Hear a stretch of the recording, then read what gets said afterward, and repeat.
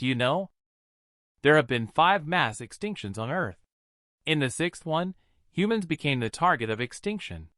Once thriving streets are now lifeless. The air is filled with a foul smell everywhere. At this moment, a pair of big hands are grabbing 2 disgusting rats. Without hesitation, these hands stuff the rats into the mouth. After eating, this person didn't forget to lick their fingers, as if they were not satisfied yet. These people are just trying to avoid extinction and evolve into insectoid humans. Insectoid is leading his companions to search for their queen.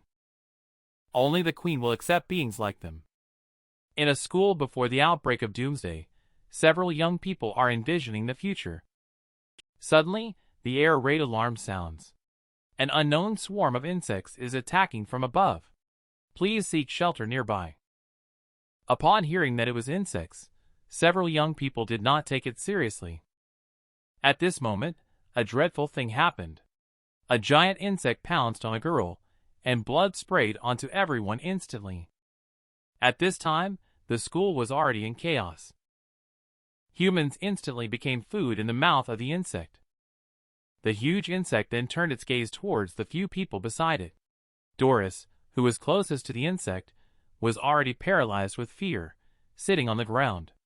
Faced with the tempting food in front of its eyes, the large insect's eyes glowed with a deep blue light. Seeing the girl he secretly admired in danger, Roy was eager to step forward to help. But fear made his body completely unresponsive to his commands. He couldn't even speak. At this moment, an insect suddenly appeared on Roy's head. At this critical moment, Lori, who grew up with Roy, pushed him away. But this also caused insect's attack to land on her. This scene terrified Doris, who was standing aside. "Roy, please save me."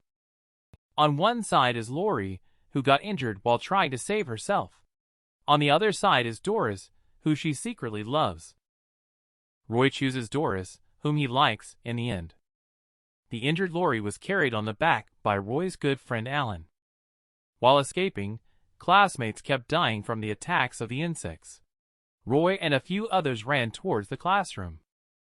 But the door of the classroom had already been locked from the inside by the people in there. A group of people were trapped outside the door. The crowd attracted the attention of the insects. Several insects instantly broke through the classroom door. Alan immediately called Roy and ran towards the warehouse upon seeing the situation. Running in front of them is Martha. She and Alan are the weekly duty students. The key to the warehouse is in Martha's hand. At this moment, Lori behind Alan weakly said, "Put me down. I can run by myself.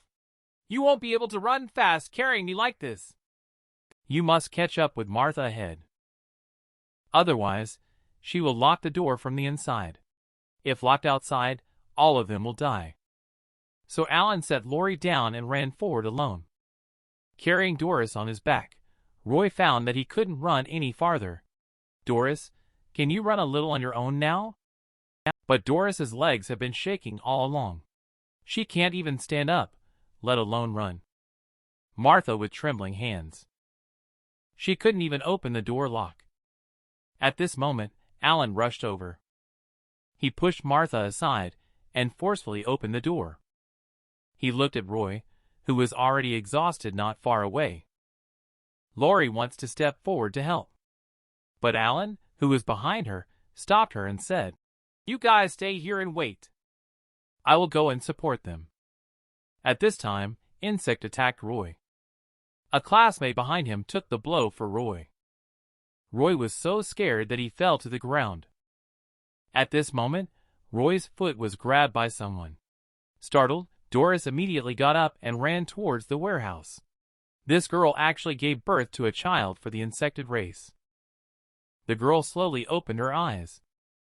She found that a huge larva had crawled out from inside her body. The girl threw the larva on the ground and stomped on it. Suddenly, a green liquid sprayed onto her face. At this moment, a girl entangled by insect eggs asked her for help. "And please help me take it off. I'm too weak." And saw larva inside the girl's body about to emerge.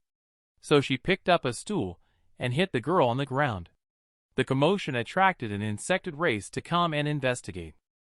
The big insect slowly approached Anne and slipped under her feet. She fell to the ground unexpectedly, and the big insect just sniffed at her. Then it turned its head and left, and was so frightened that she was trembling all over. Tears kept streaming down her face. Just then, a scream suddenly came from not far away. The source of the scream is the few people in the warehouse. Just now, a man with several larvae walked towards them. When the man walked to the entrance of the warehouse, his belly suddenly exploded. Several huge larvae, mixed with green liquid, fell to the ground. Witnessing this scene, Doris was so scared that she screamed loudly. The scream happened to be heard by Anne, and crawled out of the classroom. She found that the hallway was filled with mutated human beings. If she rushed out like this, she would definitely be in danger herself. So Anne went back to the classroom and found a larva. Then she put the larva on her shoulder and crawled out of the classroom. Sure enough, with the larva with her, she would not be attacked, and made it outside safely, without any danger. At this moment, the school seems to have turned into a huge cocoon. She looked out through the cracks. The sky was filled with dense clusters of insects, and understood that the outside world had likely fallen, and could only walk through the campus in despair. When you realize you are no longer human, will you seek revenge on those who ignore you in your time of need? The answer from this girl is yes. The door of the warehouse was suddenly knocked. The sound of the knocking scared the girl inside the warehouse, causing her to step back repeatedly. The person knocking on the door is Anne, who came to seek food. Someone is inside. I see the door is locked from the inside. You are survivors, right? Please open the door for me. Hearing human voices outside, Roy and Alan are about to open the door for her. But Lori, thinking about the scary mutated insects outside, immediately stopped the two from opening the door. Who are you? The outside is full of mutated insects. How did you get here? I am in from class 4, I am a human. Can you please let me in first? There are so many insects outside, I am very scared. Doris asked Martha if there is a student named Anne in class 4. This, and is indeed in the same class as Martha. However, she knows Martha's secret that cannot be disclosed. Martha then shouted, "Please do not let her in. We do not have this person in class 4. At this point, Doris, who has always been at odds with Martha, also stood up. This time I agree with Martha's opinion. We already have enough people here. Seeing their intense reactions, Roy and Alan were momentarily unsure of what to do. You say your name is Anne. You walk to the middle of the door. Let me see what you look like. Otherwise, I can't open the door for you. And Anne is so upset that tears start streaming down her face. If they see her like this now, they definitely won't open the door. Can you at least give me some food first? I am truly starving. Can you catch water? We'll exchange some food with you. First, here is a hot dog sausage for you. After eating it, go and fetch some water. And finish the food after just a few bites.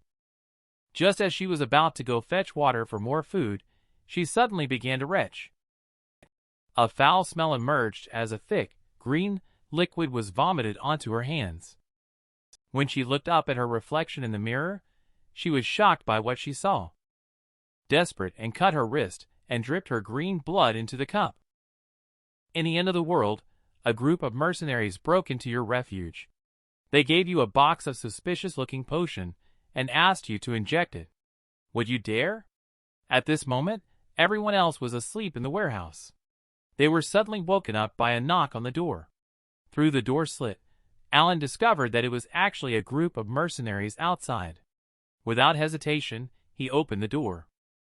Seeing the mercenaries coming in, the crowd cheered happily. After mercenaries looked around, he unexpectedly closed the warehouse door again. What is going on? Only to see a mercenary walking towards them. The mercenary handed them a box. Then he stuffed a backpack into Alan's arms. Aren't you guys a rescue team? Facing Lori's inquiry, Mercenary did not answer. Instead, he turned around and left. Doris immediately followed suit. Please, take me with you. What greeted her was a heavy blow from Mercenary. Poor Doris was instantly kicked and sent flying out. Upon seeing this, Roy hurriedly chased after her, hoping to detain her once again. But just as he reached the door, he was tackled to the ground by a mutated insectoid. As the insectoid's hand wielding a needle was about to pierce Roy's eye, a gunshot rang out. The insectoid's head was blown up. It turned out that the gun was provided by Alan in the package from the Mercenary. He found a handgun. He saved Roy. But the gunshot also attracted many insectoids. The insectoids rushed towards them. Roy hurried back to the warehouse. At that moment, the warehouse entrance was surrounded by mutated insectoids. And this scene was all seen by a person not far away. There are actually still living people here. They are truly a group of remarkable poor creatures. The people abandoned by Mercenary returned to the warehouse once again. Feeling desperate, they had no choice but to wait for death, exchanging food with and each day. However, they were unaware of and beginning to mutate. She mixed her blood into every bottle of water. Doris, who got the water, wanted to drink all the water as soon as possible. Lori, you should drink some too. We have enough water to drink. After we finish it, we can exchange for food. I will drink later. If we drink the water at the same time and something unexpected happens, it will be troublesome if we all collapse at the same time. Martha did not expect that Lori could remain calm in this situation. However, what she said does make sense. And knows her too well. How could she obediently give us water? But this glass of water looks fine.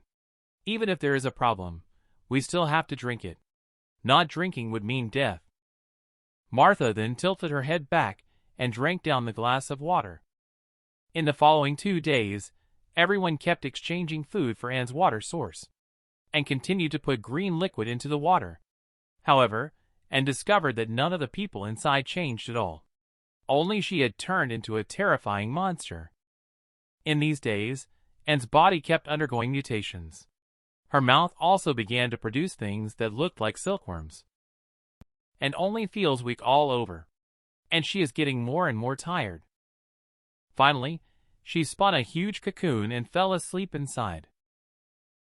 The woman, in order to save her life, forced herself to say, "I love you," to her pursuer despite feeling nauseated. Just moments ago, the two who had escaped from the mutant insectoid ran back into the warehouse. In a rush, they closed the warehouse door. The entrance to the warehouse was surrounded and impassable. People inside the warehouse watched as the larva kept struggling in the door crack. Everyone felt lingering fear. Roy curiously asked, "Who are those mercenaries that just showed up? What is inside this box?"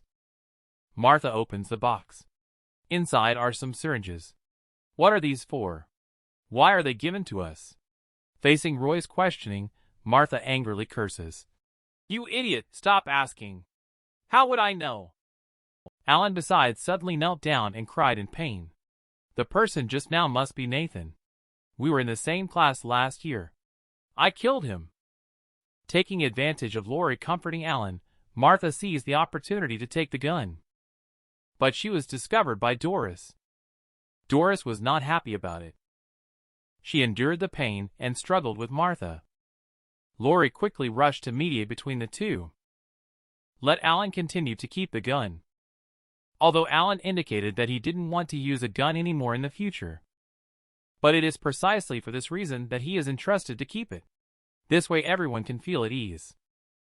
It's really annoying. Why am I being led by her? All this time, just a glance from me, and everyone rushes to do things for me. All the guys will stand by my side. While Roy was standing guard at the door, Doris came to him and held his hand. "Roy, thank you for caring about me. I'll be honest with you. Actually, I've always liked you. We must make sure to get out together alive." Roy was instantly excited when he heard Doris's words. Little did Doris know that she herself felt like throwing up after saying those words. At this moment, the cocoon in the classroom broke. It seemed like something was about to come out. Quick, look, this is a person with flowing long hair. Queen with long slender legs walked out of the cocoon.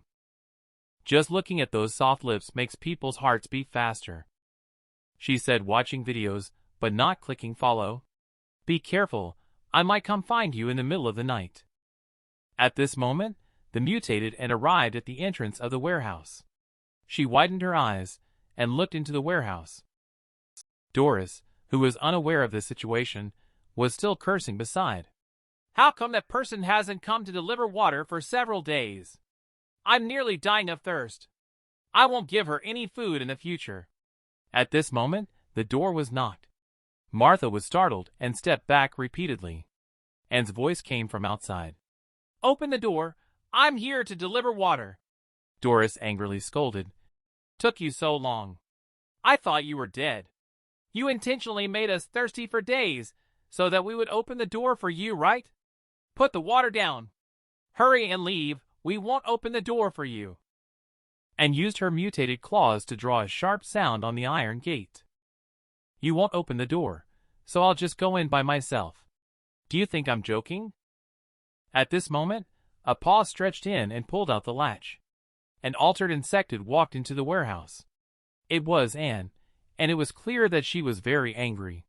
Why have you been refusing to open the door for me all this time? Martha was so scared that her legs were trembling.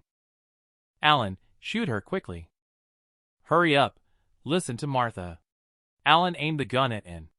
If you dare to harm my friend, I will shoot. Anne slowly turned her head. She said gently, Alan, I advise you not to shoot. Upon hearing this, the monster unexpectedly shouted out his own name. Alan couldn't help but be surprised. You know me? Suddenly, the mutated insected broke in from outside the door. But Anne easily dealt with these insectids. Looking at and being so fierce, Martha was so scared that she collapsed on the ground. I'm sorry, please forgive me. And looked at Martha. You don't need to apologize. Even if it was me, I wouldn't open the door for you. This time it's my turn to refuse to open the door for you. But if you don't drink water for a long time, you will die of thirst. It won't be fun like that. And took out a glass of water as she spoke. And she thoughtfully added some seasoning inside. Remember to shake before drinking. That way it won't be obvious. Be sure to drink sparingly. After saying this, and slammed the iron gate shut. This time, I will make the people inside beg me to open the door. Let them also experience what it's like to beg for help. Even if she turned into a monster, she still had to look beautiful in front of her beloved. And told everyone. She added some seasonings to each bottle of water. Remembered the water they had drunk before. The girls couldn't help but vomit. Although there was a lot of food in the warehouse, they dared not eat it. Because the more they ate, the thirstier they became. After a few days, Doris couldn't stand it anymore. She questioned Martha. You clearly know Anne. Why deny knowing her? This is all because of you. Martha looked indifferent and replied. You didn't want to open the door at first. Now you're blaming me. Lori, who was calm, intervened to stop them from fighting. Lori wanted to know what these syringes were for. There was no description on them, and one syringe was still sealed. Lori tried to smash the cans. The cans were unable to smash the syringes. Doris on the side seemed to have some mental disorder. She kept rolling on the ground and saying, Mom and Dad, save me. Why haven't they come to save me?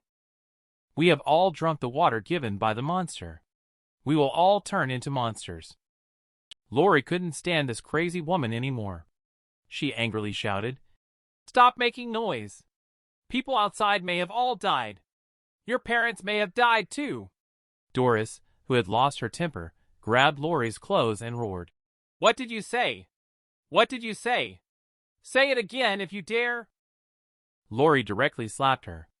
I've been tolerating you for a long time. Do you think you're a princess?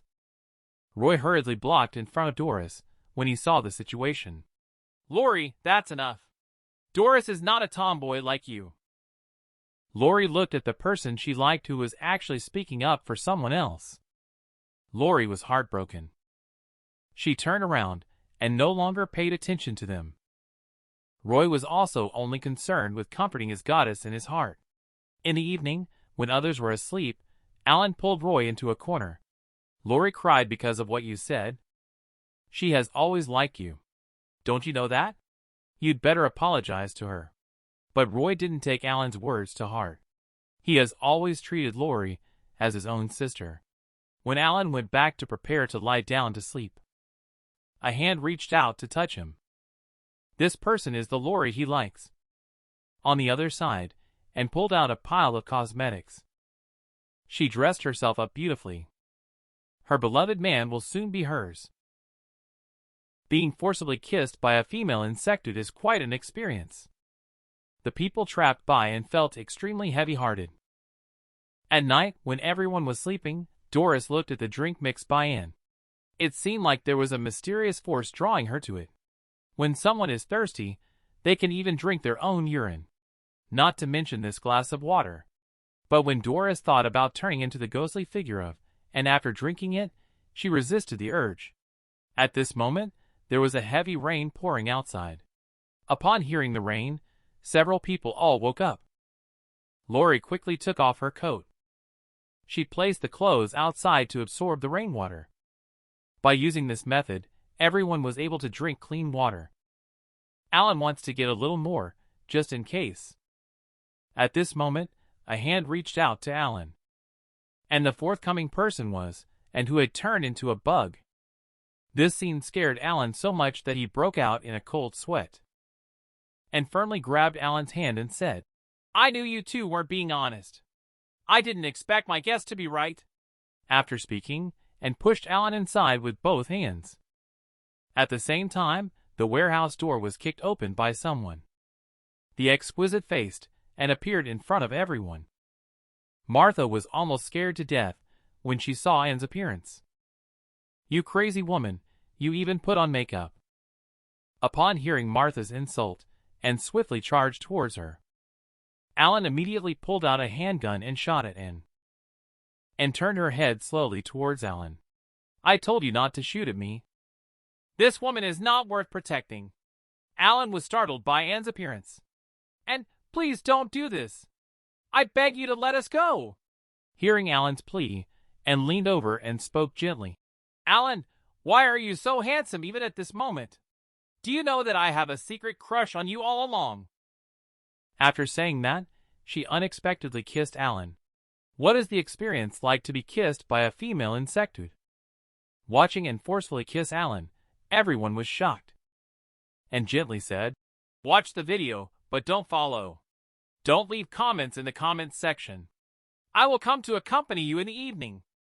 "Alan, this is the first day we are dating. Now I am giving you a gift. You can choose the closest person to you.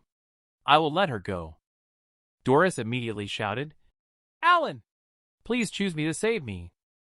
Facing Doris's call for help, Alan actually started crying and kept urging, "Ask Alan to make a choice. And I beg you, I surrender, I won't choose. No matter who I choose, you will kill that person." Several people were shocked after hearing this. Seeing her conspiracy failed, and, in a fit of rage, raised her paw to kill Alan. At this moment, Lori rushed out and gave Anne a slap on the face. Alan tried to stop but was too late, and grinned malevolently and said, "So it's you." After saying that, and grabbed Lori's leg, dragged her and Alan away from there. Lori was so scared that she screamed, "Roy, help me, save me!" Seeing Lori crying for help, Roy remained indifferent. The two of them were soon brought to the nest by Anne, who kept spitting out silkworm silk from her mouth. The two of them were soon fixed to the nest. The two people looked up and discovered many people in the nest had already been sucked dry. Seeing this scene, Lori was instantly frightened and tears welled up in her eyes. Alan angrily scolded, "What do you want to do?" and replied to Alan, I don't know what I'm doing either. You just need to eat, drink, play, and have fun here. You don't need to do anything. You are special. You are different from others. I like you so much. I'm afraid you'll feel lonely. I just brought a girl you like over to keep you company. This way, you won't be bored. Please spare Lori. She's not the one I like. Before Alan could finish his words, and pierced Lori's body with a stab. Streams of blood gushed out instantly. What would people do in despair? Roy in the warehouse has already cried his heart out. He couldn't save Lori at the time.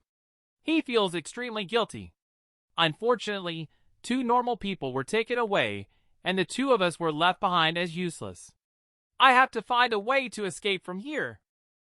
Martha walked up to the 2 of them and said, "Staying here is a dead end. We must do something." Doris, filled with despair, angrily cursed. "Go away." Faced with Doris's insults, Martha could only endure. Then Martha took out a syringe. This was given to us by mercenary. Why can they walk freely outside? This must be the vaccine. After injection, it allows humans to walk outside safely. Upon hearing Martha's words, the 2 people no longer cried and made a scene. Are you suggesting that this could be a vaccine? Why don't you take the injection and see? You are saying this because you don't want to take the injection, right? Look, don't be fooled, Doris. Martha picked up the syringe and said, "Since no one wants to be a guinea pig, let's draw lots to decide. It's our only way out." What they didn't know was that Martha had long known what the syringe was for, because she had seen it through a crack at that time. Being injected with this thing, soon the body will swell, and then will be instantly eaten by the surrounding insectids. So this needle can lure the insectids, as long as one of them injects. While the insectids are eating them, Martha can escape from here. Roy persuaded Doris to agree to draw lots. Drawing lots is currently the best way. The probability of being drawn is 1/3. I shouldn't be so unlucky, right? But Doris was really drawn. She is just that unlucky. Doris cannot accept this result. She screamed, "Are you kidding me, you jerk? You must have tampered with it." As she spoke, she lunged at Martha. "You agreed to draw lots. The lot for drawing was prepared by you. You were the first to draw. How could I have tampered with it?" Listen to what Martha said. Doris turned around and threw herself into Roy's arms. She pointed at Martha and said, "Roy, you like me, right? Let's inject her together. You are a man. You will help me. We can stun him first before injecting. Roy, I love you. We must make sure to get out alive together." Watching Roy remain indifferent, Doris screamed, "Roy, look at me. Look at your girlfriend. Betrayed by the beloved one. Have you ever experienced that kind of pain? Roy, I love you. Can you bear to watch your girlfriend being used as an experiment? Let's knock out Martha and inject her." Doris' words scared Martha. She's now hiding in the corner, trembling. "They wouldn't really want to inject me, would they?" Roy quickly approached Martha. He intended to say something about giving an injection for Doris. But before he could say a word, Martha pulled out a gun and pointed it at the 2 of them. She shouted at the 2. "The 2 of you, hurry up and get vaccinated. Otherwise, I'll shoot." At this moment, Doris behind them gave Roy an injection, only to see a large lump instantly swelling on Roy's shoulder. He crouched in pain on the ground. The scene stunned Martha on the side. She never expected this woman to be so ruthless. Roy swayed as he stood up unsteadily. He looked at Doris with disbelief. "Why did you do this? I loved you so much." Roy accidentally bumped into the iron gate. Unexpectedly, the gate was not locked. He rushed out of the warehouse carelessly. At this moment, the outside was full of mutated insectids. A large insect was attracted to Roy. The large insect sniffed around Roy but did not harm him. It seems that the surrounding insectids are also not interested in Roy. This scene was seen by the 2 women in the warehouse. They didn't expect the vaccine to really work. After speaking, Doris took out another vaccine from the box. Without hesitation, she injected it into her own body. Martha was shocked to see that the insectoid did not attack Roy, because this was completely different from what she had seen before. At this point, Roy was heartbroken. "Doris, why are you treating me like this? I was going to inject it for you." Now he finally realized how stupid he was.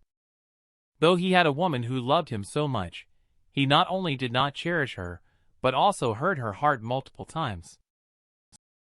It's such a funny relationship when the ones you like don't like you back. Alan, do you know why I like Roy? We used to play together with other kids when we were young. Suddenly, a big dog appeared.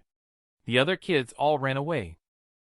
At that moment, I was so scared that I couldn't move, just as the big dog pounced towards me.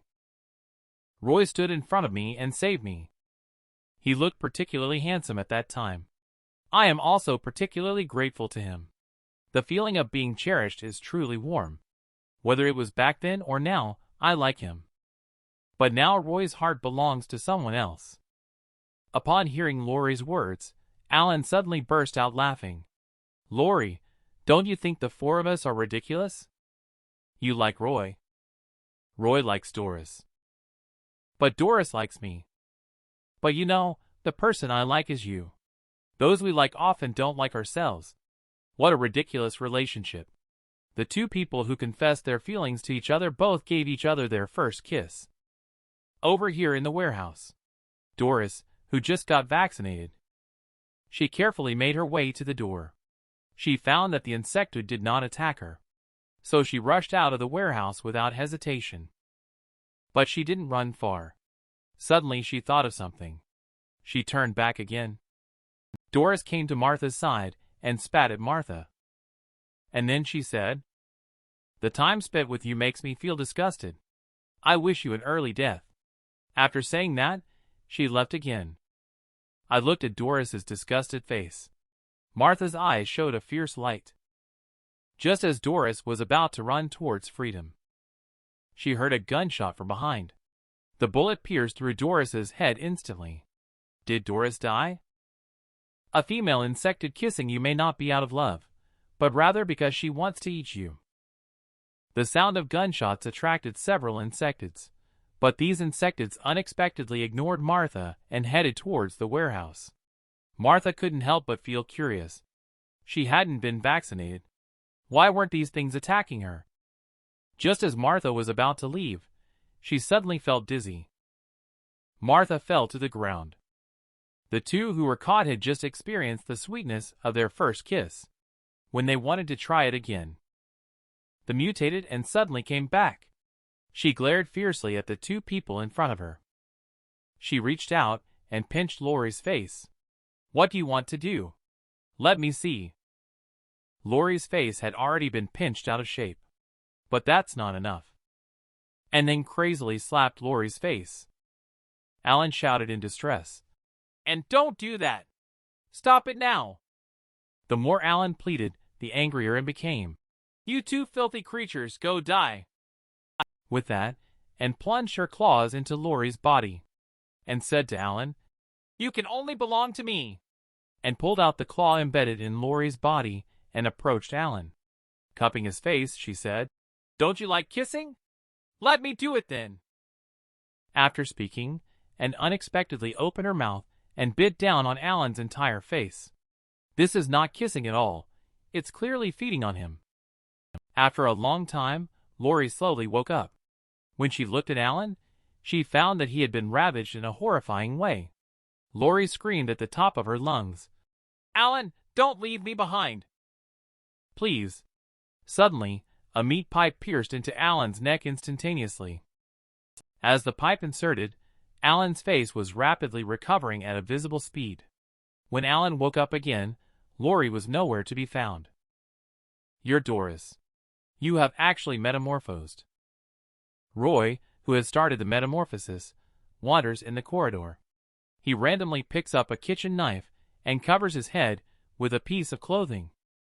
Roy found the nest where Alan was trapped. Without saying a word, He silently cut open the cocoon silk that trapped Alan.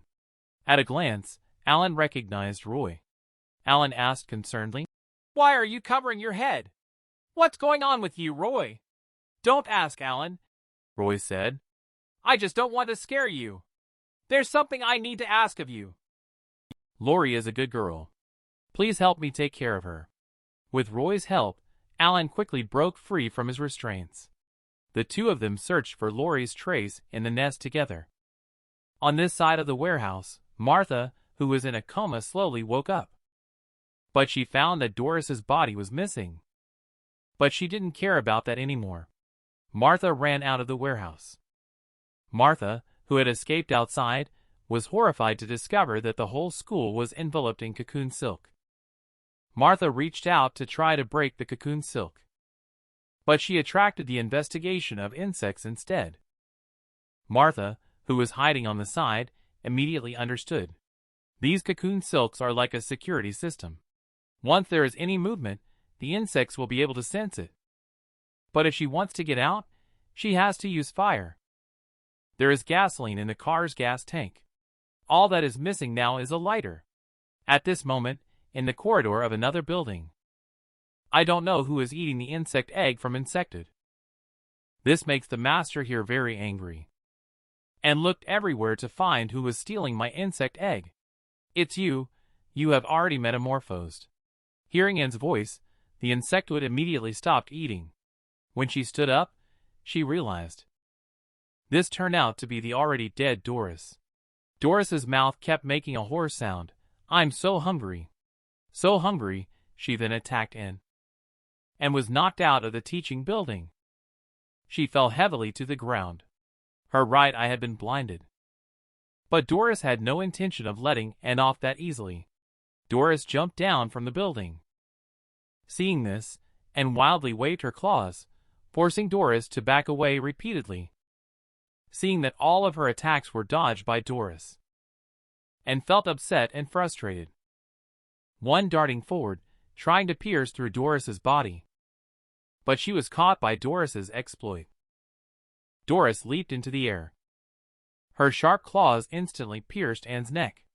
Doris took the opportunity to ride on Anne, and knew she was no match. So she called for help from the surrounding insectids. However, these insectids just watched on, and showed no intention to help. At that moment, Anne understood instantly. This was the survival rule of the insected race.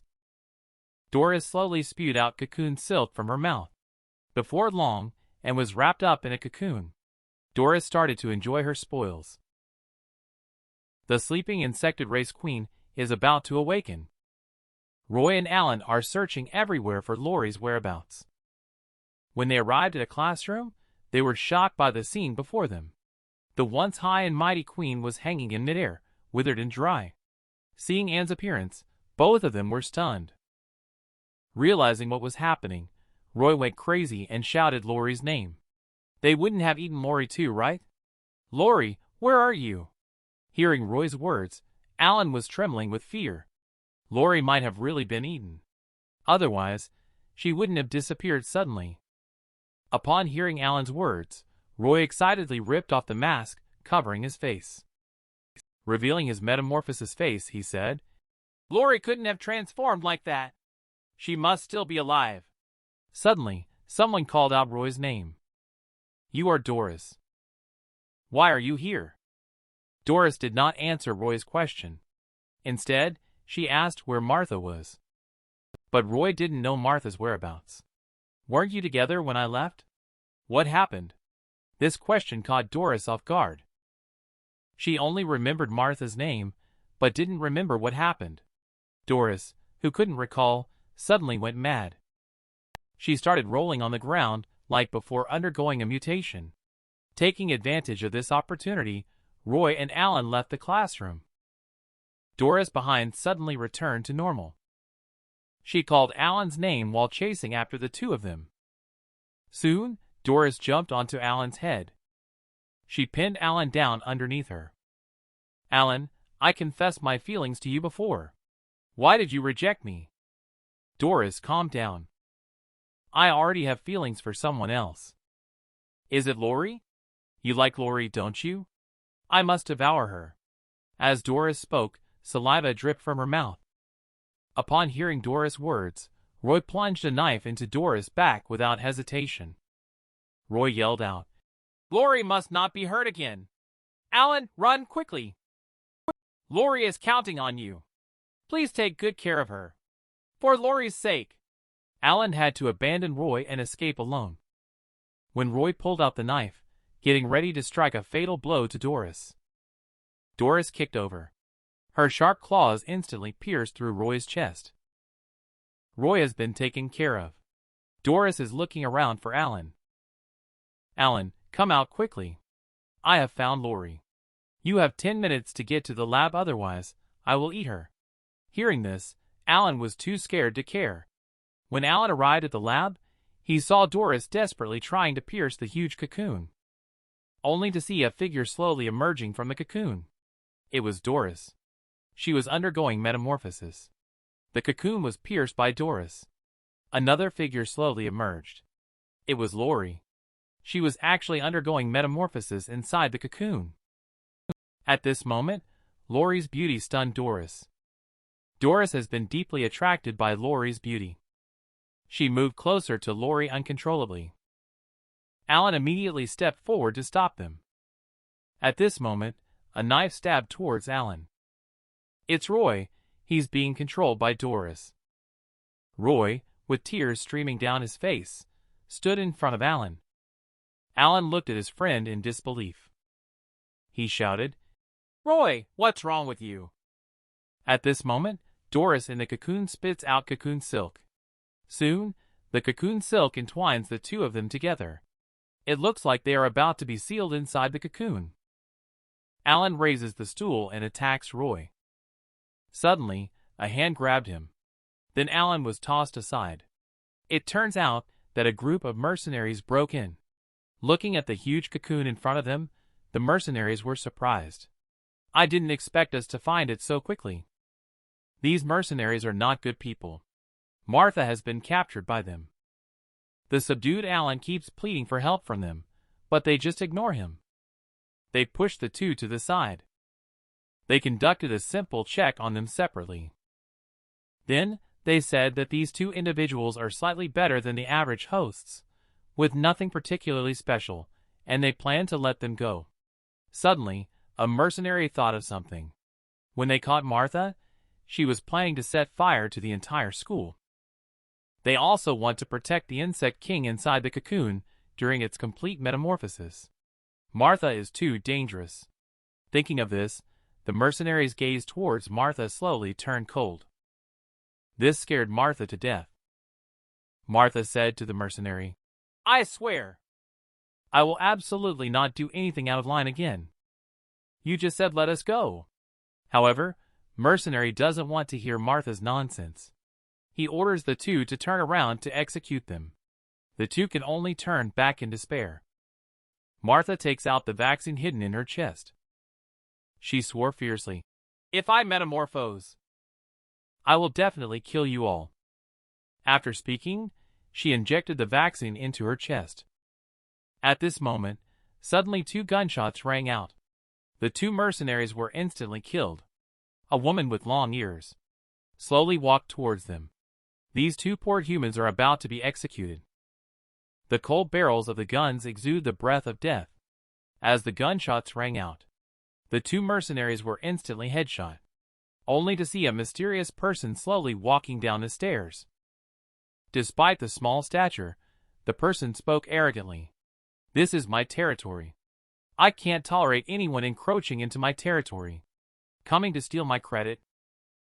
After speaking, she instantly attacked mercenary. Faced with such dense firepower, mysterious person was not harmed at all. She effortlessly took down an enemy. Alan and Martha were scared by the gunshots and bullets, causing them to cower on the ground. At this moment, a gun fell right next to Martha. Mysterious person skillfully dodged the dense bullets with a slide once again. She then pulled the trigger. She successfully took care of an enemy. The mysterious person leaped into the air, landing on the heads of 2 mercenaries, and shot and eliminated an enemy.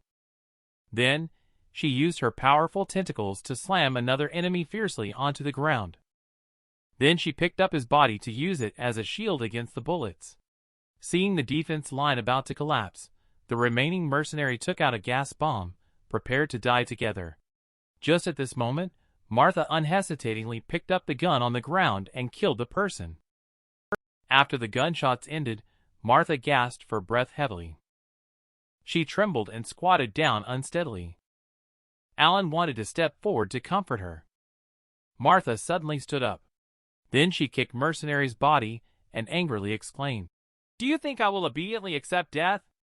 Seeing Martha's crazy demeanor, Mysterious Person laughed and said, "As expected.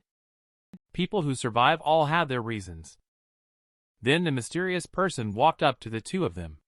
He extended his claws and poked Roy's neck. "Don't worry, he can't die for the time being. I just gave him a tranquilizer injection. Hello, my name is Hilda. That little girl is very independent. I like you." A mercenary legion formed by 10 financial magnates. Are they trying to save the world or destroy it? Alan realized that Hilda is not an ordinary person. So he pleaded, "Please, save my friend." It's best to wait for her to break out of the cocoon. If she is taken out prematurely, she will be as vulnerable as a baby taken from the womb too soon and is likely to perish. How many more days until she breaks out of the cocoon? Will you all accompany me to wait here together? You're wearing the same clothes as those people. Aren't you all together? Yes and no. We are a war group composed of 10 families. Peach Blossom Land is an organization that can overturn the world. Peach Blossom Land is not only the name of the organization, but also the name of the command ship. The command ship will input a password every 6 hours. Failure to input the password will be considered abnormal. The city where the financial oligarchs are located will be bombed by preset missiles. Although the 10 families are allied, they also restrain each other. What significance does the mentioned 6 hours have? Guess it right to win rewards. If you guess correctly, I won't kill you. Upon hearing this, Martha was frightened. Martha immediately responded, "The qualification for alliance. Even if 9 families unite to attack one family, the attacked family must have the ability to resist alone for 6 hours to qualify to join this legion. As long as you persist for 6 hours, when the time is up, preset missiles will bombard all families, causing everyone to die." Upon hearing Martha's response, Hilda burst into laughter. "You are such a clever little one. I am increasingly appreciating you." Looking at Hilda's smiling face, Martha did not trust this person. Her sixth sense told her that this Hilda was very dangerous. Alan, surprised, asked Hilda, "Is this Peach Blossom Land meant to resist the insect and save the world?" Hilda chuckled lightly and said, "That does sound quite misleading. Our legion was formed to lead the world in times like this. Due to the impact of the environment, the living conditions for humans are deteriorating. If this continues, humans will disappear just like dinosaurs. The Earth has chosen insects. It wants insects to become the next rulers of the planet. But humans are very adaptable creatures. If the next era is the insect era, then humans can turn into insects. If insects are the next masters of the Earth, would you abandon your human identity and mutate into an insect? Because humans are destroying the environment on a large scale, the Earth is planning to exterminate humanity and support insects to become the next masters. If humans do not want to be exterminated and want to continue to rule the Earth, then we can transform into insects and use the power of science to achieve the evolution of humanity. It does not matter what the appearance looks like. As long as humans can survive, it will be fine. I look forward to seeing what your friend Metamorphosis will look like." As soon as the words fell, a few tentacles extended from the cocoon and instantly pierced into the nutrient solution above. Seeing this, Hilda revealed a satisfied smile. "In order to pass the boring time, you all clean my firearms. I will rest first." While Hilda is not here, Martha whispered to Alan, "We must escape. My intuition tells me that as soon as that cocoon hatches, she will immediately kill us." as long as we set fire to the cocoon. Hilda will definitely find a way to save Cocoon. By then, we can take the opportunity to escape. This plan was opposed by Alan, because his beloved one is in Cocoon. Although Alan had already suspected it, the one emerging from the cocoon was an insectid with the same face as Lori. Before Martha could finish speaking, Hilda returned. Since Alan didn't want to leave, Martha had to figure out a way to escape. So Martha found an excuse to go to the restroom. Martha covered her violently pounding heart. Am I about to start a metamorphosis? If I undergo metamorphosis now, I will definitely be captured. Then I will be preserved like an insect specimen. The more Martha thinks about it, the more frightened she feels. I'm going out later to figure out a way to burn down the school. Even if it fails, it's still better than becoming a specimen. Suddenly, strange noises came from outside. Hilda felt uneasy upon hearing that. Several armored vehicles and various mechanized weapons are on their way here from outside. They are coming to steal Cocoon. Mercenaries are having a civil war over the unborn insected race queen. Hilda has asked Alan to guard Cocoon. She plans to reinforce and resolve Peach Blossom Land. At this moment, a drone is bombing the teaching building. Both the mutant insected and regular insect were not spared and were bombed away. Heard the explosion outside. Martha knew the opportunity to escape had come. She wanted to set fire to this place. However, she was stopped by Alan. At this moment, mechanical dogs stormed in from outside the teaching building one by one. Regardless of whether they are mutated insectids or regular insects, anyone who dares to stand in their way will die under their guns. Seeing this, Hilda threw small drones to destroy the mechanical dogs. Suddenly, 2 missiles exploded towards Hilda's position. The more intense the battle, the more excited Hilda becomes. The fire caused by the explosion has already spread to Alan's side. A large number of insectids have also fled here. Martha is still curious. Why are these insectids fleeing here? But the fierce fire forces the two to flee back to the classroom. At this moment, a mechanical dog bursts in. The two quickly hide. The mechanical dog scans the cocoon. It crazily shoots at the cocoon. Alan wanted to intervene, but was stopped by Martha. Suddenly, Martha thought that maybe letting Alan go could attract the mechanical dog's firepower, even if Alan couldn't save Cocoon. Perhaps she could escape on her own. Thinking of this, Martha's subordinates instinctively let go. Alan charging out. He used the fire extinguisher for the first time. He blocked the mechanical dog's line of sight. Martha instantly rushed to the side of the mechanical dog. Use the gun in hand to knock off the weapon of the mechanical dog. After Alan, you can figure it out for yourself. I don't want to die with you. With that, she prepared to escape from here. At this point, Martha saw that another weapon of the mechanical dog was already aimed at her. Damn, even the last words are foul language. What bad luck. The queen in Cocoon has finally awakened. Just as Martha was waiting for death to come, Lori finally breaks out of the cocoon. She emits powerful sound waves from her mouth, instantly destroying the mechanical dog.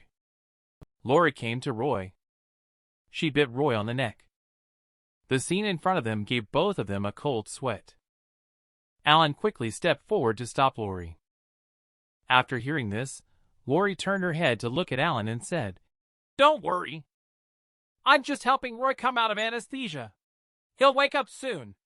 I heard everything you said in Cocoon. I just can't move." Lori hadn't finished speaking when Alan excitedly hugged her. Martha on the side seemed exceptionally nervous. She heard everything Lori just said. Will she seek revenge? Martha quickly changed the subject and said she was ready to leave. But the fire in the corridor is too big.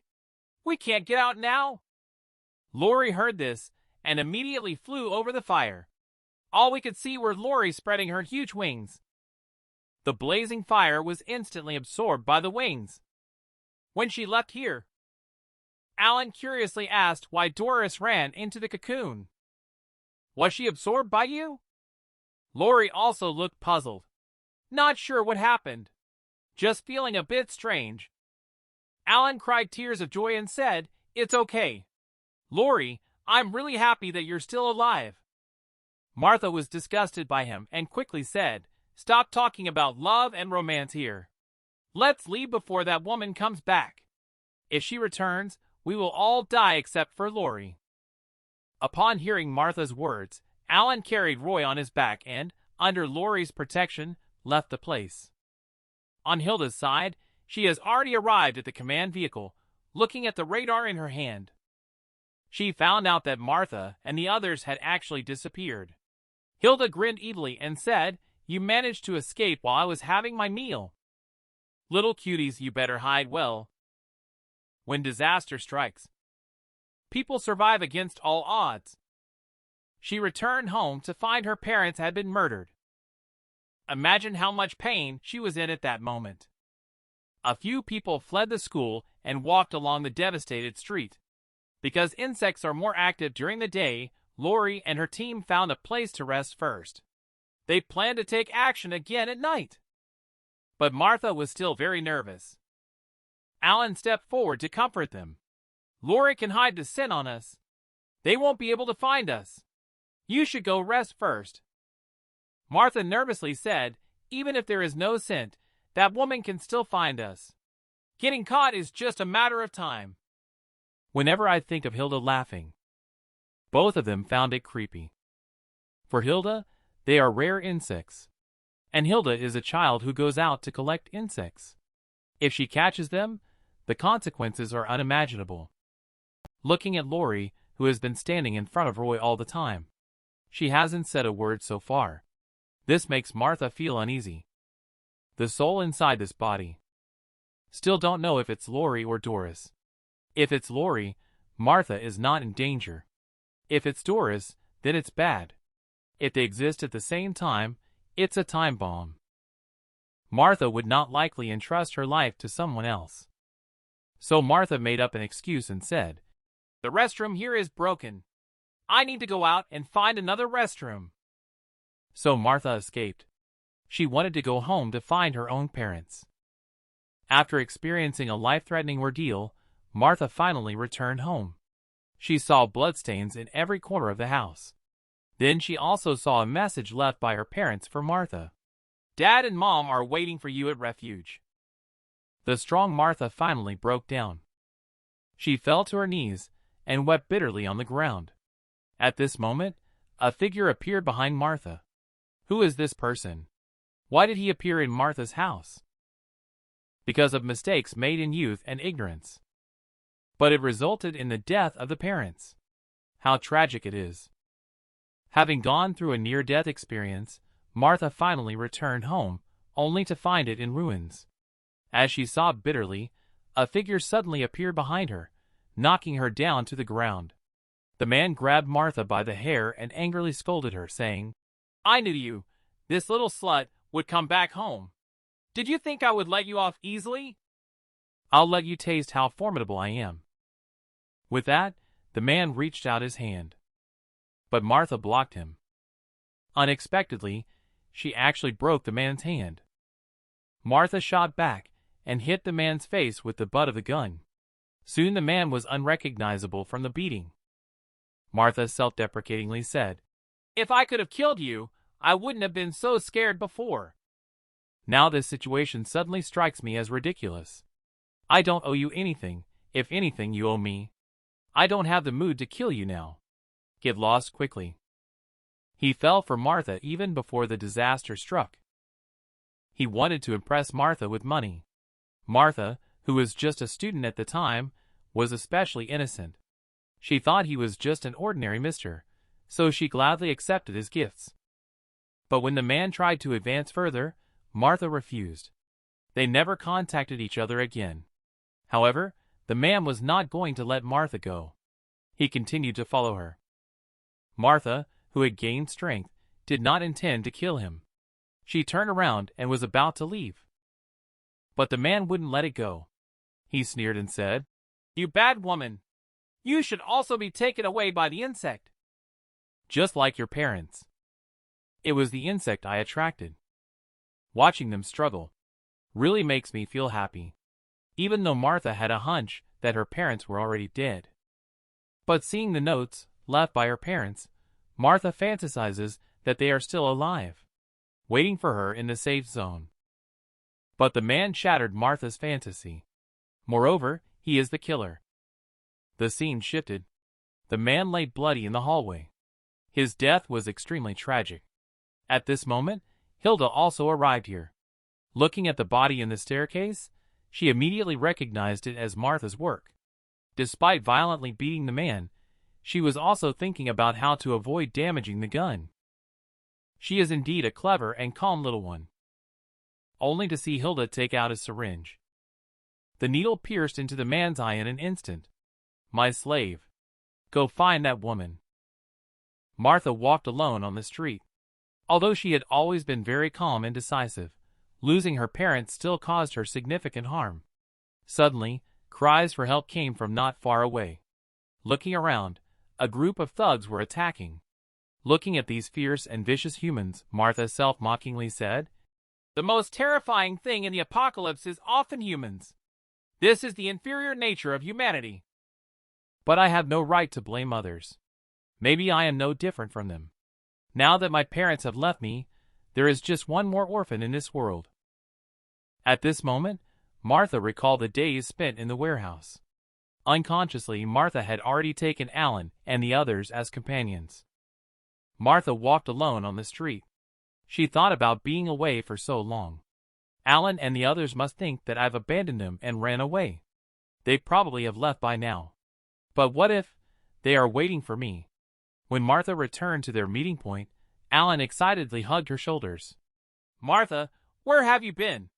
We were worried you might be in danger. We were just about to go look for you." Upon hearing Alan's words, Martha felt for the first time how happy it is to be trusted by someone. And it seems Roy is recovering well too. Everything is moving in a positive direction. Just then, Martha sensed danger. Just as she was about to turn around to prepare to shoot, Alan stopped her. "Take a closer look." It turns out to be Lori. She has evolved again. Skin has grown on Lori's back. The wings can retract. And her body is still undergoing continuous changes. Take advantage of the night. Let's set off quickly. On the way back, I saw many thugs committing crimes. Let's leave the city center first. Go to my uncle's rural homestay. It's sparsely populated there. We can take refuge there first. When it's safe, then we can come back. But Alan wants to go home to take a look. When he heard about going home, Martha shed tears again. "Alan, our parents have gone to the refuge. So we should seek refuge first." Seeing Martha so sad, Alan could only agree for now. In the darkness, a group of thugs are committing acts of vandalism and robbery. After doomsday arrives, this place becomes their paradise. But they don't know? There is a figure behind them watching. The man tracking you is turned into an insected. He can track you based on sin alone. It's disgusting to even think about. In the doomsday night, it becomes the paradise of thugs. They burn, kill, and loot, committing all sorts of atrocities. They thought they would reach the peak of life in this way. Little did they know, in the eyes of the insected race, they were just food. Just as the few were about to return with a full load, suddenly one person had their neck bitten off by a monster. This scene terrified the thugs. They hesitated for no time and turned to run. However, they were already caught in the trap set by the monster in advance. Desperately trying to escape, they all got stuck in the spider web. No matter how they struggled, it was in vain. With a crunch, the monster instantly pierced through one person's chest. Then the rain-like attacks fell on the crowd. Killing thugs one by one, the monster said, "This is not Martha either. Where are you?" It turns out that this monster was the man tracking Martha. Even if he turned into an insectoid, he wanted to kill Martha. Alan and the others were already on their way to the mountains. However, they were shocked by the scene in front of them. In just a few days, the weeds everywhere had turned into a forest. There was also a foul smell in the air. Martha spat out, saying, and at this moment, the man found them just by Martha's spit. The man chased after them in their direction. Unaware, the group rested on the road after walking all night, while the man watched them from not far away. At this moment, Roy noticed that there was danger ahead in the tunnel. He stopped Alan from going forward. Alan asked Roy what happened, but Roy had lost the ability to speak. Sounds kept coming from his mouth. He told Alan not to go into the tunnel. At this time, Martha felt someone was peeking at her. Turning her head, she saw a giant spider flying towards them at high speed. We can't understand this twisted world. The man went through great difficulties just to see the young lady change her coat. Is this perverse or true love? A huge spider attacked them. Martha hurriedly told everyone to escape. Facing the attacking monster, Alan quickly fired his gun to buy time for everyone to escape. The monster hid behind the car to deflect the bullets, while Alan's line of sight was blocked. The monster circled around to Alan's side and ambushed him. Martha took timely action to force the monster to retreat and saved Alan. Several people fought while retreating. Just as they were about to fall back into the tunnel, Roy stopped them again, refusing to let them pass. Martha suddenly discovered that the tunnel was full of spider webs. The monster had set a trap in their inevitable path. If they were not stopped by Roy, they would undoubtedly fall into the trap and die. Since there was no way back, they had to fight to the death. Alan and Martha, one on each side, fired shots at the monster to distract it. At such a close range, one of them was sure to hit the monster. However, to their surprise, the monster saw through their intentions. Jumped directly into the sky. He was prepared to crush the two of them. At this moment, Lori beside them took off her clothes and stood in front of the two. He emitted sound waves from his mouth, instantly sending the monster flying. Alan seized the opportunity to shoot, but the monster was too fast. Not a single bullet hit its target. At this moment, the monster leaped onto the tunnel behind Alan, preparing to ambush him. Lori, seeing this, once again knocked the monster away, taking advantage of the opportunity while the monster was suspended in the air. Alan and Martha fired their guns at the same time. The bullet hit the monster, causing considerable damage to it. The monster once again hid behind the car. Several people are on high alert to prevent the monster from launching another surprise attack. At this moment, the monster spoke. I have brought the clothes. Quickly change your clothes. Let me see how you look in different clothes. The clothes are labeled Martha Chin. Martha was stunned. The Martha who realized it shouted in anger. You pervert! I will kill you! Martha is about to collapse. Why does she always encounter these unlucky guys? Whether it's Ann or Doris, they always cling to themselves like lingering spirits. Upon hearing Martha's words, Monster slowly said, This is called birds of a feather flock together. This sentence provoked Martha. Angry Martha randomly fired her gun. Although Monster's body is huge, he is exceptionally agile. He dodged all the bullets. Alan quickly stepped forward to stop Martha. Stay calm. He is intentionally trying to provoke you, hoping you will waste bullets. Upon hearing Alan's words, Martha slowly calmed down. Monster began to provoke Martha again. You are just a fraud, acting all innocent, but fooling around with other men behind my back. Shameless. At this moment, Martha wished she could smash him to pieces. Seeing Martha so agitated, a hand extended slowly towards her.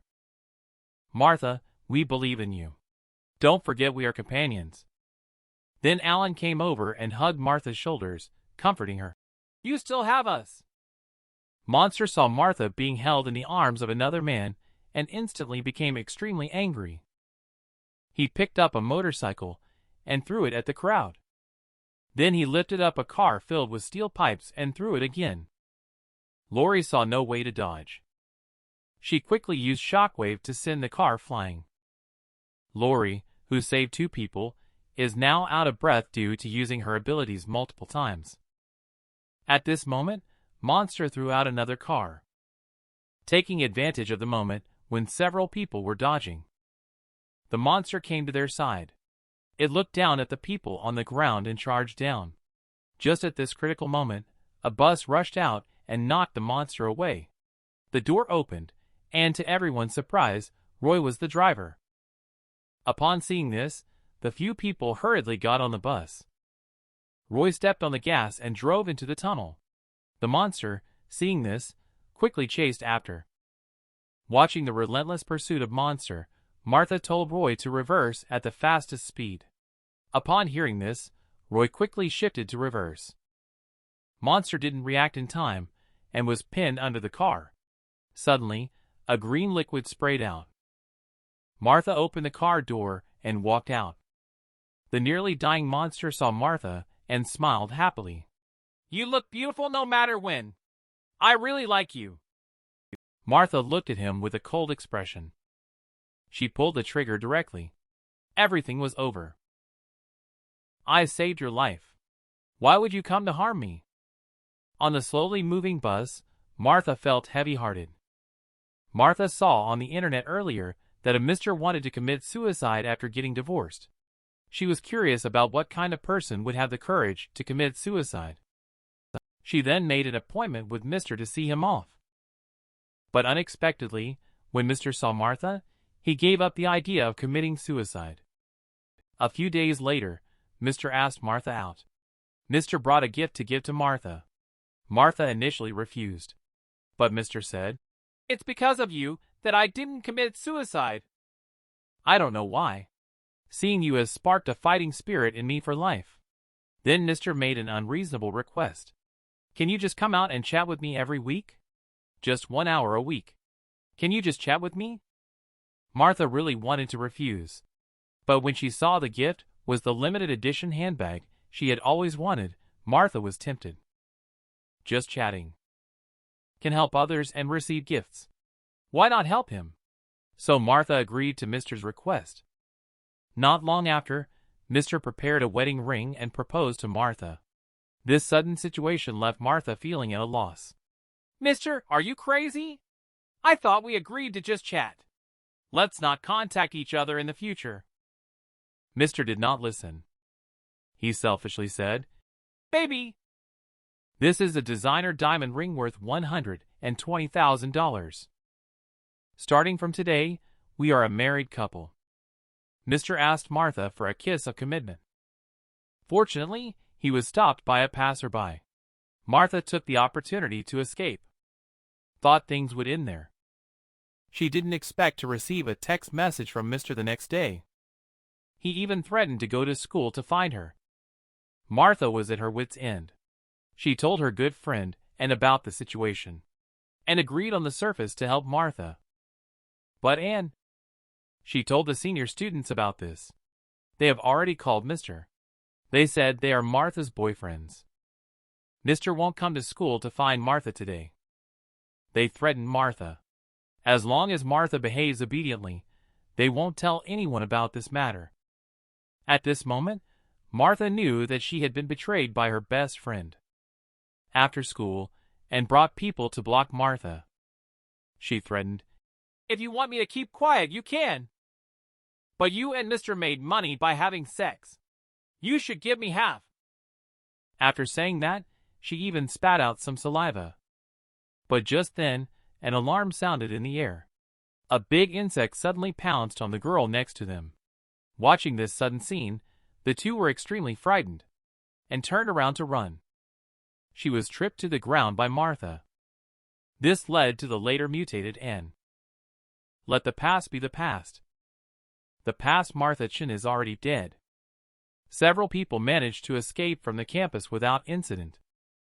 Shapeshifter Lori always feels like she's not wearing clothes. She feels very embarrassed. Martha noticed Lori's embarrassment. She handed her a piece of clothing. Looking at Roy's current appearance, Lori held Roy tenderly. She cried, saying, "It's so good that we are alive. Roy, you will definitely get better." Watching Lori hug Roy, Alan felt unhappy. He could not help but clenched his fist tight. Nightfall was approaching quickly. Several people parked the car in the tunnel to rest. Alan walked outside by the moonlight. Lori approached to ask about the situation. But Lori found that Alan was already in tears at this time. Lori asked Alan with concern, "What's wrong? What happened?" Suddenly, Alan hugged Lori and kissed her. "Lori, I'm scared. I really don't want to lose you." Lori's expression became somewhat strange upon hearing this. "Don't worry, Alan. You still have me." After resting, the few of them continued on their journey. This sudden heavy rain made Martha, who was already in a bad mood, even more irritable. Martha looked out of the car and noticed the lights flickering in the school opposite. She hurried Roy to stop the car. Martha looked in the direction of the lights with the 8x scope on her gun. She discovered that it was actually a human refuge. Several people were excited to see this. The car quickly arrived at refuge. The people in the car couldn't help but cheer because they smelled the aroma of food. But when the people at refuge saw Lori and Roy's appearance, they were all extremely frightened. At this moment, a group of armed personnel quickly ran out of the building. The target was confirmed. The intruders were hosts, humans transformed by metamorphosis. They opened fire and shot at them. As soon as the word was given, all the armed personnel pulled the triggers. The bus was instantly riddled with bullets, and the people on the bus could only crouch down holding their heads. Lori screamed at the top of her lungs, begging them not to shoot. "We are human!" But when she looked at her own hands, she realized she was no longer human. Roy was hit with several bullets. He understood that this group of armed personnel would not listen to their explanations. Staying longer meant certain death. They had to escape from here. Roy endured the intense pain and managed to drive the bus away from the scene. But the armed personnel had no intention of letting them go. The guns were aimed at Roy and fired. Just at this critical moment, Lori stood in front of Roy and unleashed a shockwave. She successfully blocked the incoming bullets. The car finally broke out of the encirclement. Martha murmured in disbelief. "Why? We are all human. Why are they shooting at us?" When she saw herself in the mirror, she was stunned. Am I also going to undergo metamorphosis? Is she still the gentle and kind woman? But she is slaughtering humans. Roy, who was seriously injured, couldn't hold on any longer and passed out directly. The bus swayed and hit the roadside fence, stopping. The armed personnel behind quickly caught up and cautiously got on the car, only to discover that the group they were chasing and killing turned out to be a group of students. But there were clearly 4 people just now. Now one is missing. At this moment, screams of teammates came from outside. When the 2 people went outside the car, they found that all their teammates had been killed. Lori is sitting on the car roof. She is looking down at the 2 people from above. Lori smiled sinisterly and said, "We just wanted to have a meal, but you opened fire on us. Now, no one can stop me." The scene suddenly changed. It was morning. Martha, who had fainted, was woken up by crying. Martha got out of the car. She found Lori kneeling in the water, crying. Martha turned around and found 2 people lying on the ground. They must be dead. No wonder Lori was crying so bitterly. But at this moment, Alan turned his body around. This made Martha question the idea. "Lori, what's wrong with you? I see you crying so sadly. I thought they were all dead." Lori didn't answer Martha's question. She clenched her left hand tightly with her right hand, repeatedly saying, "I'm sorry," with her mouth. It turns out that last night, after Lori took care of all the armed men, she uncontrollably rushed to the refuge. She mercilessly killed those innocent people. Lori wanted to stop the killing but couldn't. There is a figure in her body constantly fighting for control with Lori. Lori can only helplessly watch as she kills everyone.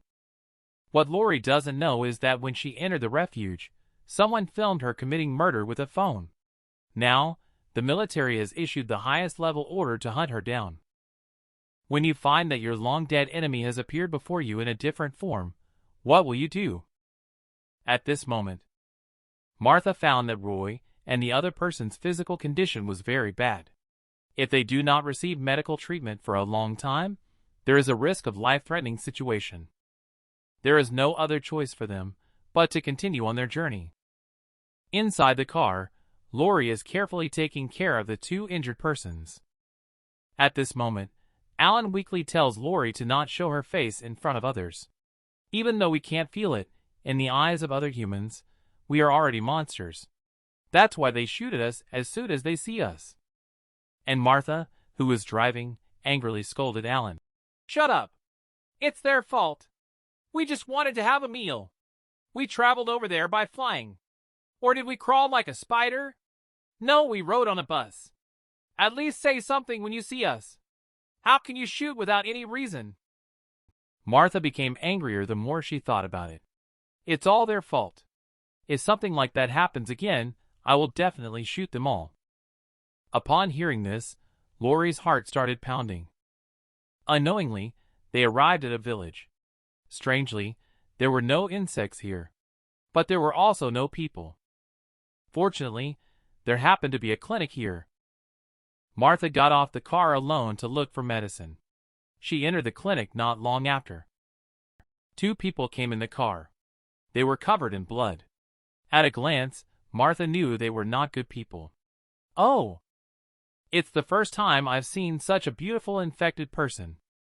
Even though Lori was a little afraid, she still protected Roy and the other person behind her. At this point, the robber grabbed Lori's hand and tried to pull her several times, but he couldn't move her. This made the robber very unhappy. He grabbed Lori's hair and slapped her hard a few times.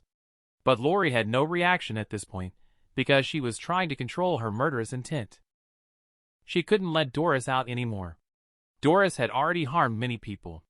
This would only make her further estranged from humanity. At this point, the robbers had lost their patience. Since Lori had mutated anyway, they wanted to just cut off her hand directly. Just at this moment, a few more accomplices of the robbers arrived. They kept insulting Lori with their mouths. At this point, Doris enticed Lori. Have you heard it? Lori, do you still consider them human in your eyes? Suddenly, Lori's hands grew claws. One claw punctured the head of the bandit. Martha, who had gone to search for medicine, returned at this moment. She found that the door to the bus was blocked by two bandits. She asked in confusion, Who are you? What are you doing on our bus? They saw Martha as a little girl. The robbers approached her with iron rods and leered, saying, Little girl, it's very dangerous to be alone outside. As long as you behave and listen to me, I'll protect you. As he spoke, the man reached out his hand. Upon hearing this, Martha raised the gun and pulled the trigger without hesitation. The robber was instantly riddled with bullets. She then noticed another robber who was still alive. She picked up a wooden stick from the ground and struck it towards the robber's head. When Martha returned to the car, she looked at the woman covered in blood. Martha's sixth sense told her that it was Doris. She looked at the woman covered in blood. Martha's sixth sense told her, now this person is Doris. So Martha tentatively called out, Lori. Upon hearing Martha's voice, Lori couldn't help but burst into tears. Seeing this, Martha knew for sure that the person in front of her was Lori. However, Martha trusted her intuition more. So she decided to try again. How could there be a missing antibiotic? It might have been left in the hospital. Lori has one more here. You take this one to help them with the injection first. I will go to the hospital again. So Martha pretended to search for something while secretly observing Lori. Seeing Lori injecting antibiotics into Roy first, Martha couldn't help but wonder if she was being too sensitive. After all, if this person was Doris, she would definitely inject antibiotics into Alan first. Watching Lori finish injecting the antibiotics, Martha made a surprised sound. Oh, it's here. I found antibiotics in my backpack. Inject them quickly. At this moment, a figure is secretly observing them. He quietly approached the bus. Martha suddenly appeared, holding a gun aimed at him. The man panicked and quickly explained, Don't shoot. I am a good person. I have important information to tell you. The person you just killed is from the most powerful gang of this generation. If their people find out, you are in big trouble. I know the way. Take me with you to escape. So Martha and her companions hit the road again.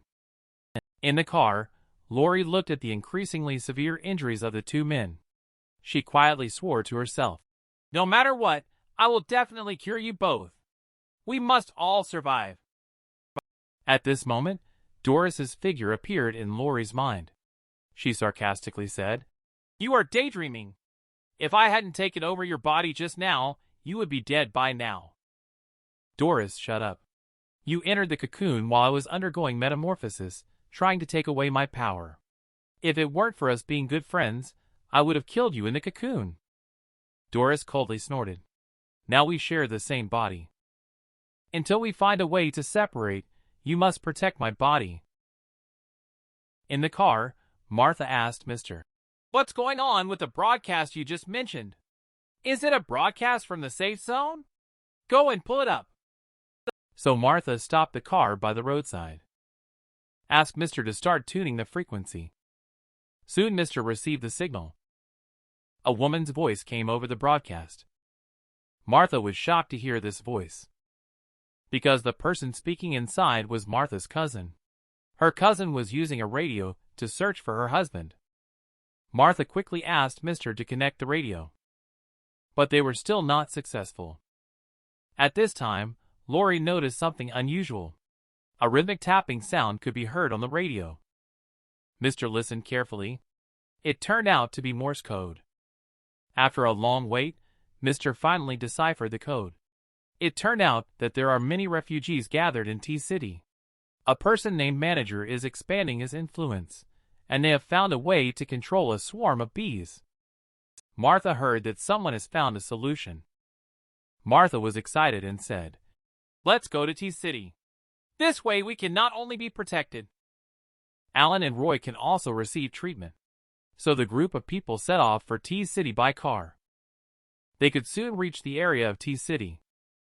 Who would have known that there was a group of armed individuals guarding the way halfway? After seeing this, Lori quickly shouted for Martha to turn back. But this is a necessary route to T-City. Martha not only didn't turn back, but also stepped on the gas pedal. Mr. realized that something was wrong and immediately stepped forward to stop it. But he was pressed to the ground by Lori, who covered his mouth. It was Mr. who only discovered that they were members of Metamorphosis. Lori whispered softly in Mr.'s ear, saying, Be quiet. I can do anything for my friends. Don't test me. However, the car was not stopped. It safely crossed the checkpoint. Martha finally breathed a sigh of relief and happily said, Thanks to you covering Mr.'s mouth. Otherwise, the consequences would have been unimaginable. Mr. was so scared that he kneeled down and begged, Please let me get off the car. I didn't know you were members of Metamorphosis. However, Lori did not agree to Mr.'s request because they needed someone who could use a radio. But little did they know that every move they made was being watched. A crisis that had been planned was waiting for them up ahead. This is a premeditated attack. Just a moment ago, the few of them passed the checkpoint safely despite the danger. They just need to pass the toll station in front of them to reach their destination. I didn't expect that. There are armed forces guarding the toll station ahead. At this moment, there came a buzzing sound from the sky. It's a swarm of bees. A large number of bees are attacking them. The armed forces immediately open fire on the swarm of bees. Upon seeing this, Martha quickly turns the steering wheel. She prepares to turn around and leave this dangerous place. At this moment, a hand reaches out towards Martha. Lori sees this and kicks the insectid flying. Immediately, countless insectids come running towards them, terrifying both of them. On the army's side, although their firepower is strong, they quickly fell in the face of the densely packed swarm of bees. Facing the human bullets, the bee swarm showed no fear. For a moment, flesh and blood flew everywhere at the toll station. With the collapse of the defense line, a large number of armed forces were preparing to evacuate. This also made the situation of the several people inside the bus even more difficult. At this moment, the area around the bus was surrounded by insectids. Martha was dealing with the insectids blocking the front of the car while driving hard to break through.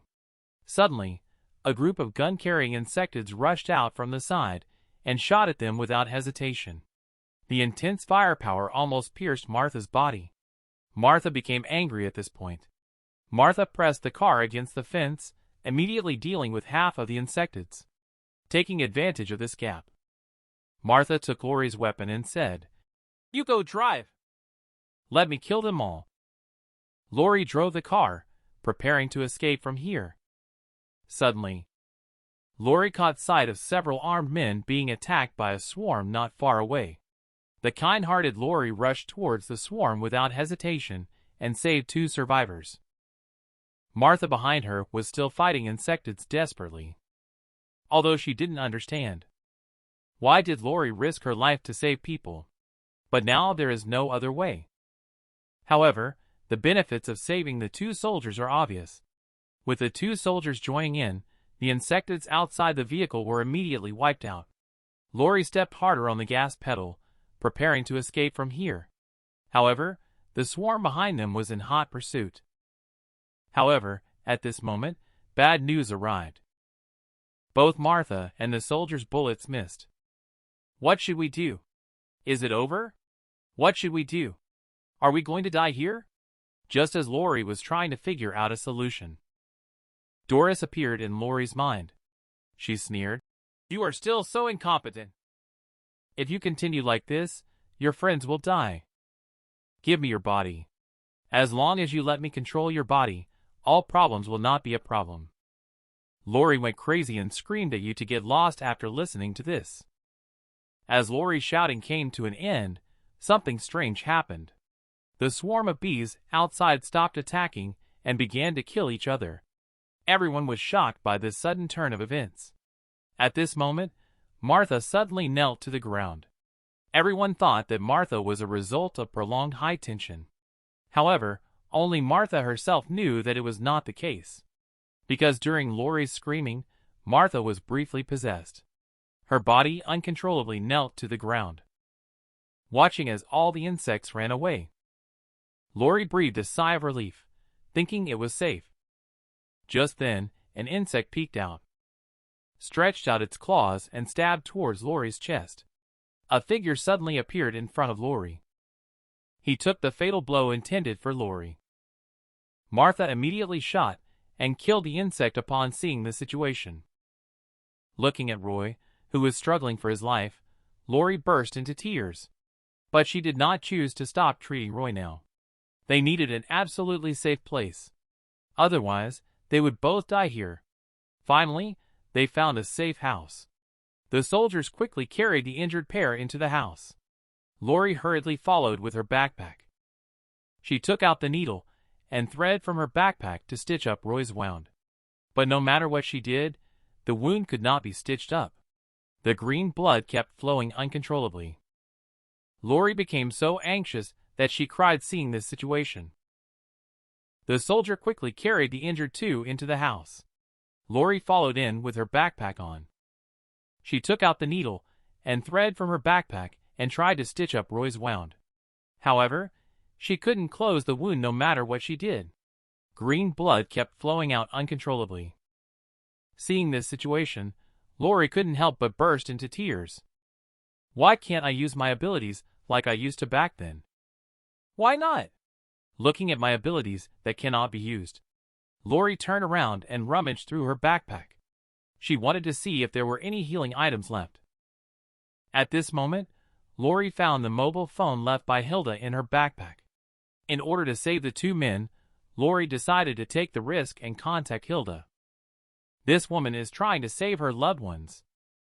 She is risking contacting the enemy, willing to trade her own life for the chance to save the 2 men. The wound on Roy's body is too deep to be stitched up. Lori was so anxious that tears flowed from her eyes. When she searched through her backpack, She found the phone left by Hilda earlier. In order to save Roy, Lori took a risk to contact Hilda. At this time, Martha came into the room. She looked at Lori holding the phone. Martha hurried forward to stop Lori from turning on the phone. But obviously Martha was too late. At this point, Hilda had already made the call. Seeing Martha so nervous, Lori comforted her. Martha, don't be so nervous. Even if we don't turn on our phones, that woman should still be monitoring us somewhere. In our current situation, we can only seek her help. We might as well take the initiative to contact her. I'm going to answer the phone. They are now at their wits' end, and Martha can only acquiesce. Hilda's voice came through on the phone. You are finally online. This is your first time talking to me. You can ask Martha about me. You should be in urgent need of help now. Remember that? Lori exclaimed excitedly. If you can help us. Please save my companion. They are dying. Please, I beg you. Hilda heard and said happily, Your friends are seriously injured and dying, right? They need me to save them now. No problem. But before I help you save them, you must promise me one thing. After you become queen, you must stand by my side. Upon hearing Hilda's words, the two of them were both stunned. But Martha had a strange fear of Hilda. She hoped Lori could refuse Hilda's requests. At this moment, Lori asked in confusion, What do you mean by queen that you mentioned? What does it mean for me to stand on your side? Even if I agree now, I may break the promise later. Hilda said excitedly. Don't worry. As long as you promise me, I will believe you. I value reputation a lot. In order to save Roy, Lori had to agree without thinking too much. Just agreed to Hilda's conditions. Hilda entered carrying 2 suitcases. Martha was so frightened that she sat paralyzed on the ground. However, Hilda saw through Martha's little trick. The cunning Martha still did not take her hands out from behind her back. You purposely showed me your right hand to make me lower my guard. Then you plan to use your left hand to grab the gun when I am not paying attention. With that, she slapped Martha's head. Just made a deal with the demon. The demon-like woman appeared immediately. Martha was scared stiff and sat down on the ground. Hilda, watching Martha's every move, smacked her on the head directly. Before rescuing the person, Hilda explained some knowledge about the host to both of them. According to the examination results, the one on the left is a type A host. The one on the right is a D-shaped host. The D-shaped host is very special. This type of people can share organs. As for how he became a D-shaped host, it's because the girl injected him with a paralyzing needle. This involves vampire theory. Higher lineage can mutate ordinary people into their subordinates by using blood or biting. The D-shaped host is almost the same. However, if this superior host becomes a queen, then the D-shaped host will become a proximal host. Furthermore, it is possible for the proximal host to become a king and become the queen's husband. Of course, they have mutated. Otherwise, normal people would have died from such serious injuries long ago. And inside the box are the organs prepared for them. Of course, these are all insect organs. Saying that, Hilda opened the box. The two of them were scared and kept backing away when they saw what was inside. Hilda began to perform surgery on them. All that needs to be done is to replace the damaged internal organs. Why are you two standing so far away? Come over here and watch closely. I will demonstrate it once, and next time you will be the ones doing it. To prevent this from happening again. The two of them could only endure their disgust and watch Hilda perform the surgery. After changing the internal organs, Hilda handed over 2 bags of nutrients. She hung them up for them to inject. Rest for another 8 hours, and they will be fine. Little girl, remember what you said? I have left some supplies for you. Go out and get them. Lori gratefully said.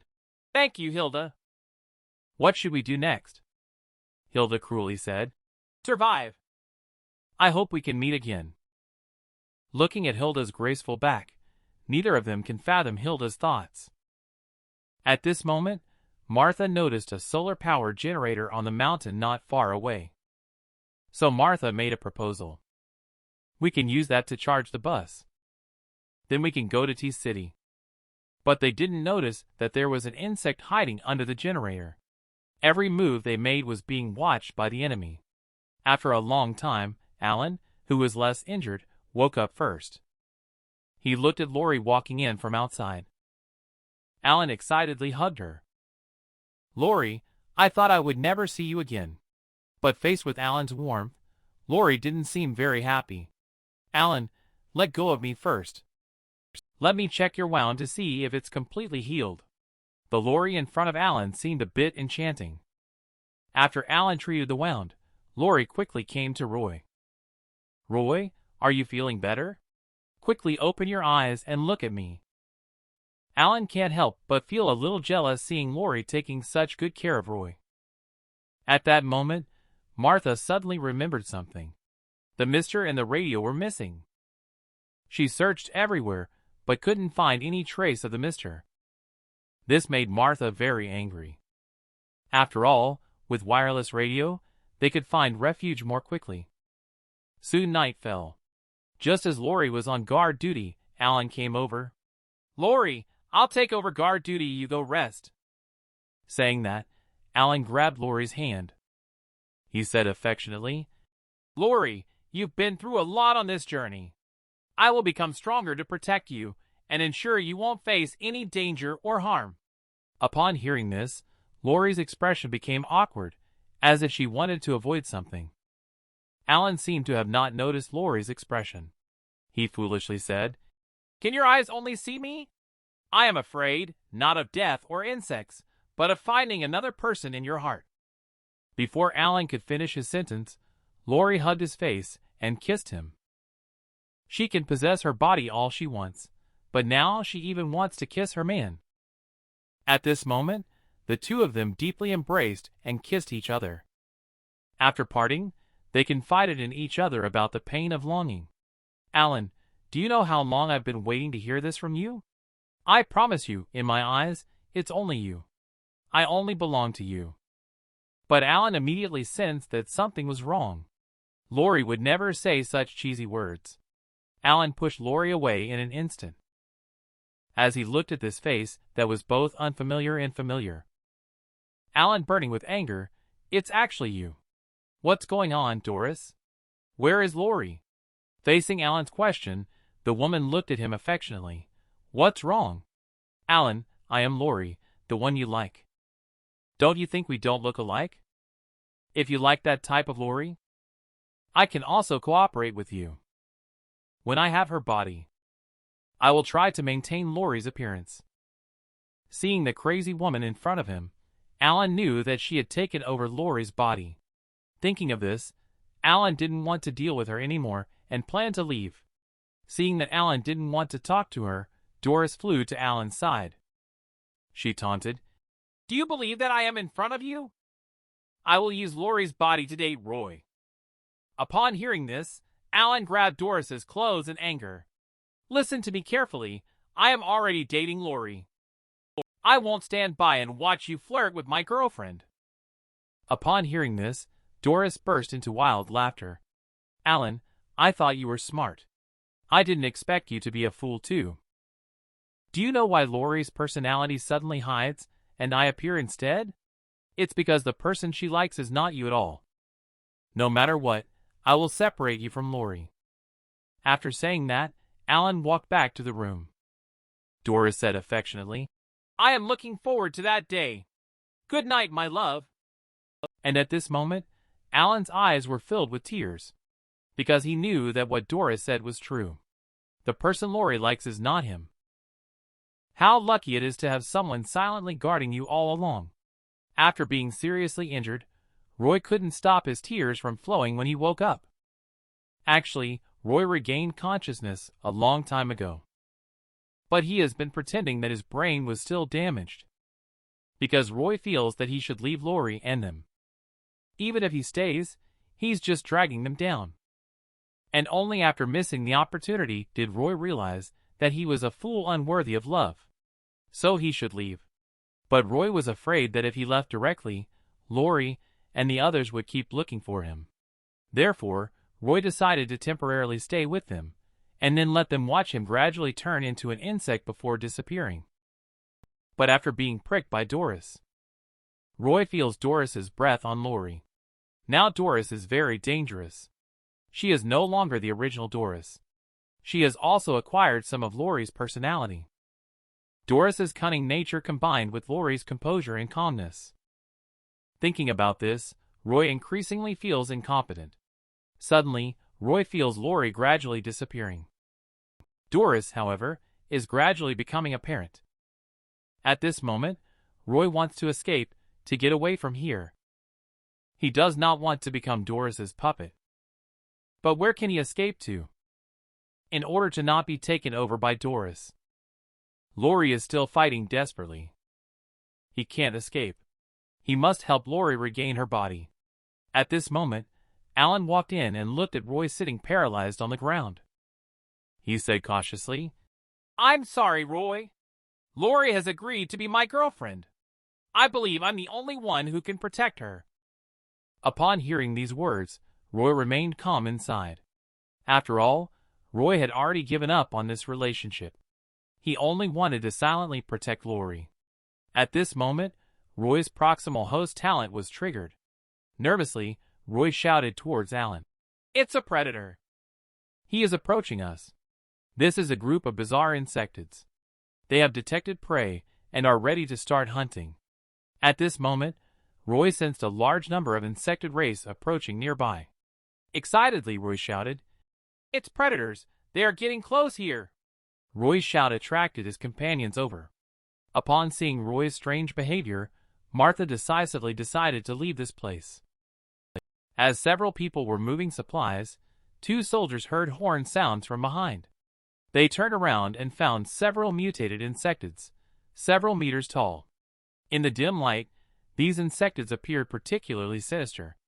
Upon seeing this, the group immediately got into the car and left. After driving for a while, Martha stopped. She noticed that the road ahead was not quite normal. Suddenly, an ironclad cricket rushed out. The group quickly pulled out their guns and started shooting.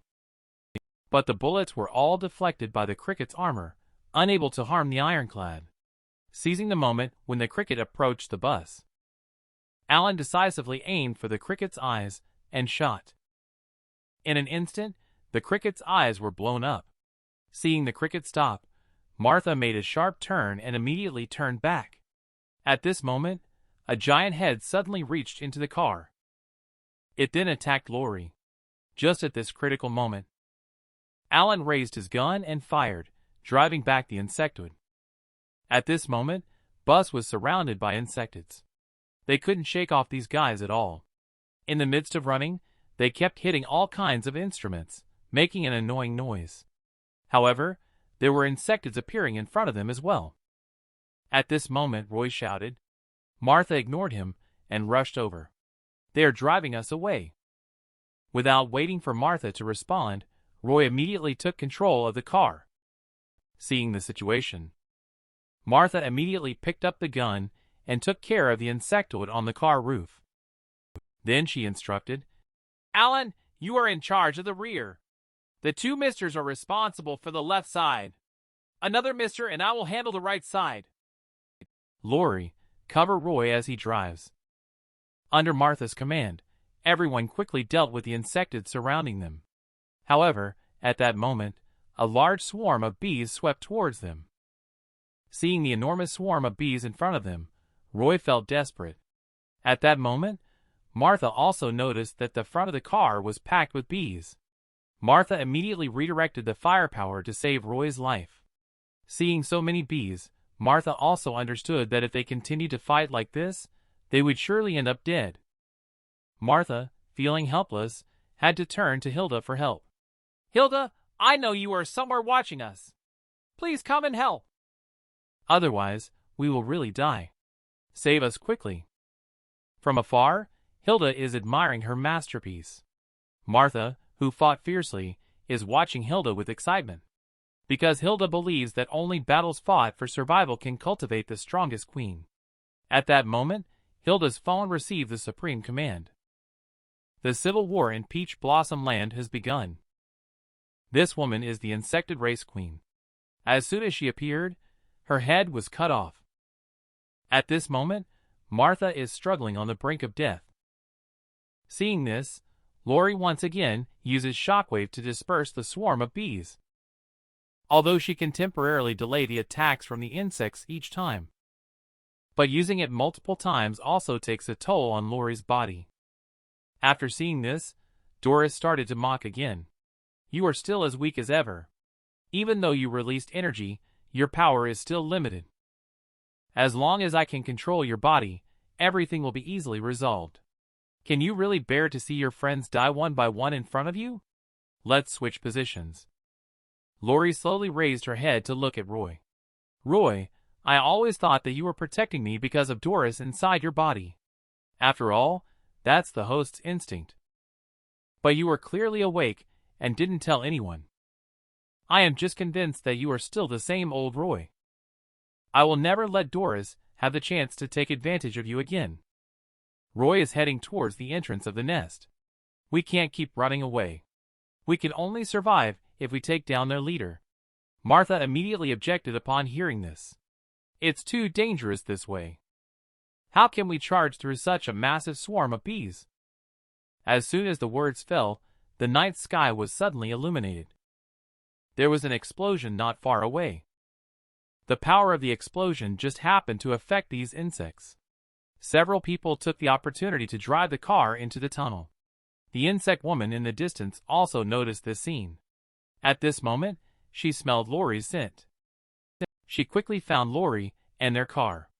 However, when she got into the car, there was no sign of the others. Following the scent, the insect woman arrived at the tunnel. She looked at her prey not far away and showed a cruel smile as she rushed toward them. Suddenly, she stumbled on something under her foot. Then a noose flew in front of her eyes. She realized this was a trap.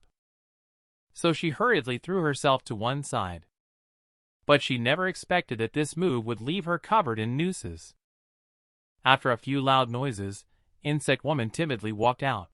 But then she was hit and sent flying by a speeding car. Alan and Martha took aim and kept shooting at her continuously. The continuous attacks left Insect Woman confused. Suddenly, Insect Woman leaped up and waved her arms, attacking Alan and Martha. At this critical moment, Lori appeared behind her. The talons pierced through Insect Woman's chest in an instant. Then she swung her hand blade, cutting off the head of Insect Woman in one go. Look at the insected that is no longer attacking them. Everyone was overjoyed. But before they could be happy for too long, a gunshot came from behind them, and the bullet instantly pierced through Lori's body. Who attacked them? The crowd just killed an insected race queen. They were happy for just a short moment. But then a gunshot was heard behind them. Lori fell to the ground in response. At this moment, they finally realized that their teammates had already been controlled by a group of armed personnel. Roy wanted to resist, but was kicked to the ground. Alan immediately raised his gun to fight back. He was stopped just in time by Martha. At this moment, after the two soldiers finished checking Lori's pheromones, they deliberately let the two soldiers go. And they also released false information. Hilda will soon catch up. We need to head to the core point of the East Coast. After saying this, let the two soldiers leave.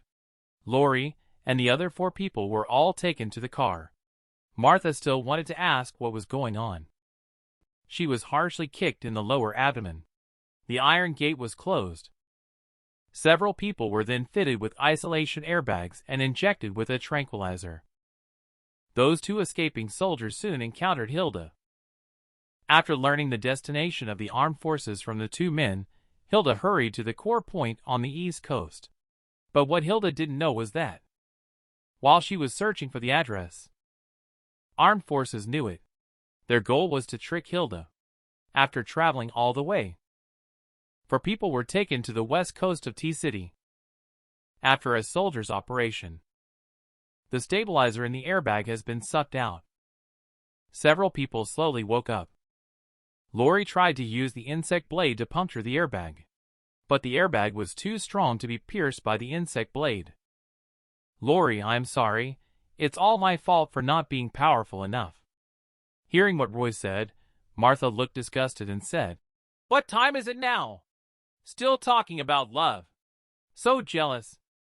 Hearing this, Roy quickly explained, It's not what you think. Lori and I are just childhood friends who grew up together. At this time, Alan, full of jealousy, quickly said, That's right. Roy and Lori are just good friends. I am Lori's boyfriend. Martha questioned, Is that so? It doesn't seem like that to me. Lori, what do you think? At that moment, Lori's face darkened, and she did not want to answer such a question. Suddenly, the alarm in the control room blared loudly. It was Hilda, who had unexpectedly killed an armed forces member alone. At such a life-and-death moment, they are still tangled in a love triangle. At this moment, Martha couldn't help but regret what she had said to herself. The atmosphere at this moment is somewhat awkward. Who knows, at this critical moment, they could still end up in a love triangle.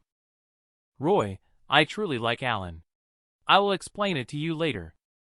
After Alan heard it, he went crazy questioning. What do you mean by explaining later? What do you want to explain? Just tell me now. Alan, don't treat Lori like this. I sincerely hope you two will be together. So don't hurt Lori.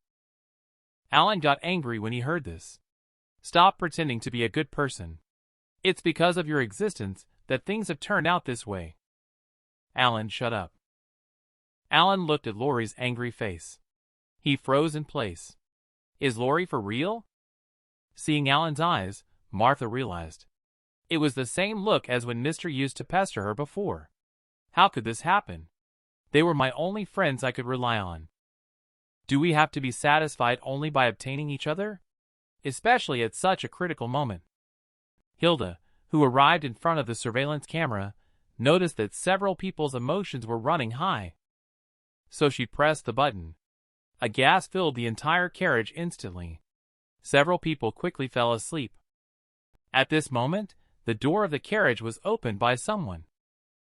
A figure appeared behind her. Hi, Hilda. Are you here to steal my loot? Shut up, Walter.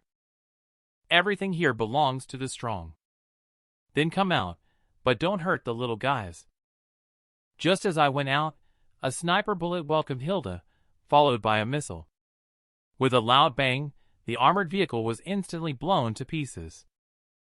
As one of the most powerful individual weapons in Peach Blossom Land, only an entity of the same level can force Hilda to use her combat form. At this moment, Hilda took out her phone. She pressed the launcher button and then walked towards the car. Just as she walked out, she was shot by a heavy sniper rifle. Following closely was a missile. The armored vehicle was instantly blown to pieces. Hilda's drone swarm started instantly. They carried out indiscriminate bombing against the soldiers of Rivik. At this moment, a dark shadow broke through the smoke and fire. Her left hand slightly raised, her claws seemed to tear through the void. But Walter dodged it with a step back, faced with Hilda's stormy attack. Walter appeared to be at ease.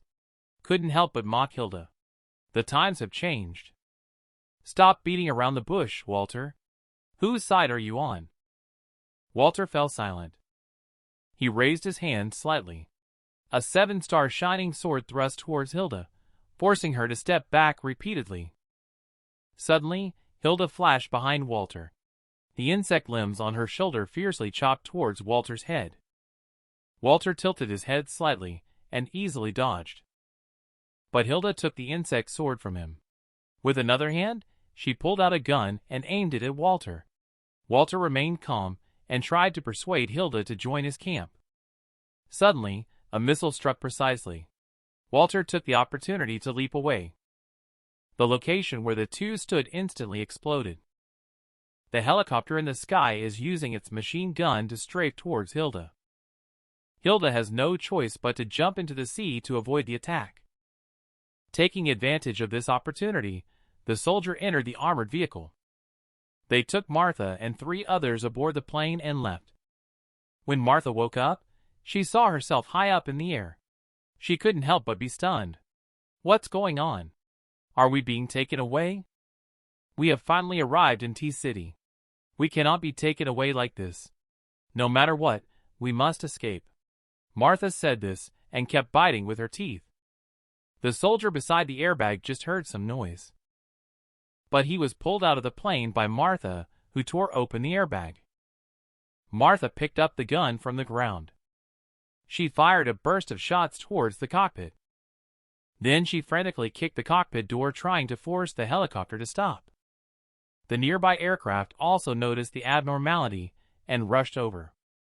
When the aircraft flew to the side and saw Martha, the soldiers quickly pulled out a machine gun and madly fired at Martha. Martha could only struggle to dodge the bullets. At this moment, Hilda Underwater quickly approached the helicopter. Hilda took the opportunity to rush out of the water and jump onto the front of the helicopter. In an instant, she broke through the windshield and took away the pilot inside. The helicopter crashed heavily into the water. Hilda lightly jumped onto another helicopter with a single leap. She found that the person inside was Martha. Hilda reached out and pinched Martha's cheek with a happy smile, saying, "Well done, you deserve it." "Can you believe it? Mother Earth, in order to wipe out humanity, has actually bred insects the size of water buffaloes. They feed on humans. Even if people try to escape by boarding airplanes, the aircraft will be covered in swarms of insects instantly. In just 1 month, corpses will be scattered everywhere in the world." At this moment, Hilda has just taken down an airplane. She leaped gently onto the plane where Martha was. Hilda reached out and pinched Martha's cheek, happily saying, "As expected of you. Well done." Immediately, she grabbed the driver in the cockpit. "Our Martha asked you to open the door. Are you deaf?" Saying this, Hilda directly opened the cabin door with her claws, only to find that the pilot inside was already dead. Hilda looked at Martha with confusion. "Did you do this?" Martha thought she was being blamed. Angrily, she said, "I am the victim. They are the kidnappers. I was just resisting. Is there anything wrong with that?" Hilda laughed for a moment. She reached out and flicked Martha's forehead. "Did I say you were wrong? Because you're being too impulsive. You took him out so quickly. Now that the driver is gone, we can only drive ourselves." Walter in the distance watched Hilda wreak havoc. Muttering to himself, he said, "Enough is enough, Hilda. It's time for you to admit that Benjamin is the ruler of Peach Blossom Land now. Land now, or I will really bring you down." At this time, a soldier hurriedly reported to Walter, "Captain, the radar has detected a large number of black bees gathering in the front direction." Walter immediately returned to the command room to assess the situation. It turned out to be a damaged troop, but it was unclear what their mission was. Surprisingly, they released information speed darts. At this moment, there is no way to consider the other side. Walter made a decisive decision. He ordered to force stop Hilda's plane. Inside the helicopter, Martha is biting the airbag with her teeth. Then she kicked Lori in the back. Although the method was a bit rough, the effect was significant. Lori woke up immediately. After Lori woke up, she looked at the dense crowd of bees. She opened her mouth. A gas slowly emanated from her mouth. The pursuing helicopter behind was instantly blocked by the swarm of bees. The rapidly spinning propeller kept cutting through the bees and insects. However, there were simply too many black bees. Slowly, the helicopter was enveloped by black bees. The helicopter, enveloped by black bees, lost control and crashed into the bridge. Hilda cheered at the sight. "Well done." When she turned around, she found that her helicopter was also wrapped up by the black bee. Dozens of black bees stuck their heads into the cabin. Lori, however, just stared blankly at them. It seems like these black bees are waiting for their queen's orders. As the plane was about to crash, the black bees carried 4 people out and flew them away into the distance.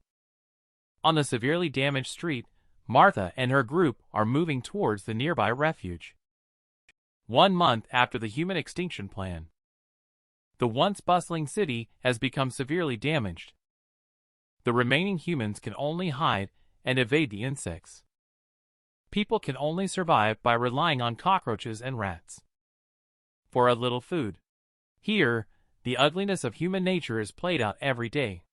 After experiencing several life and death trials, Martha and the other 3 finally arrived at refuge. However, refuge had turned into a ruin. All hope was shattered. Martha and their group not only had to avoid insects, even they had to avoid humans. They were willing to kill each other for the sake of a mouse. Although they appeared human, their inner nature was no different from the insected race. The city they once lived in was like a hell. Martha had to move every now and then. They had no direction or plan. They seemed to be like rats in a sewer, always on the run. They wanted to escape to a place without insects. On that day, they ran into the jungle. Their mental state deteriorated more and more, as if they would starve to death at any moment. Suddenly, they found food placed on the mountaintop. Several people were startled. Could this be a trap set by humans? Several people slowly approached the basket with guns in hand. They slowly lifted the basket's cover. Inside the basket were enticing sandwiches and fruits arranged neatly. Looking at the enticing food, saliva dripped from the corners of the 4 people's mouths. Suddenly, Roy picked up a sandwich and started eating it. Martha didn't have time to stop him. Roy took another bite. Everyone looked at Roy attentively. Saliva dripped down too. They watched as Roy ate without any issues. One by one, they took out their food and started eating frantically. At this moment, Walter appeared leisurely in front of their eyes. Several people quickly became vigilant. Watching them devour their food eagerly, Walter comforted them. It's okay. Eat. Walter poured Lori a steaming cup of hot tea. Martha had already noticed something was off. She got up to thank Walter. Thank you for your hospitality. We will not disturb you any longer. Walter said slowly. You haven't even finished half of the food. Take your time, no rush. Lori felt Walter's tone was very strange. She thought to herself, his tone sounds like this is our last meal. Walter looked at Lori and said, Indeed. Walter waved his hand and directly cut the gun in half. In the process, he also swatted Martha away as she charged towards him. Roy quickly embraced Walter to create an opportunity for Alan. Walter raised his finger and pointed it at Alan's forehead. He instantly popped Alan's eyes. Walter stepped on Roy's head, grabbed Lori's neck and said, It seems like your ability hasn't been able to control your emotions yet. This will allow people to read your thoughts. Then he slowly walked towards the 2 boys. Isn't Queen supposed to only have 1 male servant? How do you have 2 male servants at the same time? Tell me about it. As soon as the words fell, he raised his sword and slashed at the 2 of them. It was you who controlled Insect to shoot down the helicopter, right? What other abilities do you have that you haven't used? Are you mutated or summoning Insect? As the Queen, why aren't you doing something quickly?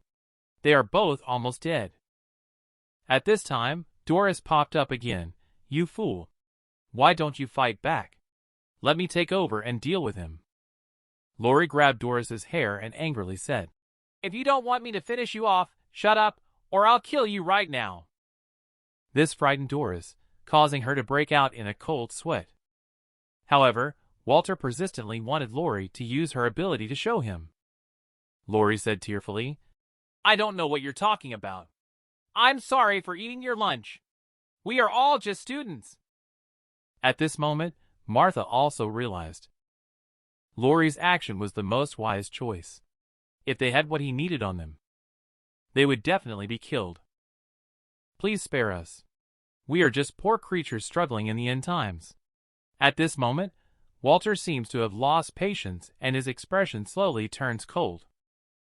At this moment, Alan suddenly stood up. He was covered in knife wounds. Trembling, He raised the grenade in his hand and said, "That's right. We are just ordinary students. Why are you torturing us? Please release my friend. Otherwise, we will die together. No matter what you want to get from us, you won't get anything if we die." Walter was indifferent to Alan's threats. In his mind, he thought his friends were about to detonate themselves. Why was Queen still not doing anything? Even a slight resistance would be good. After observing for these days, other than catching and eating mice, she is no different from an ordinary person. Could it be that they caught the wrong person? Thinking of this, Walter slammed Lori heavily to the ground. "I don't like others threatening me. You said you wanted to self-destruct, then go ahead and self-destruct. As long as you die, I will spare your friends." Lori quickly stopped Alan from doing so. At this moment, Alan was already determined to die. "Lori, I just realized what you wanted to tell me." It turns out that he knew. Lori never expected that. The secret she desperately wanted to protect was still discovered by him. At this moment, Lori couldn't help but hug Alan tightly. I'm sorry. Alan, I love you. I sincerely love you." At this moment, Alan feels relaxed. He no longer envies Roy. He only regrets not having the strength to protect Lori. Immediately, he handed the backpack to Roy. "Roy, I'll leave Lori to you. Please take good care of her." Upon hearing this, Roy was momentarily stunned. Then he frantically tried to snatch the hand grenade from Alan. "No, you can't do this. Give it to me, and let me die instead. Lori needs you." At this moment, Lori, with tears in her eyes, held on to Roy. "Please don't say anything. Let's go leave this place. Our comrades are glad to live and die with you. Let's fight until the last breath." At this moment, Walter watched the three people fleeing frantically. He sarcastically said, "You only have 15 minutes. Escape, run far away." Alan heard that Walter had no intention of letting Lori go. He grabbed a grenade and charged towards Walter, intending to go down with him. However, he had his arm cut off by Walter with one sword strike. The grenade fell off the cliff and exploded immediately. At this point, Walter sneered. "You're a failure. You can't even self-destruct. Do you know what will happen next? Because you didn't keep your promise. I'm going to hunt down your friend now." Upon hearing this, Alan pleaded, "Please, I beg you. Please spare my friend." Walter ignored the request. He directly snapped Alan's neck. Then he threw Alan aside like throwing away trash. Alan, who was barely conscious, said, "Please spare my friend. Spare them." At this moment, the three of them frantically ran down the mountain. Suddenly, Roy stopped. He grabbed Lori and said, "We can't just abandon Alan like this. Let's hurry back and rescue him. Roy, run fast. There's no time. That person will never let us go. Lori, let go of me. Let me go and save Alan. You can't go back. Alan is already dead. In fact, back at school, Alan was killed by Anne. My ability is to control the dead. I was the one who resurrected him." Alan decided to sacrifice himself only after he realized. Suddenly, there was an explosion sound from the mountaintop. At this moment, a shadow rushed down from the mountaintop. "Don't stand there. Run quickly. Don't let Alan sacrifice in vain." Although three of them have already run down the mountain, Walter is too fast. They will soon be caught up with. At this moment, Martha took out her phone and called Hilda. "Hilda, please come and save us. We are being chased and need your help. Please come and save us. I beg you." Suddenly, a figure appeared in front of them. It was Walter, who caught up with them. Walter held Martha's phone and said, "Hilda is not coming to rescue you. It seems she has given up on you." "Exactly. She won't waste time on useless people." "Aw, how boring. I had some expectations for you guys. But you really disappoint me. Do you want to make a bet with me? Guess what Alan said before he died?" The person who guesses correctly can live. Upon hearing this, Lori roared at Walter. What did Alan say in the end? Answer me quickly. Walter looked disdainful. He cried and begged for mercy for his friends. Please spare them. He was so pathetic. If I had known earlier, I would have filmed it to show you. Upon hearing this, Lori kept blaming herself for giving up on Alan. It resulted in him losing his life for nothing. It seems like our companions are doomed to die here. I am glad to live and die with you all. Fight on. Even if we die, we must not let him have an easy time. Comrades are glad to live and die with you all. Perhaps this time we will meet our end here. Fight! Lori charges ahead towards Walter. She swung the bug blade in her hands, chopping at Walter one blade at a time. Walter evaded the attacks effortlessly with his hands behind his back. Walter raised the insect's sword and thrust forward. The sword instantly pierced Lori's abdomen. Roy raised his gun and started shooting wildly at Walter. He was unexpectedly pierced through the body by the insect's sword. Looking at the fallen Lori, Walter questioned. When I asked you to use your ability just now, you pretended with me. Turns out you were hiding this low-level skill as a secret. You are worthless now. Just die. Walter raised the insect's sword, ready to deliver a fatal blow to Lori. Suddenly, Walter noticed Martha running into the forest alone behind him. What a joy to see you all willing to live and die together. When a real danger comes, you all scatter like birds. It's really hilarious. Watching Roy stand up unsteadily, Walter directly gave Roy a sword. Walter pointed at Roy's head and taunted. Do you think this guy didn't run away just to protect you? Stop dreaming. It's only because he is your servant. What love or friendship? It's just given a nice name. Suddenly, Lori stood up abruptly. Swinging the insect blade, he lunged at Walter. Walter's face showed a look of surprise. What a great power!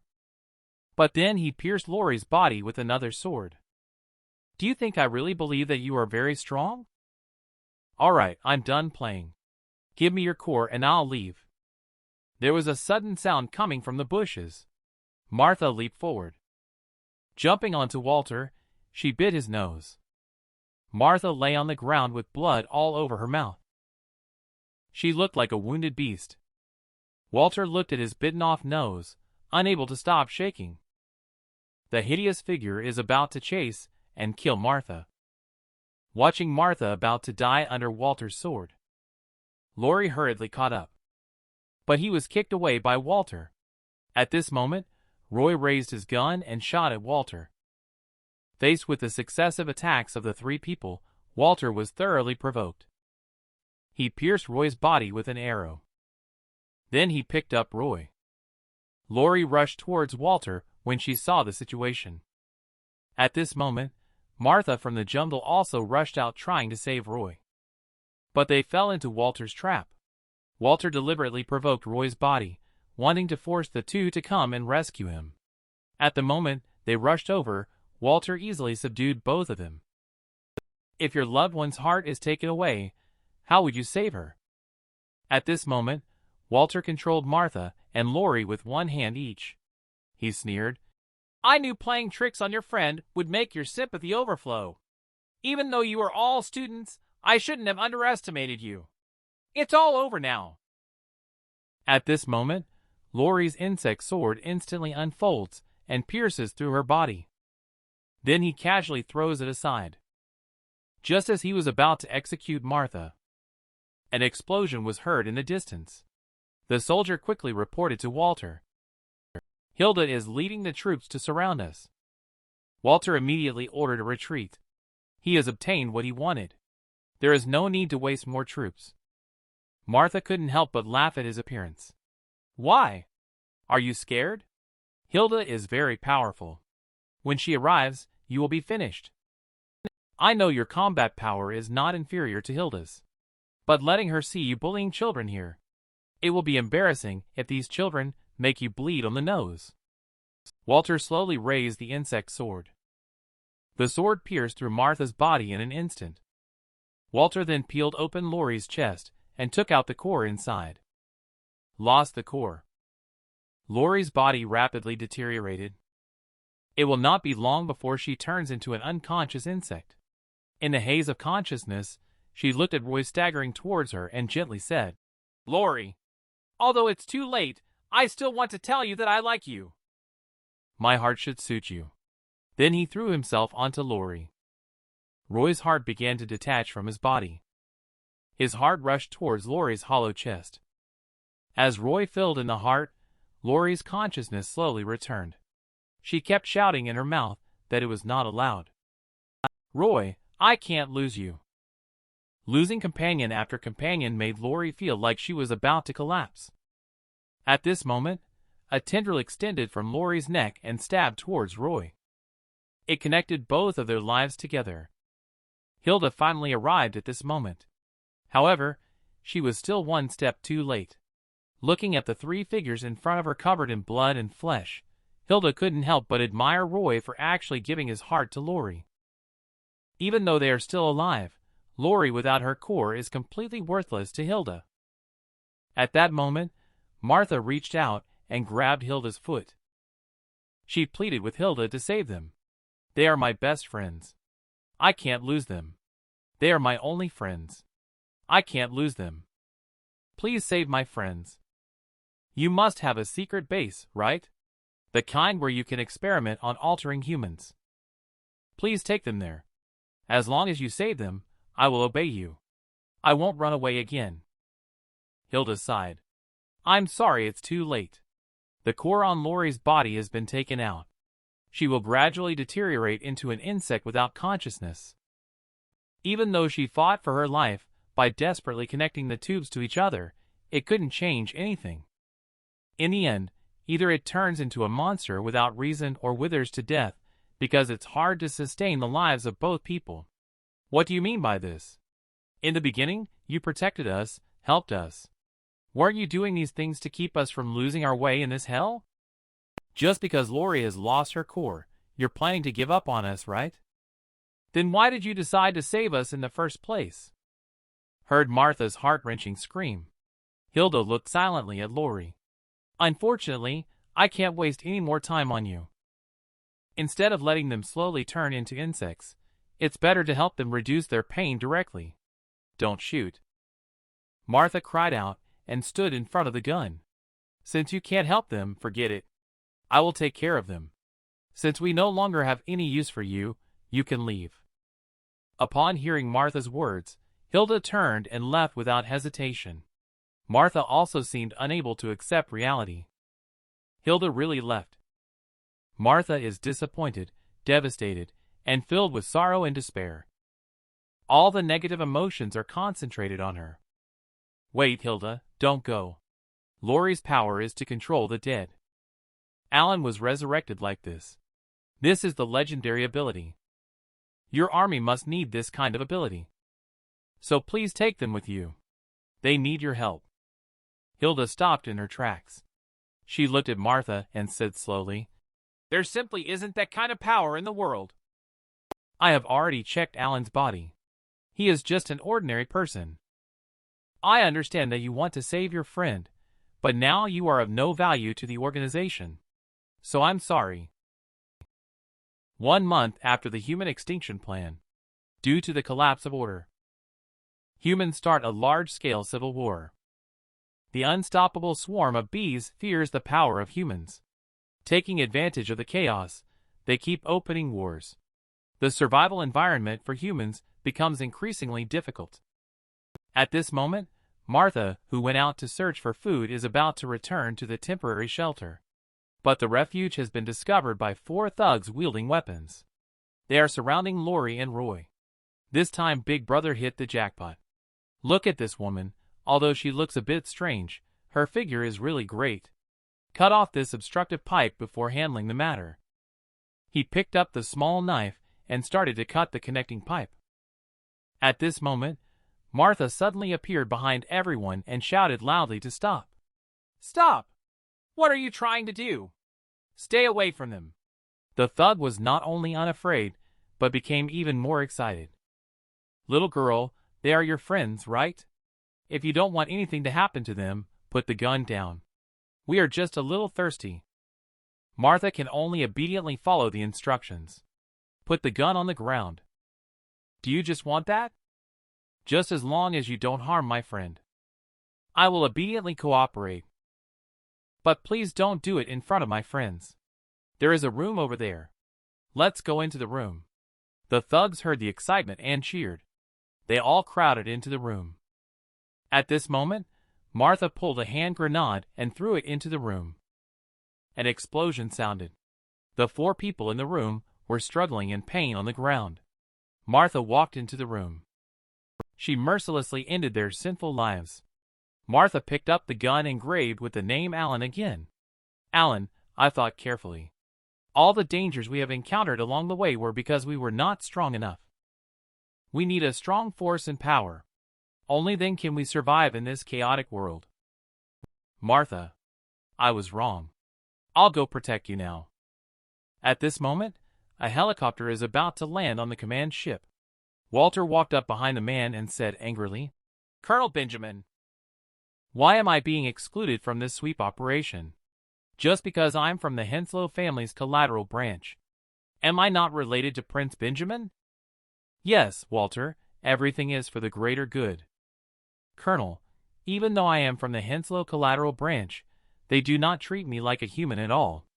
They humiliate me in various ways. I joined the resistance army to seek revenge on them. Please do not doubt me. Walter, I have never doubted you. I am afraid that you will destroy Prince out of hatred. Although we have used force to control Peach Blossom Land, Prince is still the symbolic leader of Peach Blossom Land. We need to capture him in order to fully control Peach Blossom Land. Benjamin was silent for a moment and then said, John is dead. And he died at the hands of Queen Bee in T-City. Even with the support of Peach Blossom Land's firepower, they couldn't save him. The current T-City poses a great threat to us. So I will send you to T-City. Do whatever it takes to make Queen Bee become our person. The sun sets. Angry Walter approached a person. Adam, gather the mutant soldiers. I'm going to take over Queen Bee in T-City. Walter, secretly mobilizing troops like this will be seen as rebellion by others. Adam, you need to understand. No matter who wins in the end, they won't give us any rights. Those of us who can't metamorphosize have long been abandoned. We are just expendable to the higher-ups. Instead of being discarded like garbage, it's better to seek our own way out. At this moment, a group of people in an underground base look hurried. Hilda watches as the area near the base is constantly bombed by missiles. It seems that there are traitors within the organization. They even attacked this base. At this time, a doctor calls Hilda into the laboratory. Captain, do you remember the body we brought back from T-City last month? As the doctor spoke, he unzipped the body bag. Looking at Alan, who still had a faint breath, Hilda exclaimed in disbelief. This is impossible. He has been in the morgue for a month. He can't be alive. The doctor explained that he is indeed dead. However, there is some kind of weak activity in the body, making it appear as if he is still alive. Hilda instantly thought of that moment. Martha yelled that Lori could control the dead. She quickly instructed the doctor to bring Alan to another base no matter what. Then she ran out excitedly. She ran madly towards somewhere amidst the intense bombardment. I'll go find you now. The second month after the extinction plan. The surviving humans realized that they couldn't survive in this chaotic world by fighting alone. And so, one small refuge after another was born. At this moment, inside an apartment building, Martha kept changing towels for Lori and Roy incessantly. What happened? How did you both get a high fever? Lori weakly said. Martha, don't worry about us anymore. If I could, I would have done it already. This is not a solution. Let's go to refuge and find a doctor. That day Martha and the other two arrived at a refuge. Stop! Who are you? Don't shoot, my friend is sick. If there is a doctor in the refuge, could you please help them? Are the friends the two people behind you? Let's take a look. Upon hearing this, Martha uncovered the towels covering the two people. The people in the refuge caught sight of the faces of the two individuals. They couldn't help but feel nervous. They all picked up their guns and were about to open fire at them. Wait, don't shoot. They are humans, just sick. Get out quickly. We can't let the infected enter the refuge. We won't shoot, but don't come back. Everyone is like this. They shout and kill as soon as they see Lori. They are just sick. In that case, I will give you 2 mice. Just sell me some fever medicine. If it's not enough, I can add a can. We will not have any contact with outsiders, especially infected people. Pick up your things and get out quickly. Okay, we will leave. Put away your gun before I decide to kill you. Don't say threatening words. I understand your desire to save your friend, but our positions are different. We'll give you some medicine.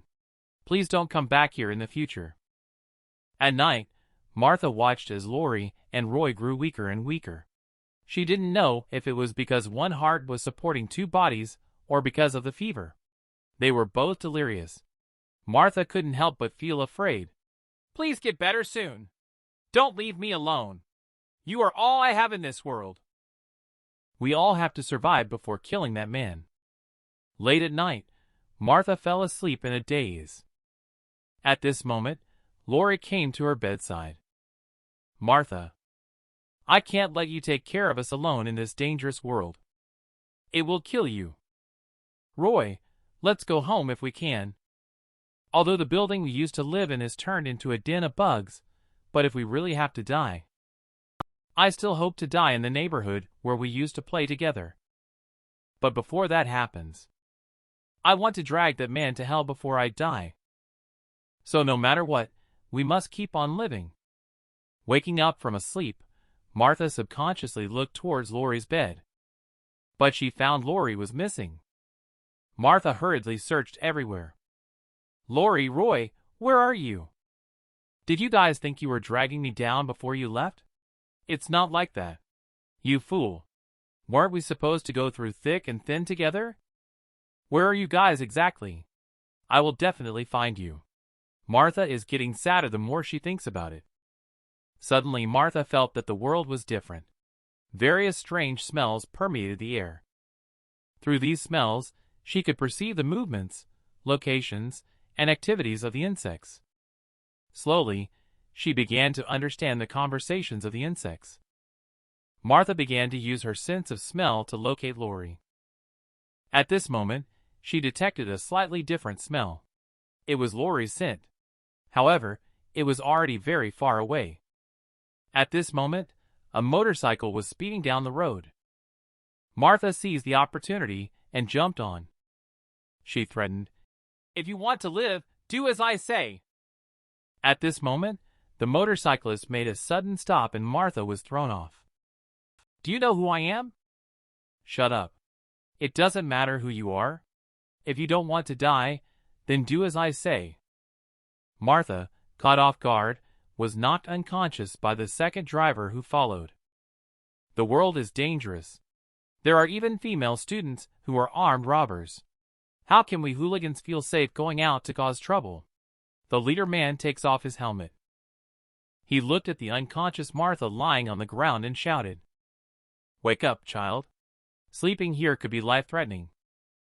After the 3rd month of the Great Extinction Plan, people have realized that the source of this disaster comes from an organization called Peach Blossom Land. If we don't eliminate this organization, none of this will end. At this moment, Martha, who had been knocked unconscious, suddenly woke up. At the first moment, she picked up the gun to check the surroundings. This had become an instinctive reaction. In the empty room, there was only a piece of cloth covering the floor. Martha carefully lifted it up. Under the cloth was a meal of 3 dishes, and 1 soup served with a fragrant bowl of white rice.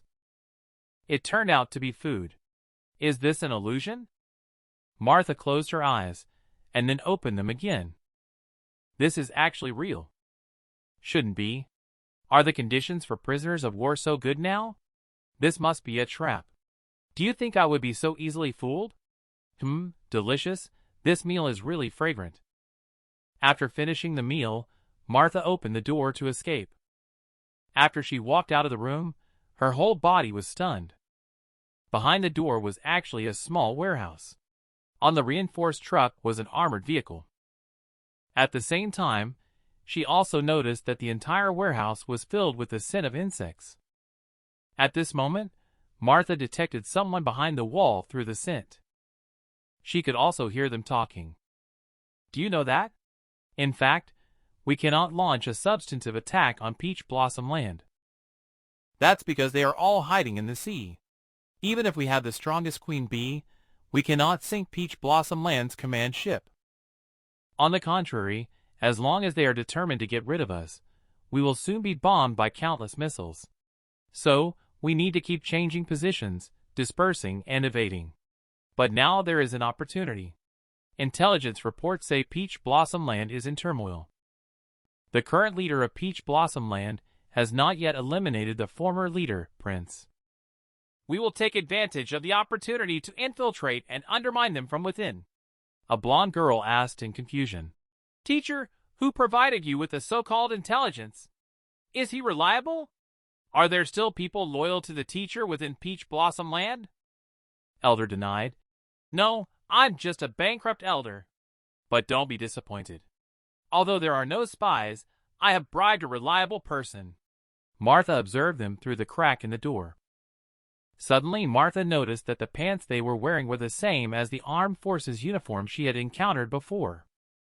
Sure enough, they are the same group as those bad guys. I need to escape from here quickly. However, a very strong concentration of pheromone gas envelopes Martha. The strong sense of oppression renders Martha motionless.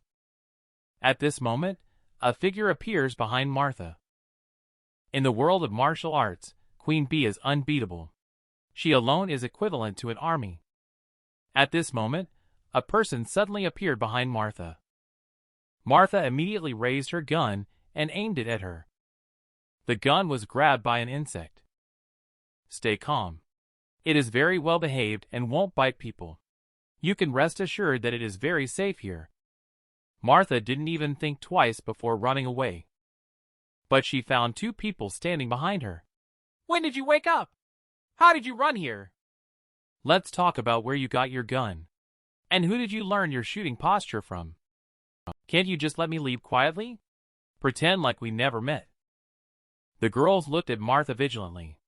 They couldn't help but be reminded of their past selves being just like her. Then she turned her head and said, Old lady, she must have suffered a lot on her own. Now is a sensitive period.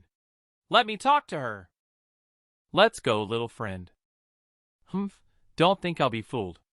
And the most suspicious one here is this woman. When two soldiers approached, Martha quickly stole a magazine from the soldier's waist pack. Then she loaded the magazine into her own gun. She raised the gun again and aimed it at the girl.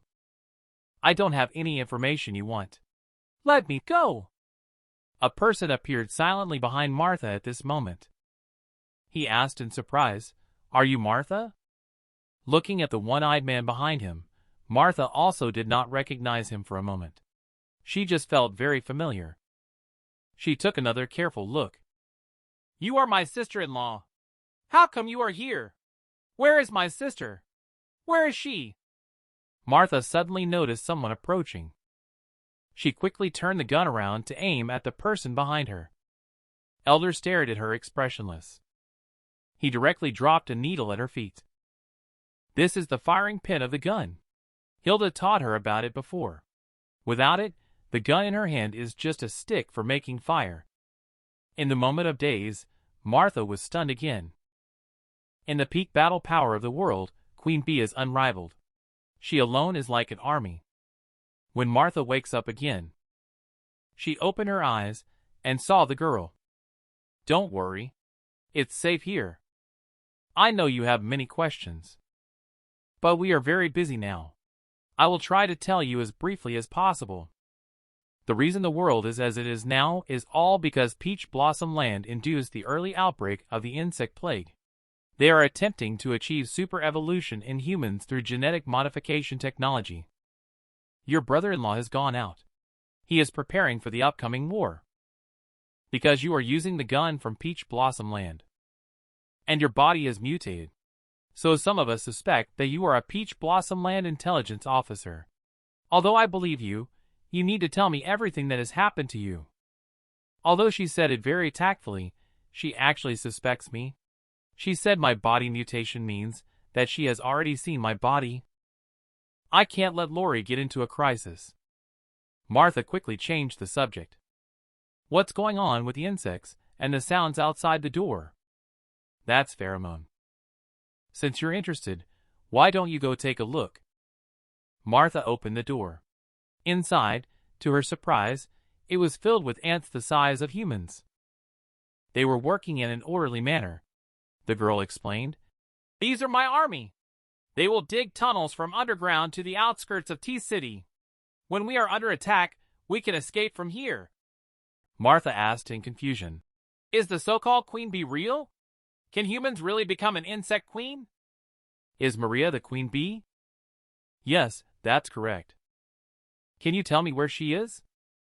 She has taken the bee colony to the north. She aims to build a powerful army that can battle in Peach Blossom Land. She is a legendary figure in the mercenary world. At this moment, Walter's bomber plane continues to drop missiles. The bombed area instantly turned into a sea of fire. A man in the distance witnessed all of this. He put down the telescope. With a grim smile he said, This guy really has money. Just for landing, he created such a big scene. Why not just contact me directly? I'm very cheap. At this moment, Martha pleaded, I have 2 friends missing. Please help me find my friends. She has the ability to resurrect the dead. Upon hearing this, the girl quickly contacted Elder. She explained the situation all over again. Elder was a bit angry when he heard this unreasonable request. Diane, are you crazy? In the early morning, our base was bombed into ruins. The enemy must have infiltrated. Before the formal war breaks out, I must get rid of this spy. Do you think I have time to play games with the children? Even if there is the ability to resurrect people. How many people can that child resurrect? Don't talk about these useless things. I asked you about the gun. Have you found out the result? Sorry, Elder, I was too excited just now and didn't explain clearly. She said she taught them how to use weapons. Hilda is the one who trained them in tactics. Elder's expression turned serious upon hearing Hilda's name. He quickly turned back. Explain to me what happened when you were with Hilda. If you don't want to talk about it, forget it. Arrange for someone immediately. Get the message out over the broadcast. Martha, right? You can track your friend's pheromones, can't you? Come with me. Let's go find our friend together. Martha exclaimed. Are you alone, Elder? Otherwise, let Diane help me find it. No, Diane has many other things to do. Then let someone else go. No, others also have things to do. Martha immediately panicked. I can see that many people here are very strong. Just you, an old man. How are you going to go? You're lucky, little guy. I can help you find people. The man was unscathed after being hit by a hand grenade. At this moment, Diane slowly said, Martha believes him. On a speeding armored vehicle. Martha searched for Lori's pheromone while listening to a terrifying broadcast. Hello, survivors. This is a broadcast that plays what it wants to play. Those who don't want to listen can just go die. Martha was a little surprised. Elder is actually listening to this broadcast. Could it be not nonsense, but some kind of code? Elder directly slapped Martha. Be serious. If you dare to touch me, I won't be polite. Martha suddenly sensed Lori's presence. Elder is with them on the subway. Hurry, Lori's pheromones are fluctuating wildly. She is in battle. A dark figure just flashed by in the subway. Elder behind grabbed Martha. You go outside and wait for me. Give me the gun. I can fight. Elder said sullenly, Go outside. Don't interfere with me. Just as he finished speaking, he elbowed Martha down. Then he swiftly crouched down to avoid bullets. He pulled the pin of a grenade and threw it towards the shooting position. An explosion sound rang out. Elder judged that there was only one enemy based on the sound of the enemy dodging the hand grenade. He then predicted the enemy's movement trajectory and threw a grenade in advance. The enemy was instantly blown away by the explosion. Martha looked at Elder in surprise. In this short moment, he was able to make a perfect counterattack. This old man is extraordinary. There was no movement from Elder's side. Has that guy been eliminated? Elder impatiently said. Shut up! I told you to go out. A figure slowly rose from the smoke of the explosion. The close-range explosion did not cause him much harm. This old man actually killed a mutant creature with his own body. At this moment, the enemies blown up in the smoke slowly stood up and, without hesitation, picked up their guns to fiercely attack. Elder directly handed the gun to Martha. Then he threw a smoke grenade. Instantly, the subway was filled with thick smoke. A figure flashed through the smoke. Elder suddenly disappeared.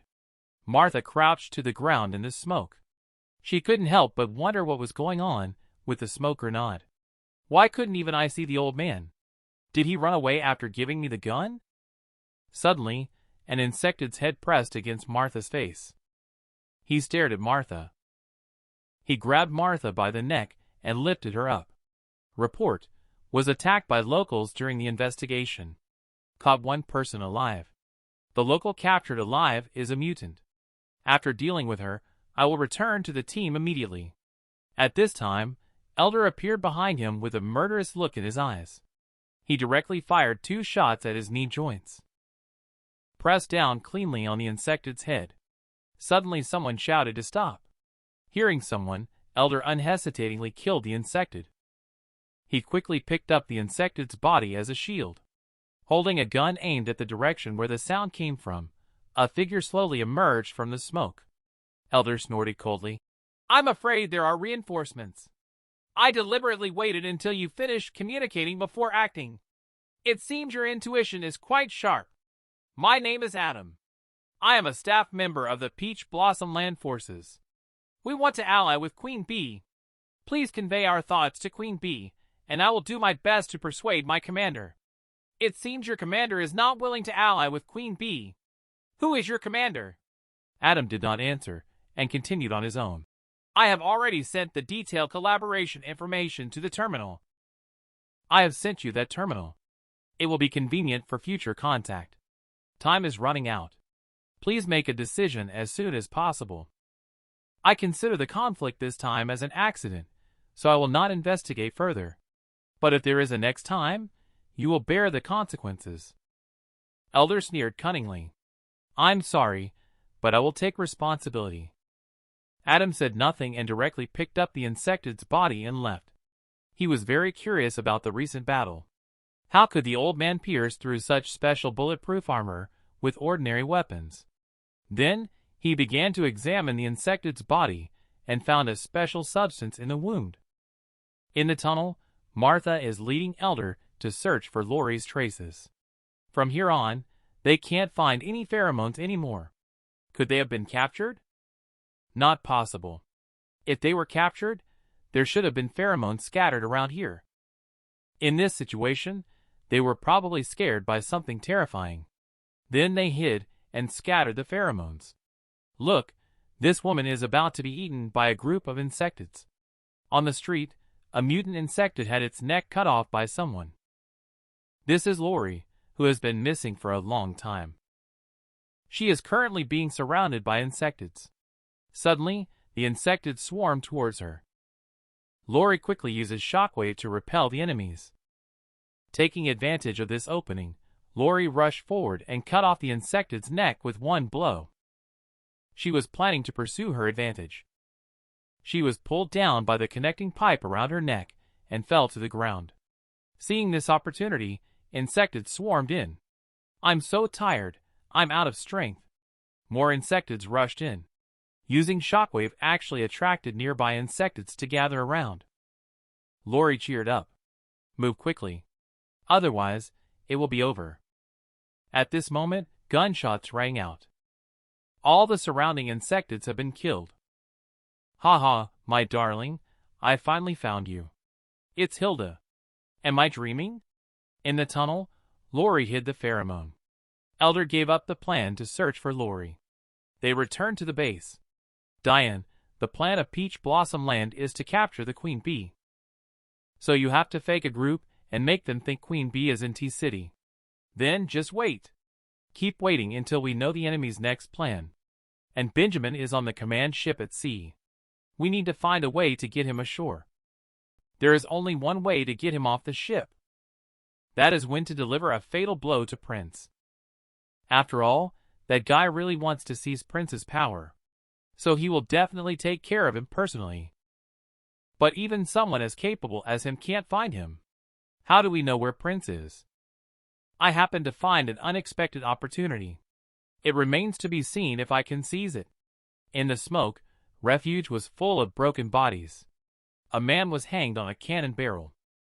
At this moment, at a checkpoint in T-City, 2 soldiers are on duty as usual. Suddenly, a soldier's head burst open with blood blossoming out. The other soldier was shot full of holes. Walter is leading a few mutants. They easily took over the tank. Immediately, Walter drove the tank towards Refuge. At this moment, 2 soldiers on guard looked at their own tank in confusion. We didn't receive any notification today about a tank coming back. Suddenly, there was a loud explosion. The city wall was destroyed by a bomb. Everyone was startled by the explosion. A war behemoth emerged slowly from the smoke, indiscriminately bombing everything in sight.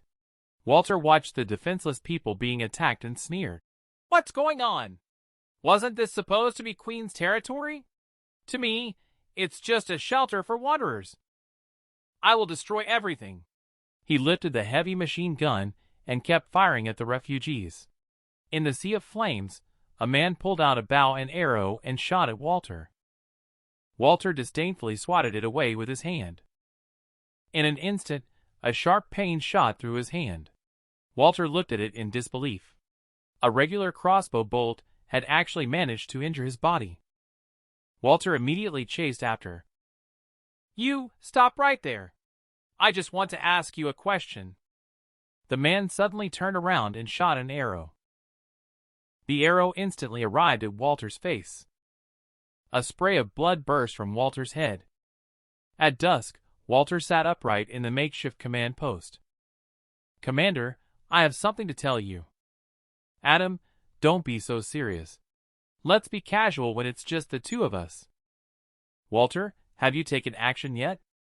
Walter smiled and said, In order to understand Queen's true strength, I attacked their base. But unexpectedly, they were no match for me. Adam was stunned. Walter continued, Adam, look at this arrow. It seems to be coated with a large amount of poison. It can easily penetrate a bulletproof vest. Walter, how many people have you hurt? Oh, you are so annoying. I just wanted to scare them a bit. Let them know how big the gap is between them and my strength. Adam felt helpless for a moment. Based on his understanding of Walter, there wouldn't be a single survivor. The 4th month of the Great Extinction. Queen bees appeared successively in the world. Queens of various insected races such as ants. With them leading the insected races, humans can finally catch their breath. But the ambitionists have also set their sights on this power. War is on the brink of breaking out. At this moment, a certain refuge in T-City. Survivors are starting to gather the bodies of the victims. Why? They just want to survive. This world has become like this all because of Peach Blossom Land. Can't we just barely survive? The war horn has sounded. We will kill them all. Diane, hurry up and find out the whereabouts of those bastards. Stay calm. We don't know the enemy's strength yet. We can't rush into it. I will notify Elder through the radio right now. Let's wait for him to come back and formulate a battle plan. At this moment, Martha led Elder to the place where Lori had fought before. Look at this, Lori's hair. She must have been here, Elder said as he looked at the debris all over the floor. It seems we are one step too late. Your friend has been captured. Moreover, it's a tough guy who uses Barrett as an air rifle. At this moment, the radio transmitted a secret code. The safe zone warehouse has been robbed. Firefighters are urgently needed now. Upon hearing this, Elder's face gradually darkened. His gaze returned to Adam. Walter, just listen to my advice. We can cooperate with Queen Bee without going to war. Do you think Benjamin really doesn't know that we secretly mobilized the army? He's just focusing all his energy on capturing Prince and not bothering with us. Adam, I know everything you said. But I'm not worried because you are by my side. So you should follow my advice. Even though we are using capturing Queen Bee as an excuse, when Peach Blossom Land is unified once again, we will be considered traitors. At that time, they will destroy us together with Queen Bee. That's how Peach Blossom Land is. No matter who ends up in charge in the end. Our fate is already sealed. Okay, Adam, you're good at everything. It's just that you have one flaw. You always tend to think of things in a negative way. As long as we control the Queen Bee, all problems will cease to be problems. That's the magic of power. Suddenly, Adam felt the breath of danger. He shouted, Ambush! Quick, get down. Unfortunately, it was too late. Intense artillery fire covered the entire command post. This is a war named Revenge. A temporary command base was attacked by sudden artillery fire. The soldiers grit their teeth and say, Everyone, provide covering fire. Avenge our fallen brothers. Walter, who was just arrogant, immediately became a fallen dog. Adam quickly commanded everyone not to move. This is the armored division of Country S. They can track moving targets. Right now, they're just using covering fire to force us out into the open. I told you not to move, but you still counterattacked. Sure enough, as soon as they moved, they were spotted. Target identified. Switch to effortless shell and fire at the target. A round of shells speeds towards the target location. In midair, each shell fragments into countless bullets. Bullets swept through every corner like a torrential downpour.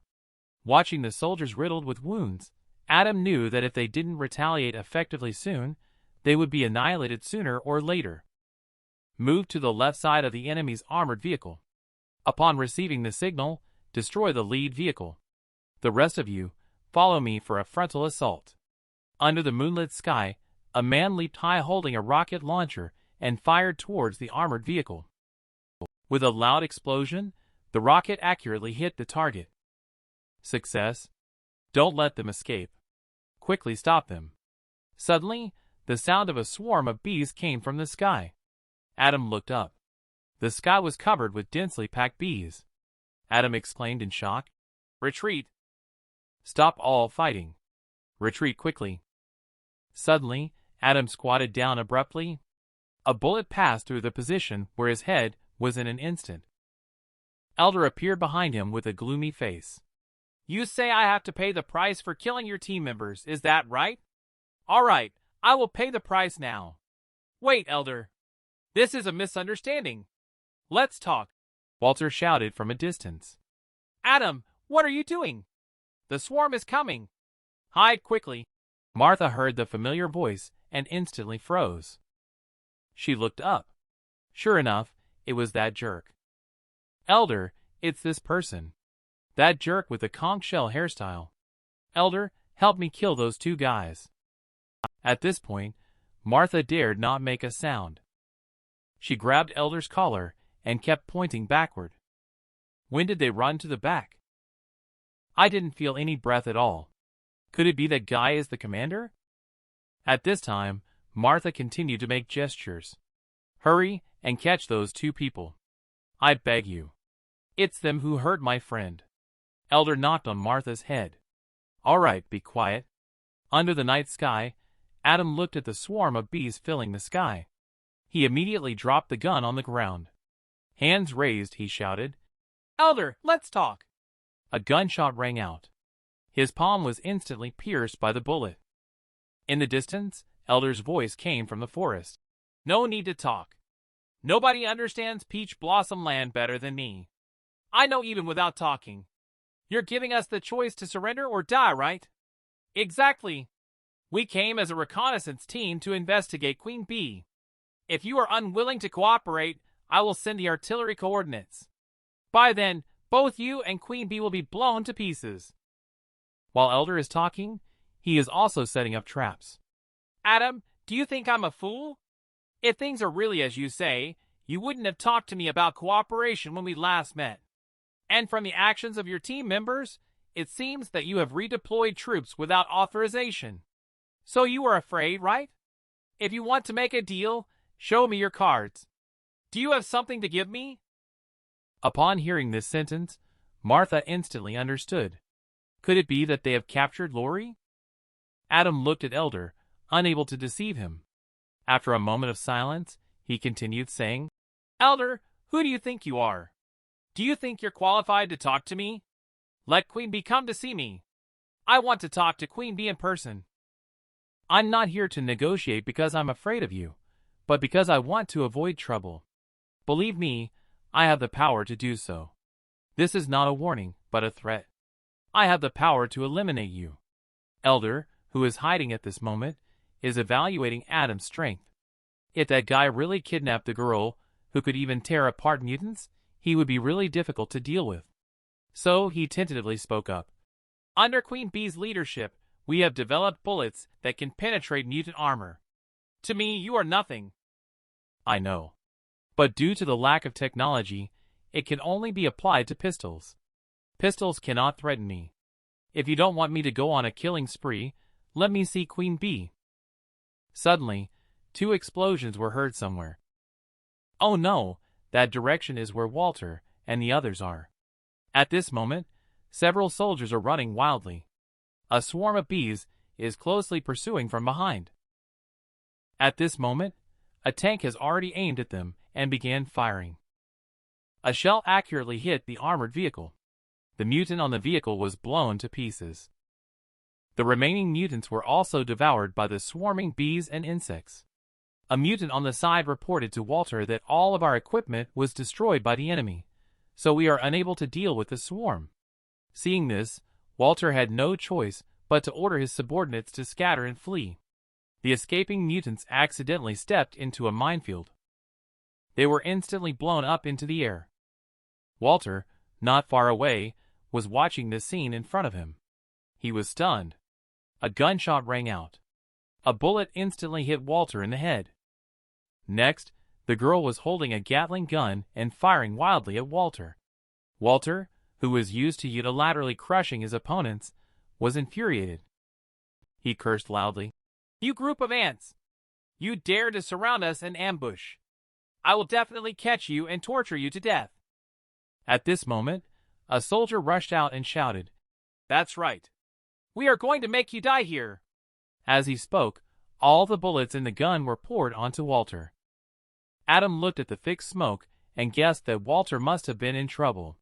Suddenly, 2 fangs grew out of his temples. The swollen arm tore the clothes apart. He suddenly rushed towards Elder. Elder shot at the illusion, but several shots missed. Just as he was about to approach Elder, Adam suddenly disappeared. Martha quickly shouted, Not up there. He's behind you. This is not a warning. It's a threat. I have that ability. At this moment, Adam circled behind Elder. He attempted to chop off Elder's head with a knife hand strike. Elder immediately lowered his head to dodge the attack upon hearing Martha's reminder. Adam turned around and followed up with a side kick. Startled, Elder quickly rolled forward. Immediately, the trees around them were cut in half by the air blades kicked out. Elder rolled behind a broken tree and shot at Adam. Adam dodged quickly, but still got hit by several bullets. Adam transformed into a rhinoceros and charged forward, breaking nearby branches.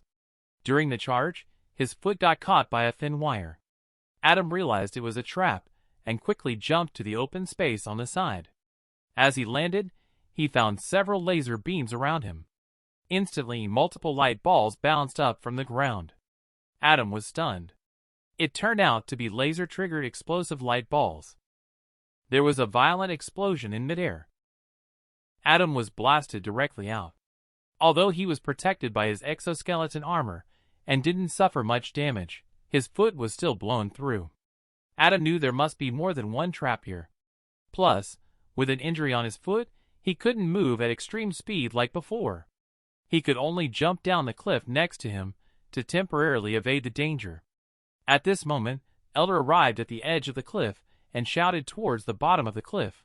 "Why are you hiding? Where is the arrogance you showed just now? If you don't want to come out, just hide. I have plenty of time. Wait until your teammates fall into ambush and die one by one. You won't be able to resist coming out to fight me again." Adam still remained silent. Seeing that Adam didn't come out, Elder played with a thin string in his hand, making traps, while continuing to provoke. "Do you know? In order to deal with mutants like you, we train day and night under Queen's guidance. If you lie down there for another minute, you will lose another teammate." Hearing Elder's words, Adam became more agitated. Suddenly, Adam moved towards the other side of the cliff, thinking of the gun he had abandoned. As long as he retrieved the gun, he would surely be able to kill that talkative old man. "If I get the gun back, I will kill that talkative old man." At this moment, Adam had already circled behind Elder, preparing to attack him by surprise, but he was noticed by Martha hidden in the darkness. Martha aimed her gun at Adam and started shooting.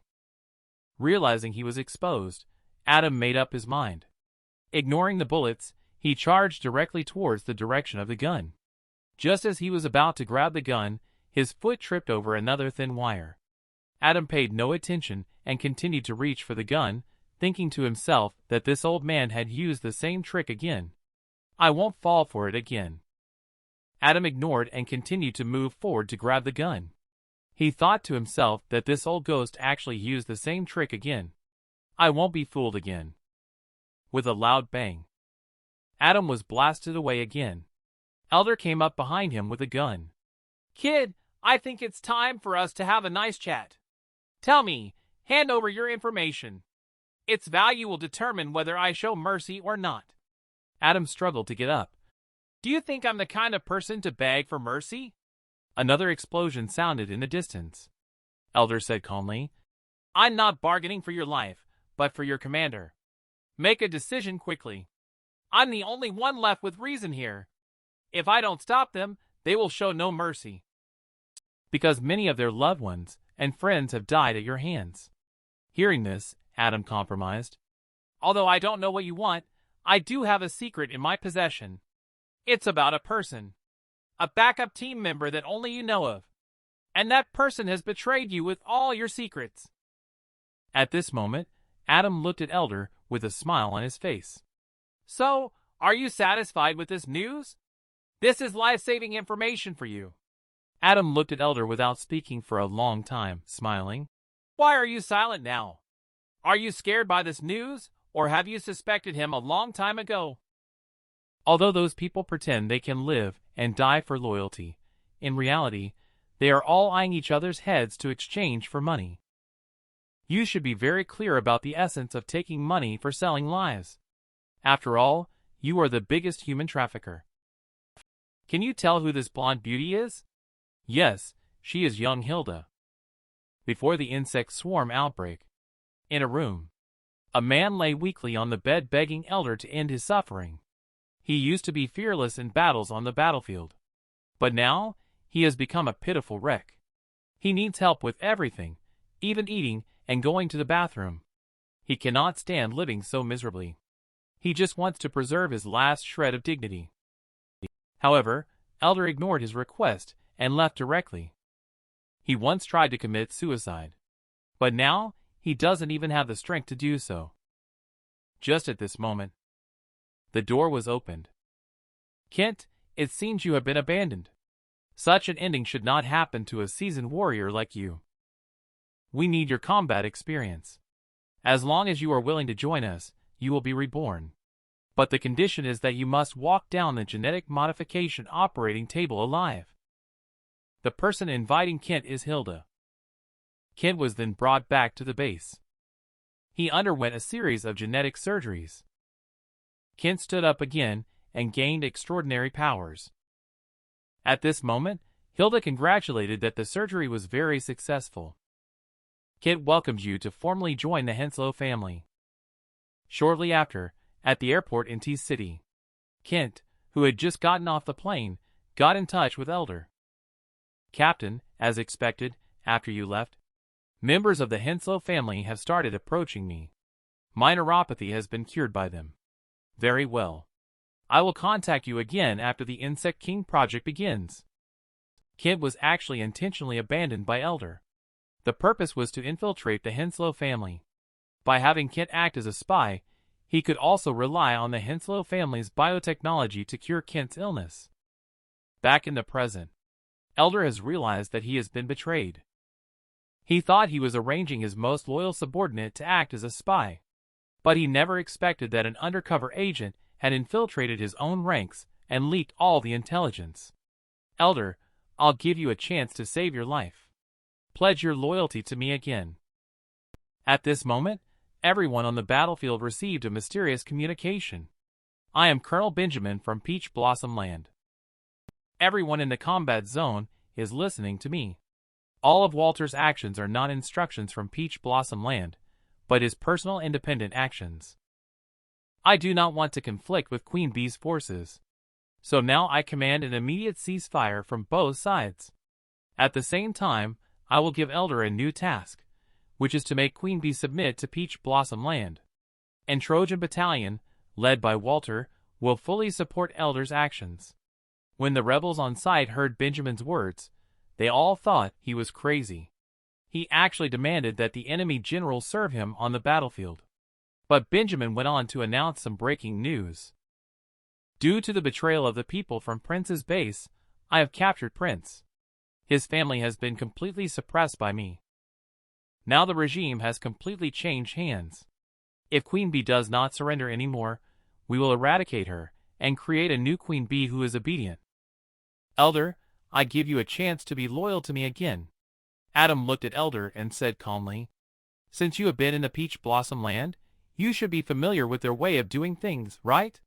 Your bases and underground fortresses should have already provided you with the necessary information. If you disagree, Peach Blossom Land will shell all of the strongholds. Even underground fortresses cannot withstand the bombardment of nuclear bombs. Elder eventually compromised. He said into the communicator, Queen Bee is not someone I can control, but I can provide everyone with a chance to negotiate. Very well, welcome back to Peach Blossom Land, Colonel Benjamin. Don't celebrate too soon. If you want to convince Queen Bee, then show her how much Peach Blossom Land values her. What do you mean, Colonel? You don't think just anyone can persuade Queen Bee, do you? Have someone influential talk to her. You said you've caught Prince, right? Then have him come and talk. Elder, are you crazy? Not really. Queen Bee has always believed that Prince is the leader of Peach Blossom Land. Just listening to you alone, Queen Bee won't meet you.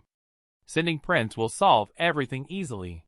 Colonel, are you lying when you say it's difficult to catch Prince? No, you misunderstood. I will meet with Peach Blossom Land and Queen Bee on behalf. Why did you let him go? I want to avenge Lori. Elder was very surprised at this moment. Benjamin actually managed to get ashore so easily. Colonel, do I have to explain it all over again? I have made up my mind.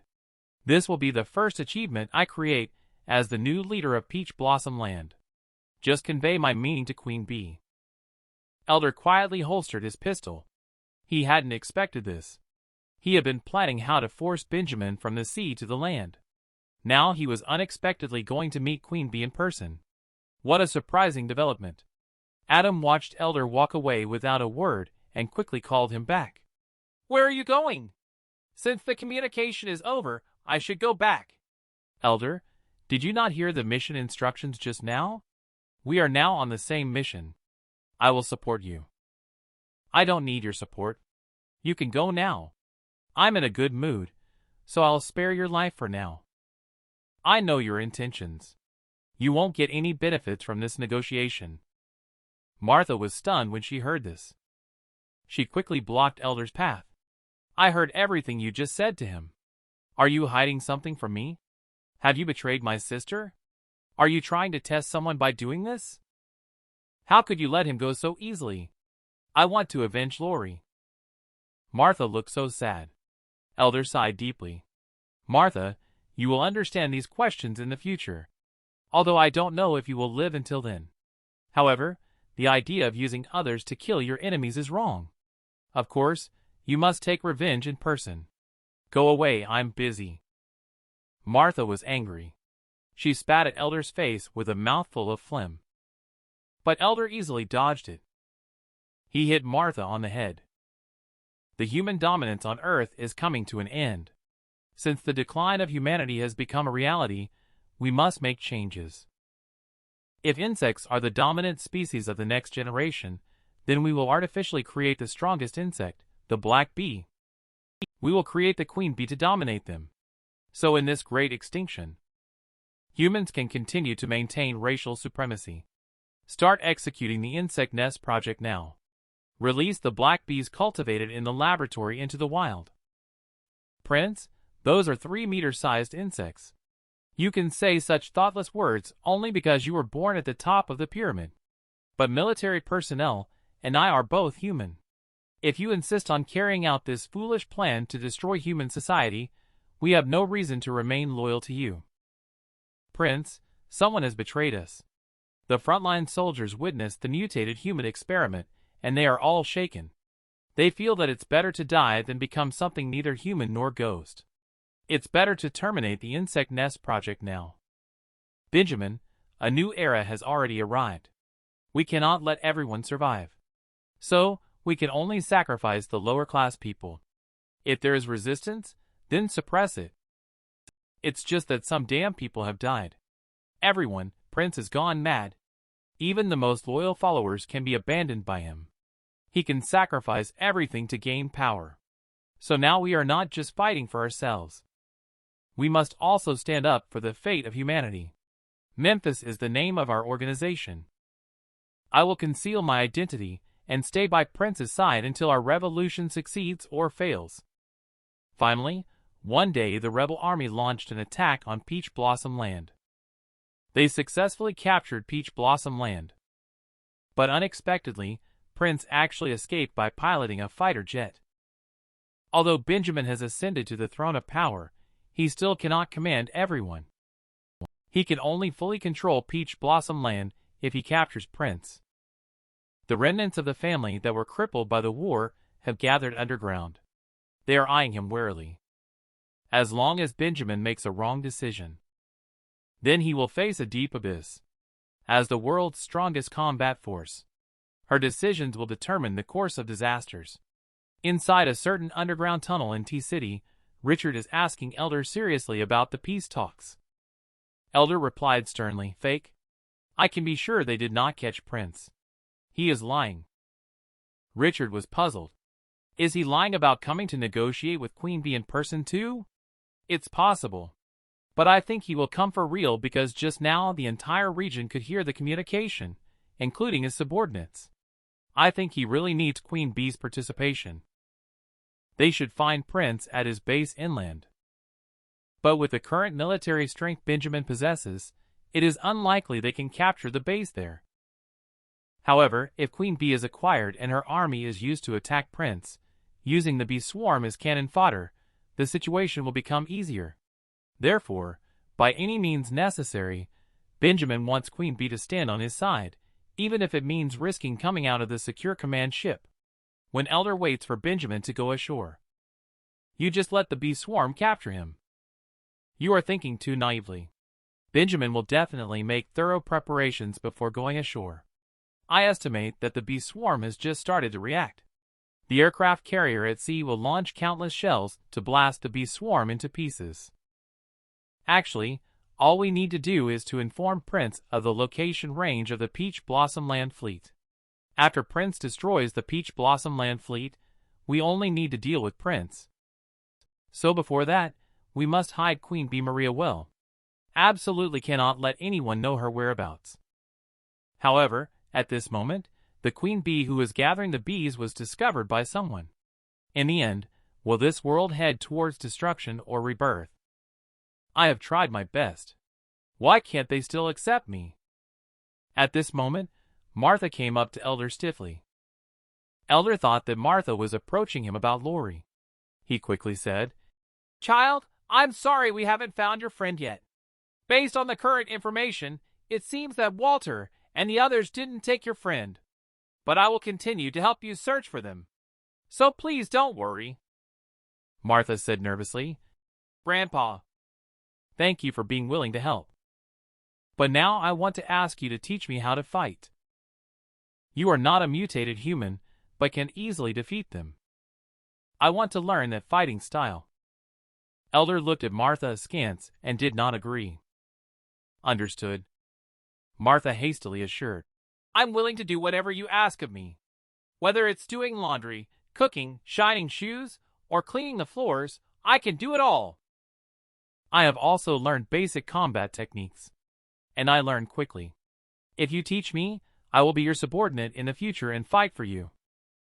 Elder looked at Martha as she talked non-stop. He hurriedly interrupted her and mentioned a famous general in China who said, An army does not need people skilled in martial arts. Those individuals may show off because of their fighting skills, run out alone to battle the enemy, disrupt formations, and lead to overall defeat. And you are that kind of person. A person like you who cannot control their emotions and only acts according to their own thoughts. It will have advantages in surviving alone. But it is definitely not a good choice for companions or team members. Listening to Elder's evaluation of oneself like this. Martha's explosive temper couldn't be contained anymore. We've only known each other for a few days. Do you think you really understand me? I can do anything well as long as I am determined to do it. Now you are using such an affirmative tone to deny me. What else does Martha want to say? But she found that Elder's face had turned dark.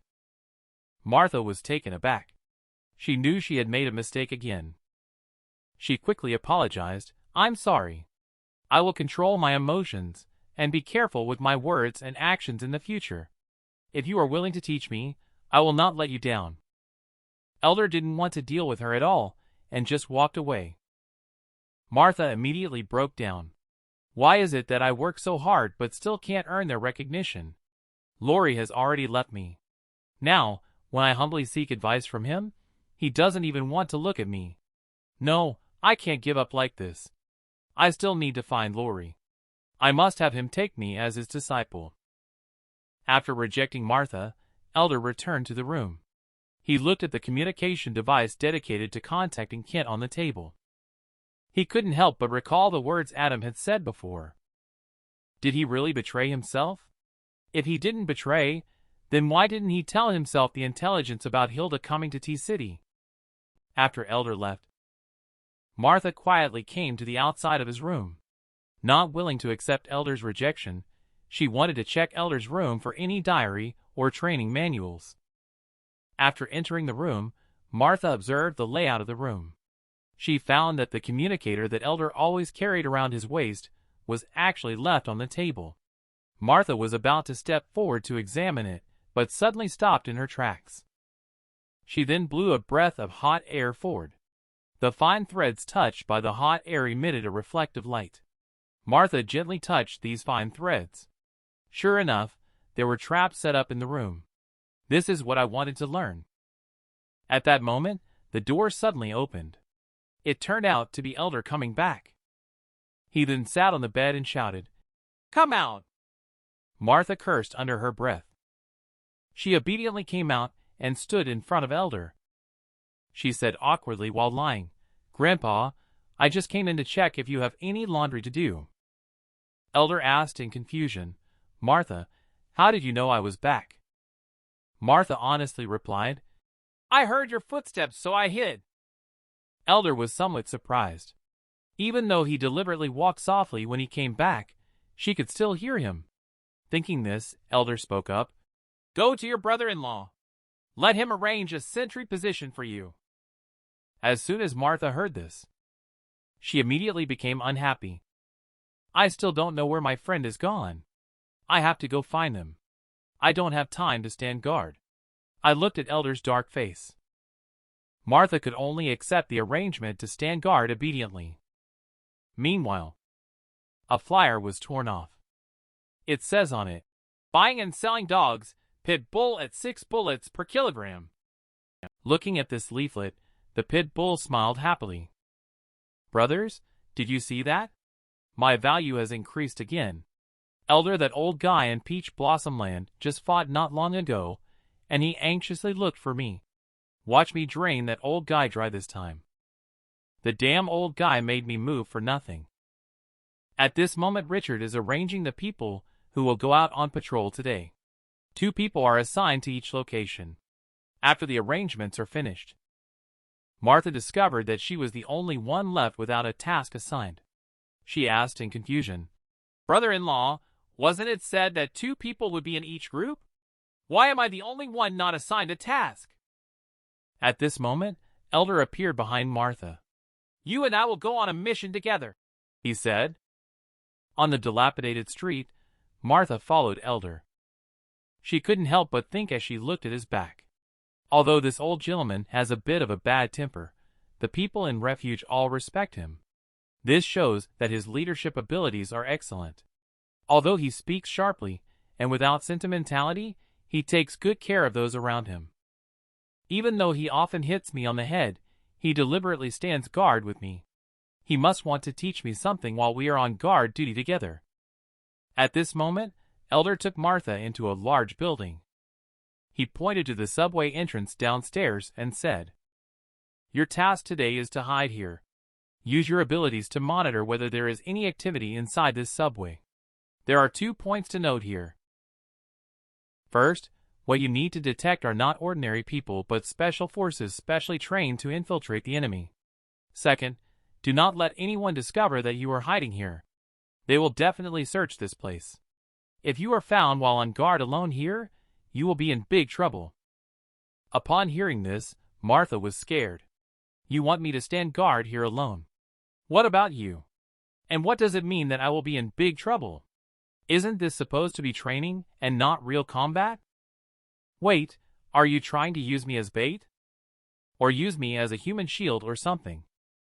Elder looked at Martha with a blank expression. "It all depends on whether you have the ability to be bait or not. Your current abilities are only slightly better than cannon fodder. This is the last time I explain it to you. From now on, you'll do as I say. I'll go work in a farther place. Start working now." After saying that, Elder turned around and left. Martha watched Elder's back, trembling with anger. In the dim subway station, Pit Bull found Adam. "Adam, Elder wants to hire me. If you Peach Blossom Land can offer a high price, I will tell you both the layout of the Resistance Alliance's defenses and Queen Bee's movements if you can offer a high price. I know your authority is not enough. You can report back to headquarters first. I will contact you when you agree on the price." After saying that, he left confidently. Pit Bull was very pleased at this moment. He felt that he could take advantage of the situation when the 2 major forces started to fight. Pit Bull suddenly discovered that the surroundings were full of insects. He panicked immediately because there was only one possibility in this situation: Queen Bee was targeting him. At this moment, Elder walked over slowly and said, "Pit Bull, long time no see. It seems that you haven't been thinking straight since you stopped being my lackey. Do you know why I didn't kill off all the remaining subordinates of Peach Blossom Land? It's to lure you out." Pit Bull was quite puzzled when he went to find the mutated human troops base. Confirmed that there were no people or Black Bee around. "Why did you come out by yourself?" "Got caught by this old thing as soon as I came out by myself. Martha is currently hiding at the corner of the alley. She dared not go out without Elder's orders. Originally, Elder asked Martha to stand guard at the subway entrance. This is to utilize Martha's keen perception to catch Pit Bull. Obviously, Pit Bull also knew that this time he was set up so thoroughly There must be someone who had been following him all along. Thinking of this, Pitbull suddenly shouted, "Who's hiding there? Come out!" Martha was so scared that she subconsciously flipped the safety off her handgun. Pitbull immediately caught the faint sound. "I see. It seems you are the one to find my guy." Pitbull walked out of the alley while speaking, wanting to see what the person who found him looked like. He was stopped by Elder exuding a terrifying aura. "If you take one more step forward, I will kill you," Elder threatened. But Pitbull wasn't scared at all. "If you kill me, my teammates will immediately join forces with the mutated human squad. Would that be good for you?" Not to mention, I never said I wanted to be enemies with Queen Bee. I just want to get what I deserve. You can't even meet this basic condition for me. It seems that the outcome of this battle is already clear without fighting. The coward in the corner, come out quickly. Martha feels very upset after hearing Pitbull calling herself a coward. A huge bug claw suddenly appears next to Martha, scaring her so much that she breaks out in a cold sweat. Run, Lori, as it is impossible for people to take every step correctly. Choose your own path and keep running, even if you fail. Take advantage of your youth to start over from scratch. At this moment, Lori, who was brought back to the base by Hilda, sadly looks at Alan in the nutrient tank. "Hilda, how could Alan be here? When I left you, I found his body on the cliff. I brought him back out of the respect for our past master-apprentice relationship, preparing for a proper burial. Later, through Alan's body, I found out that Martha was not lying." Lori angrily questioned Hilda. "Why didn't you help us back then? You clearly had the ability." Looking at Lori's sad expression, Hilda said helplessly, "I am a commander. I cannot waste combat power in battle due to personal feelings. I bear the lives of my subordinates. I cannot harm them due to personal reasons. The reason I can take care of you now is because you have value." Inside the secret base, a scientist is explaining Alan's condition to Hilda based on the data on the monitor. "Captain, this young man you brought back last time is essentially a dead man from a medical perspective. But he can still detect subtle brainwaves. This state is similar to a hibernation state. If there were zombies in the world, I guess this young man would be it. What substance turned him into this state is still undetectable. I wouldn't believe in such an existence if I hadn't seen it with my own eyes. Also, Captain, the other young man you brought back this time. He has regained consciousness fully after undergoing a heart transplant. However, through examination, it was found that he is also in a state of death. According to the description in your report, the commonality between these two individuals and the queen named Lori is that they had close contact with her. But we cannot know why she was able to enslave the two servants. We can only hope that we will be able to discover the secret of immortality through her research in the future." At this moment, Lori stood on the deck, reminiscing about the hardships of this period. She felt like she was dreaming. At that moment, Hilda, dressed in combat gear, approached Lori. Hilda knew that Lori had not yet emerged from the shadow of surviving the doomsday. So she asked, "Lori, how did you use to release yourself when you were very exhausted before?" "I would run on the campus playground. I would run until I couldn't see anything around me, until I felt nothing at all. At that time, Alan would say to me, 'What troubles you again?' Unfortunately, we didn't cherish that period of time."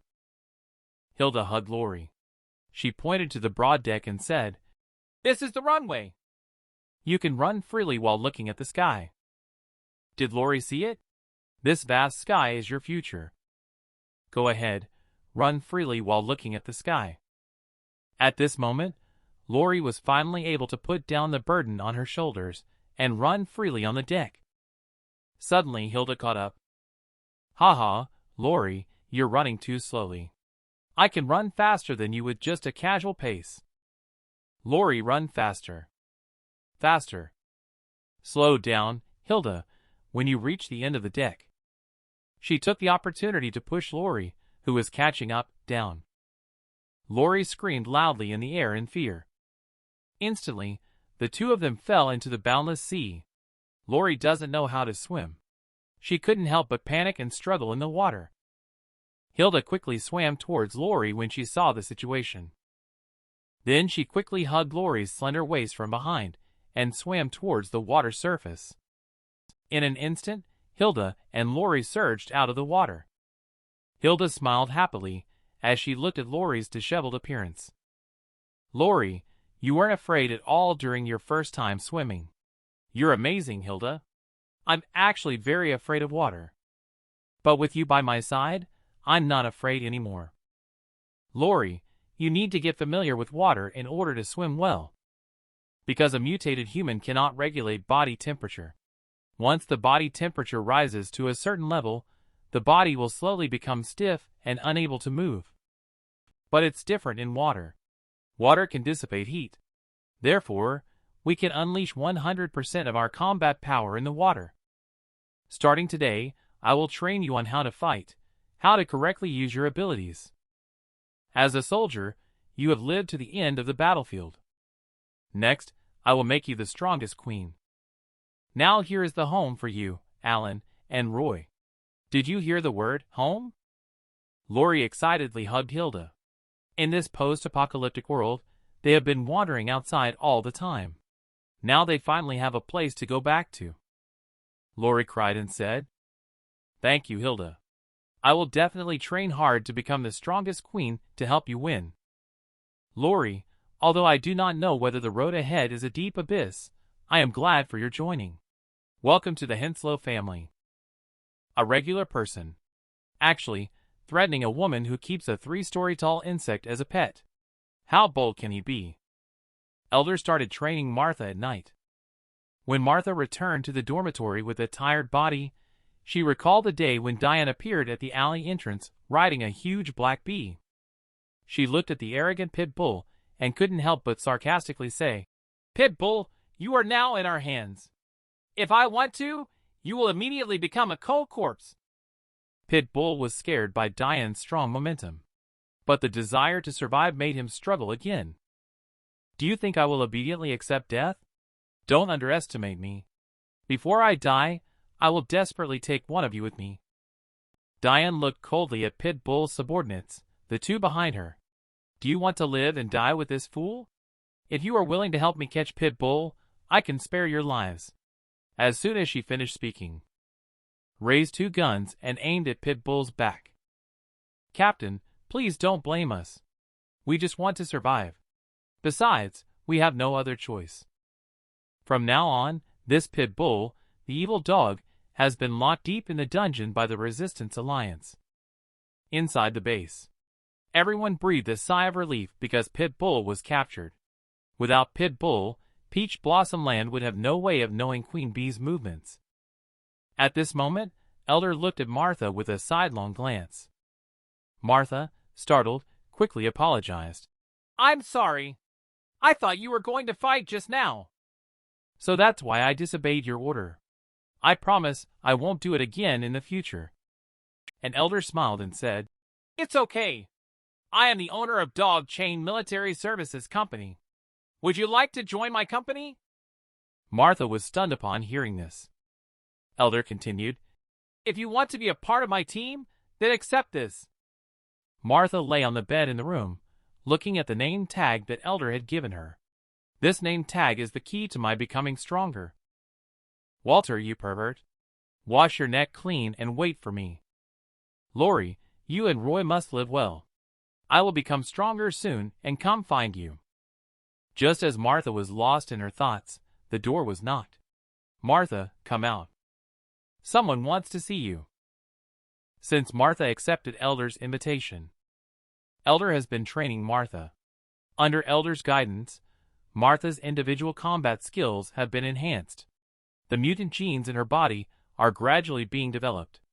Elder took Martha to the entrance of an underground tunnel. Curiously looking at the insects in the tunnel, Martha asked us where we were going. Are we going to start a new training project today? At this time, a figure appeared in the tunnel. When she saw who the person was clearly, Martha ran over excitedly. Sister, are you really Sister Maria? Martha can't believe she can see a family member after the great disaster. Maria then pulled Martha towards the depths of the cave. Once they entered, the black bee that was originally perched on the cave instantly blocked the entrance. Martha, I've heard about you from Elder. You've been through so many hardships to get here. You are truly remarkable. The time you spent training under Elder has put my mind at ease. Elder once led the legendary mercenary corps. Make sure to learn well from him. At this moment, Elder spoke up. Pitbull has been taken care of by me. Next, we need to face the struggle among the three factions. Maria continued speaking. Currently, among the three factions of Peach Blossom Land, Prince and Queen Bee, we are the weakest. Therefore, we need to stay away from the conflict. But as long as we are given enough time, we will become stronger and stronger. So we cannot ally with any party. As long as we show our attitude of only wanting to cooperate with the strong, it will be fine. Suddenly Maria took off her glasses. She glared at Elder with a face full of hostility. Why did you let Martha become your team member? Elder replied solemnly. When I first saw this child, I had a premonition. She will decide the outcome of this war. So I decided to train her. Maria heard this and earnestly apologized to Elder. So Martha will be in your care. Elder left the tunnel with Martha after speaking. Back in the room, Martha asked curiously, Teacher, how many people are in your mercenary company? But she received a surprising answer. The company only has Elder and Martha, 2 people. At that moment, Elder's communicator suddenly rang. Elder, this is Benjamin. These are the conditions for me to personally meet Queen Bee. The time and location must be determined by me. The time will be 3 days from now. The location will be on the deck of my command ship. You should understand why I chose this place. If anyone leaks the location to the Henslow family, your Queen Bee will die with us when the time comes. The Elder seemed a bit angry at Benjamin's words. Benjamin, are you drinking? You dare to mention such conditions. I'm giving you 2 days to come to T-City. Otherwise, the negotiation will be off. Does anyone still remember this malicious woman? Exactly. She is Doris, who once wanted to take Lori's body. Inside the underground base. At this moment, a figure is struggling in the cocoon. With the breaking of the cocoon, a humanoid creature fell out of the cocoon. The creature tried to struggle to stand up, but she was too weak. There was no strength in her body at all. Above the beehive, Diane and Elder looked at everything coldly. At this time, Diane said coldly, The replicas that were previously released were all retrieved before their lifespan was depleted. This is the last replica now. Elder said cautiously, Make sure no one knows about this place. Train her behavior well during this time. Make everyone think she is the Queen Bee. In fact, a long time ago, Elder was using Queen Bee's cells to cultivate a replica of Queen Bee herself.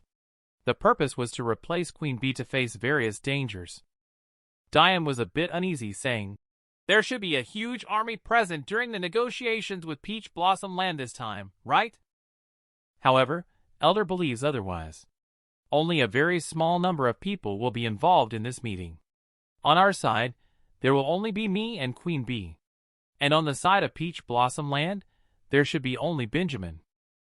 Diane asked in confusion. Elder, why do you have to go? Sending a duplicate of Queen Bee should suffice. Elder sighed helplessly. If I don't go, Benjamin won't show up, because he will find it suspicious. He will only let down his guard when I show up. Besides, our target is not Benjamin at all. Our target is their command ship. Just destroy the command ship of Peach Blossom Land. Then the strategically placed weapons of Peach Blossom Land will not be able to be activated. I want to drive them out of the sea paradise. I want those ivory tower people to experience the pain we have endured. In the vast sea, Benjamin is greeting someone on the command ship.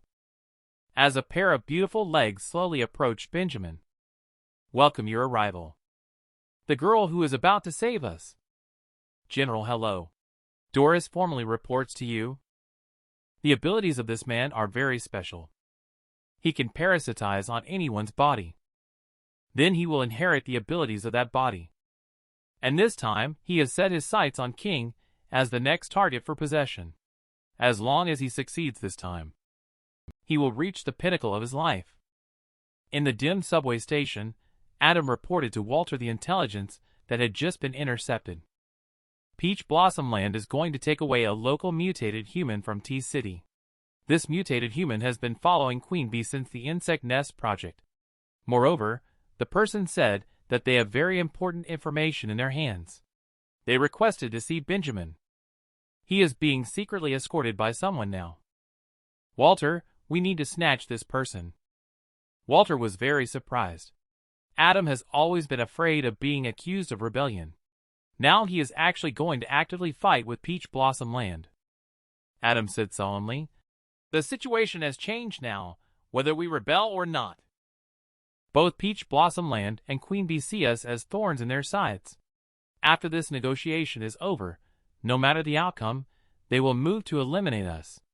Seize this opportunity. We will go seek refuge with the Henslow family." Upon hearing this, Walter roared angrily, "Adam, are you out of your mind? I am only a distant relative of the Henslow family. I betrayed the family in the first place to step on Prince's feet. Now you want me to go back. Even if I return, do you think Prince will accept me?" Walter, calm down. This is our only way out. As long as the information in the mutated human's hands is of high enough value, Prince will definitely accept you. Let me introduce you to Walter. He is Pit Bull's right-hand man. The information is provided by him. This mutated human is not simple. His name is Favre. He used to be Queen Bee's henchman. Later, he escaped to Peach Blossom Land to serve as John's right-hand man in battle with Queen Bee. In that battle with Queen Bee, he survived and discovered Queen Bee's secret. That's why Benjamin secretly escorted him. Adam, you are right. With this opportunity, perhaps I can overthrow Queen Bee and rule the world. The man was looking up at the sky, fantasizing about parasitizing King's body and getting close to Queen Bee to climb to the pinnacle of world power. But the next second, his fantasy was shattered by the cruel reality. At that moment, the armed reconnaissance helicopter responsible for vigilance was shot down by a rocket. Immediately after, the armored vehicle in the front was also instantly destroyed. The convoy immediately counterattacked after being attacked. The armored vehicle released several drones in an instant. They identified the attackers through the drones. After discovering the enemy, the drones launched suicide attacks instantly, seizing the moment when the enemy was routed. The armored vehicle immediately increased its horsepower to prepare to break out of the encirclement. However, they accidentally fell into a trap and were blown up by a landmine in an instant. At this moment, Walter appeared in the middle of the road wearing a mask. He was holding the insect sword and chopped the drone into pieces with a cross slash when he broke into the armored vehicle. But what greeted him was a burst of bullets. Faced with the bullets shooting towards him, Walter did not retreat. The bullets landed on him, and sparks splattered everywhere. Walter picked up the gun and instantly took out 2 soldiers. The whole battle lasted only a short 10 minutes and ended. Favre was dragged out like a dead dog. When Walter saw his face clearly, he instantly vomited at his ugliness. He immediately turned around to ask for the information in the hands of the ugly man. Favre immediately smiled triumphantly. So many people actually want this information. He can now freely set his conditions. However, his laughter sounded so unpleasant that it annoyed Walter. He was immediately dragged into an armored vehicle by Walter and had his limbs broken. After some torture, Favre gladly spit out the intelligence. This intelligence satisfied Walter greatly. With this information, Walter could easily return to the Henslow family. Then, Walter sent Adam to make contact with members of the Henslow family. Looking at Favre with all his limbs broken, the mutated human soldier was quite troubled. He asked Walter if he should bury him immediately. After thinking for a moment, Walter stopped him. This person may still be useful in the future, but he is too ugly, and I really don't want to see him again. How about this? You two put him in the ammo box and take him back. Upon hearing this, Favre weakly said, The box is so small, how can I possibly fit in? Walter sneered. Are you stupid? Just cut off the excess parts and you'll fit in. Accompanied by the sound of cutting, Favre was forcibly stuffed into the barrel, in a secret base somewhere. As the former Queen Bee of None, she watched the sunset and prayed to God. Oh God, why are you watching as the world you created is destroyed like this? Your loyal followers are struggling to survive. If you insist on destroying this world, then we can only make you disappear from this world. The 4th month after the Great Extinction. As the strongest queen bee among many queens, her power has aroused the greed of 2 overlords. As the overlord who controls millions of insects and rules over a city, she is going to negotiate with Benjamin tomorrow. Although this negotiation will be conducted by a replica of her, she can only stay here and wait for the results. However, she feels uneasy about others bearing the danger for her. At this moment, the person next to her said that this is all part of the battle plan. Currently, Queen Bee cannot afford any accidents. When everyone saw 10 million golden threads piercing through the darkness, the conversation that would determine the fate of countless people was about to begin. Although this negotiation was an unexpected move, Benjamin had no choice but to go ashore. Benjamin was well aware of the situation, but at this point, he had no other option but to proceed alone to the negotiation. Benjamin's subordinates were puzzled by his decision to go alone for the negotiation. But Benjamin confidently said, Whether it's the Queen Bee or the Prince, they will not take action against me. The current situation is like a showdown among 3 gunmen. Their respective hit rates are 100%, 70%, and 30%. Interestingly, the one with the lowest 30% hit rate has the highest survival rate. This is the trap of the 3-way struggle. The most taboo thing in the struggle among the 3 factions is to strike first. The side that remains still will always be the ultimate victor. Currently, Prince's goal is to locate the command ship of Peach Blossom Land and destroy it. However, they cannot obtain the coordinates of the command ship. Therefore, Prince will not make a move for the time being. If Queen Bee attacks me, then she will ultimately be destroyed by Prince. If I can cooperate with Queen Bee, then I will certainly be the final winner. In the camp of the Allied forces, refugees and soldiers are gathering together for a barbecue. After the Great Extinction, they are finally harvesting the crops they planted on the previously cultivated riverbed. Today marks their first bountiful harvest, bringing them one step closer to rebuilding T-City. As a result, everyone is smiling with joy, even Martha, who is blushing as she eats. Brother-in-law couldn't help but feel sorry for Martha as he watched her eat so voraciously. But Martha didn't see it that way, because this journey has made Martha realize a truth. In such dark times, if you don't have enough power, then you can only become a tool in the hands of others. At this moment inside the underground tunnel, Elder and Diane carefully observe the replica of Queen Bee. This replica looks exactly like Queen Bee in every detail except for the inability to speak. So now all we can do is wait. A strong light flashed across the calm sea surface. The command ship, the ruler of the sea, was bombed in half and sank to the bottom of the sea. Inside the underground tunnel, Elder is very satisfied with the replica of the Queen Bee. He instructed Diane to hide, and then he was ready to go back to rest. He found Martha waiting in front of the door. Martha didn't see her master at the banquet, so she intentionally saved some meat for him. After a moment of silence, Elder said a simple, "Thank you." Looking at Martha's uneasy expression, Elder said coldly, "Just ask whatever you want." Martha, feeling embarrassed, asked, "Isn't there another employee in our company? I'm a bit curious about him." "You already met him last time when you were being shadowed." Martha felt embarrassed upon hearing Elder's words. She was caught in the act of secretly following the master. When she returned, she boasted about it proudly everywhere. On the calm sea surface, an aircraft carrier was sailing forward as usual. At this moment, a strong light illuminated the night sky. The most powerful weapon was unexpectedly bombed into two halves and slowly sank into the sea. At this moment, a soldier discovered that Peach Blossom Land suddenly disappeared from the radar. He immediately informed Benjamin about the situation. The Peach Blossom Land is sunk. Not only that, even the entire escort fleet has sunk. Upon hearing this news, Benjamin roared in disbelief. This can't be happening. Double-check everything. The coordinates of the Peach Blossom Land should not have been exposed, and there were no missile alerts or any other abnormal information transmitted. At this moment, the communication system suddenly connected to a channel.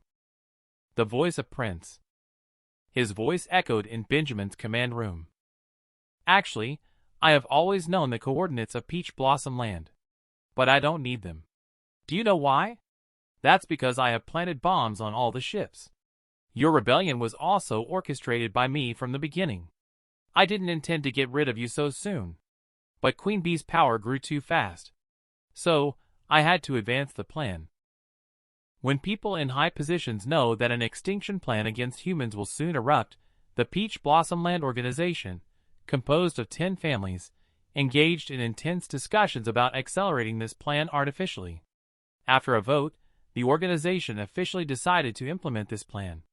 However, wanting to cultivate a queen bee who can control the black bee is completely inadequate with their limited resources. So they turned their attention to the masses, throwing black bees in the city area. To cultivate beehives with a massive human base, and then create the strongest queen bee. This is the Insect Nest Project. And Prince has a hunch that this plan will succeed. Then this organization will start a civil war. After all, no one can resist the temptation to dominate the world. To avoid being drained by civil war, Prince formulated a rebellion plan composed of mercenaries. So Prince intentionally leaked the Insect Nest Project and let the news spread among the mercenaries. For family. They have only one path, to betray Prince. Then Prince pretended to be defeated in battle. He hid with his loyal followers. Sure enough, mercenaries rose in rebellion while the 9 families were engaged in civil war, and they defeated them all. And the prince, who was defeated early on, had already been ignored by everyone. The hiding prince watched as the 9 families fought among themselves, curious to see how far the upstart Benjamin could go. But what Prince couldn't understand was, ever since Benjamin took the throne as the leader, he has surprisingly made a series of low-level mistakes. Prince had originally planned to wait for Benjamin to defeat Queen Bee before making a move to snatch Queen Bee away. However, Queen Bee's growth and strength has already exceeded Prince's control. This forced Prince to make a move earlier than planned.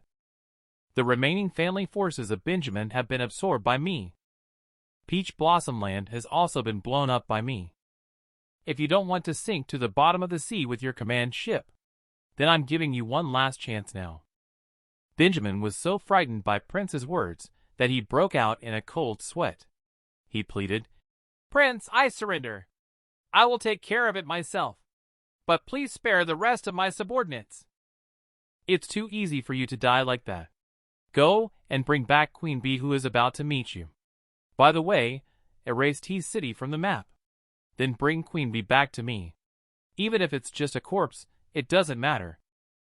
At this point, Benjamin can only resign himself to his fate. He launched an attack on T City. As a plane dropped a large number of bombs. A bustling city was bombed into ruins in an instant. Elder watched as thick smoke rose from the secret base. He shouted into the walkie-talkie, Everyone evacuate from refuge. Do not go into the bunker. Everyone scatter and hide in the underground tunnels. Richard, who received the order, quickly broadcasted the message over the radio. Martha immediately realized something was wrong upon hearing this. At that moment, she immediately thought of her teacher. She hurriedly ran out of the dormitory, following the training from Elder. Martha can now easily climb over a wall that is over 10 meters high. The bombing in the city has not stopped yet. The refugees looked back at their former refuge unwillingly before leaving. They couldn't understand why it was so hard for them to just survive. As ordinary people, they never intended to interfere with the interests of Peach Blossom Land. However, Peach Blossom Land was about to disrupt their livelihood and take away their food. With no other choice, they could only flee with their families to save their lives. At this moment, Benjamin, watching the city filled with smoke, once again ordered the launch of cruise missiles. The target was the negotiation location agreed upon with Elder. As 4 missiles quickly rose into the air, the Alliance Command detected the source of the missiles at this time. The command quickly notified Elder. Benjamin is attacking us. He launched cruise missiles towards the meeting point. Upon hearing this news, Elder's face was covered in bulging veins. He hastily fled the negotiation site with a clone of Queen Bee. Elder picked up the walkie-talkie. Instruct Diane to immediately execute Plan F now. Upon hearing this command, Diane instantly froze. If the F plan is implemented, then now is the worst-case scenario. At this moment, a transport plane arrived over the city. As the cabin door opened, Lori and Hilda wearing combat suits prepared to paradrop into T-City. Hilda said to Lori next to her, "Ready to go." Lori responded with an indifferent expression. Then she jumped down. In midair, the combat suit on Lori's back lit up with a red light. Soon, a pair of large butterfly wings unfolded. Lori and Hilda flew straight from the sky to T-City. "Have you seen that sickly sweet woman? She's back again." At this moment, an armored vehicle instantly crashed through the gate of refuge. Elite soldiers inside the vehicle quickly disembarked and stood guard. And their commander is a woman. They are a special ops team secretly trained by Benjamin. Each of them is a master at taking on hundreds. They are here for one purpose only. That is to steal Queen Bee and then kill everyone. She watched the city filled with smoke. The desire for slaughter and destruction only made her more excited. She looked at the reflection in the broken glass on the ground.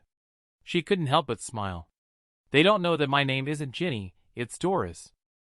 It's not the original owner of this body who absorbed the core. It's me who devoured it.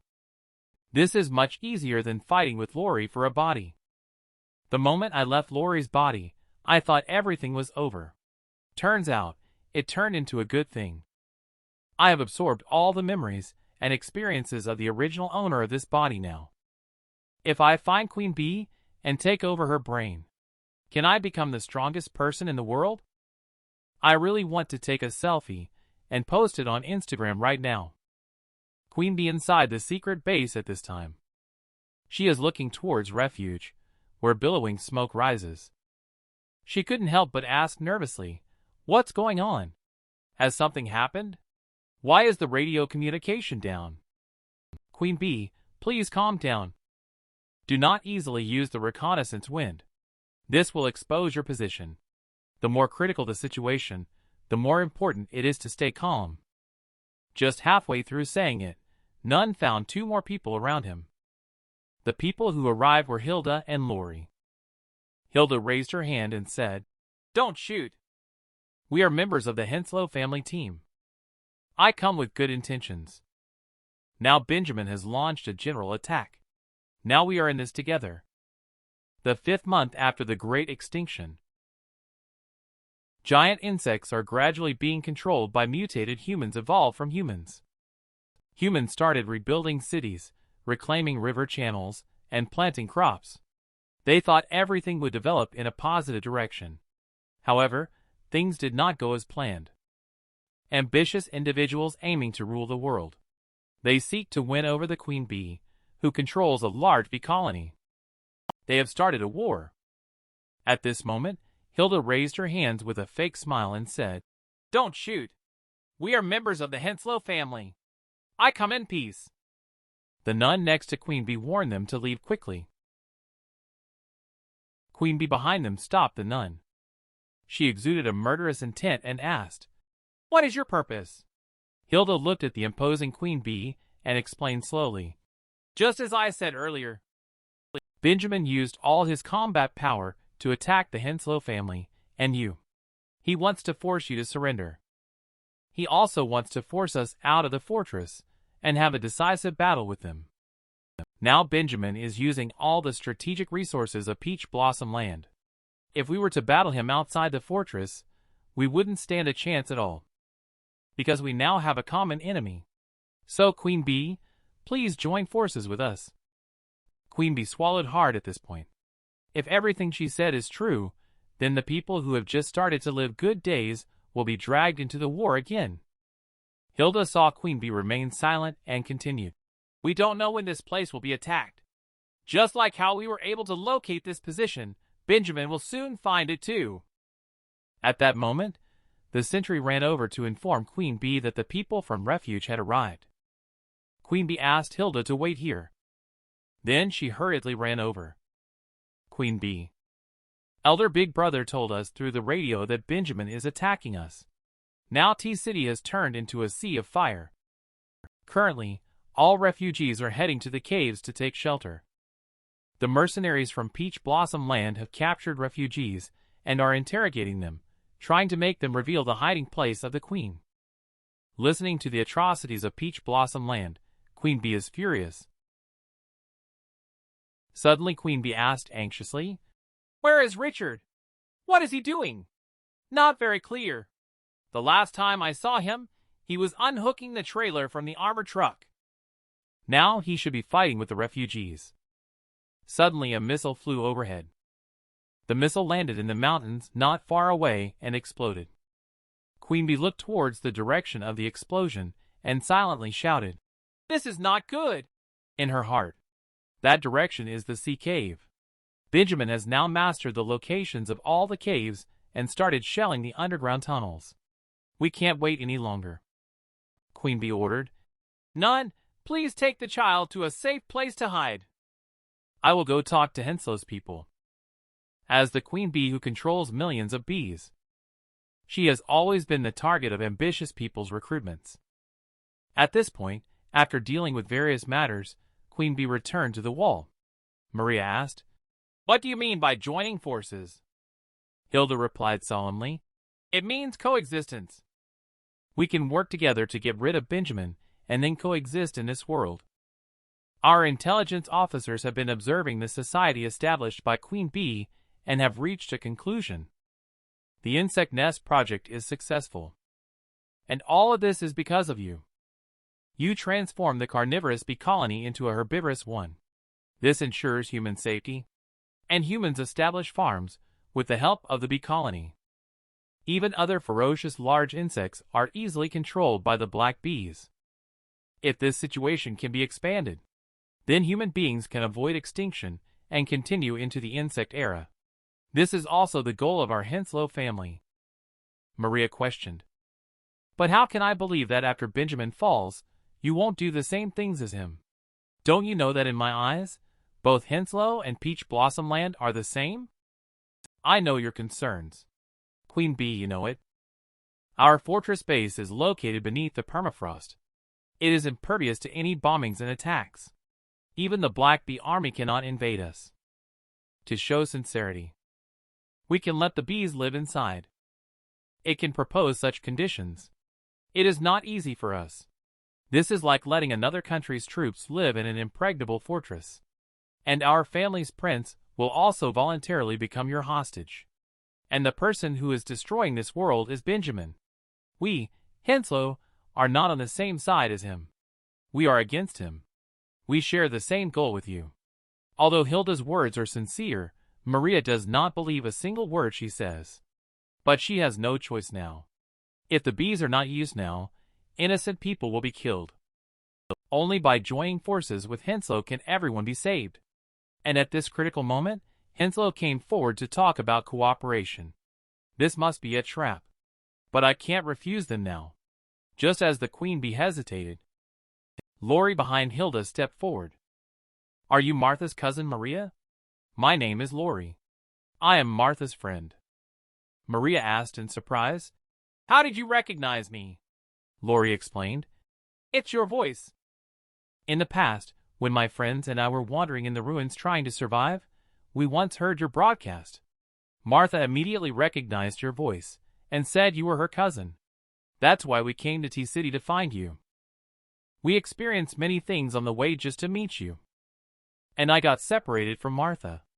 I met Hilda on the way, and she saved my life. Maria, have you seen Martha? Where is she now? Is she doing well? Maria looked at the distant black smoke rising and said slowly, Martha is in the Shell refugee. Maria turned back to Hilda and said, I am willing to work with you. After speaking, several insect claws grew out from her back. Right after that, her whole body was covered in red insect armor. She emitted a strong pheromone into the sky. The surrounding forests started to tremble.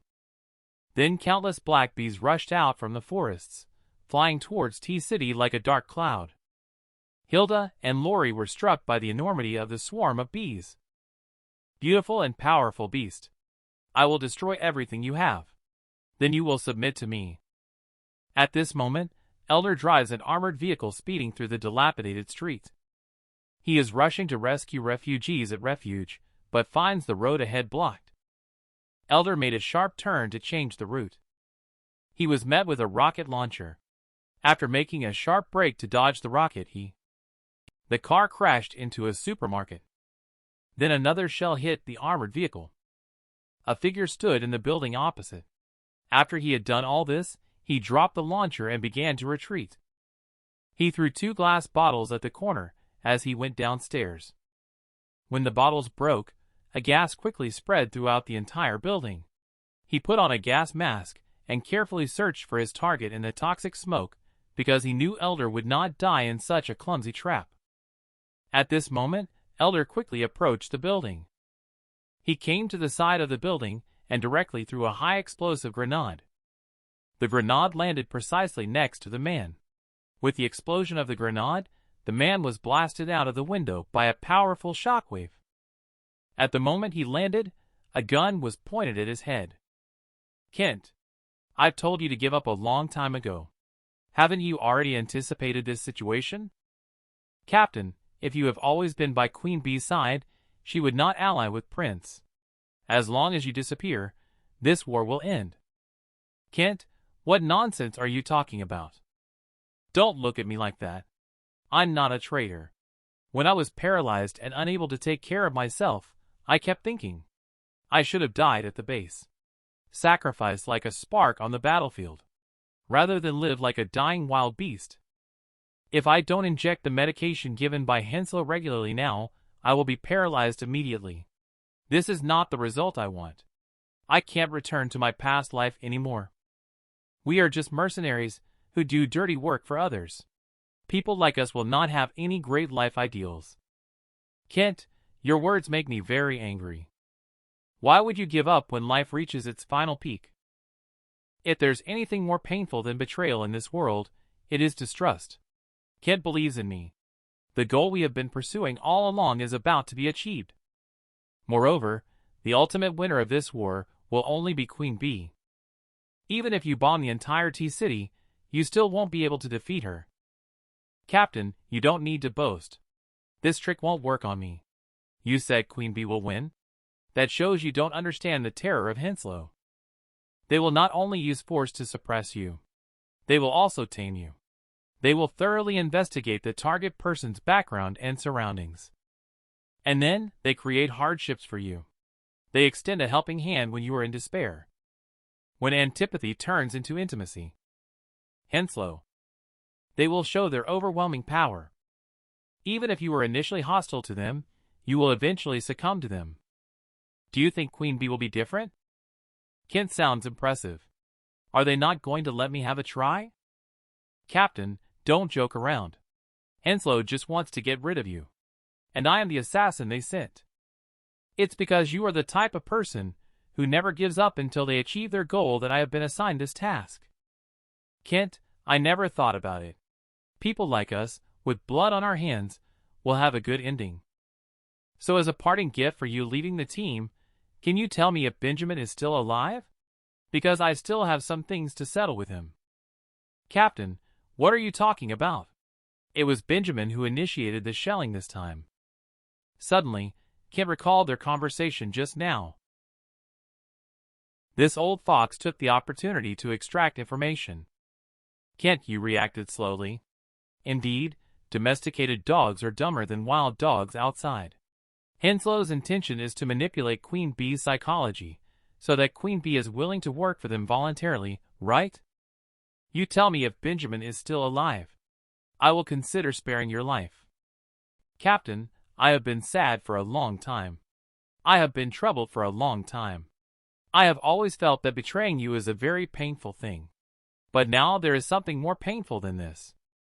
That is that you do not trust me. With a gunshot, Elder and his former confidant engaged in a showdown. War is cruel. A little girl looked at the refuge being bombed by artillery fire. She couldn't help but shed tears of sorrow.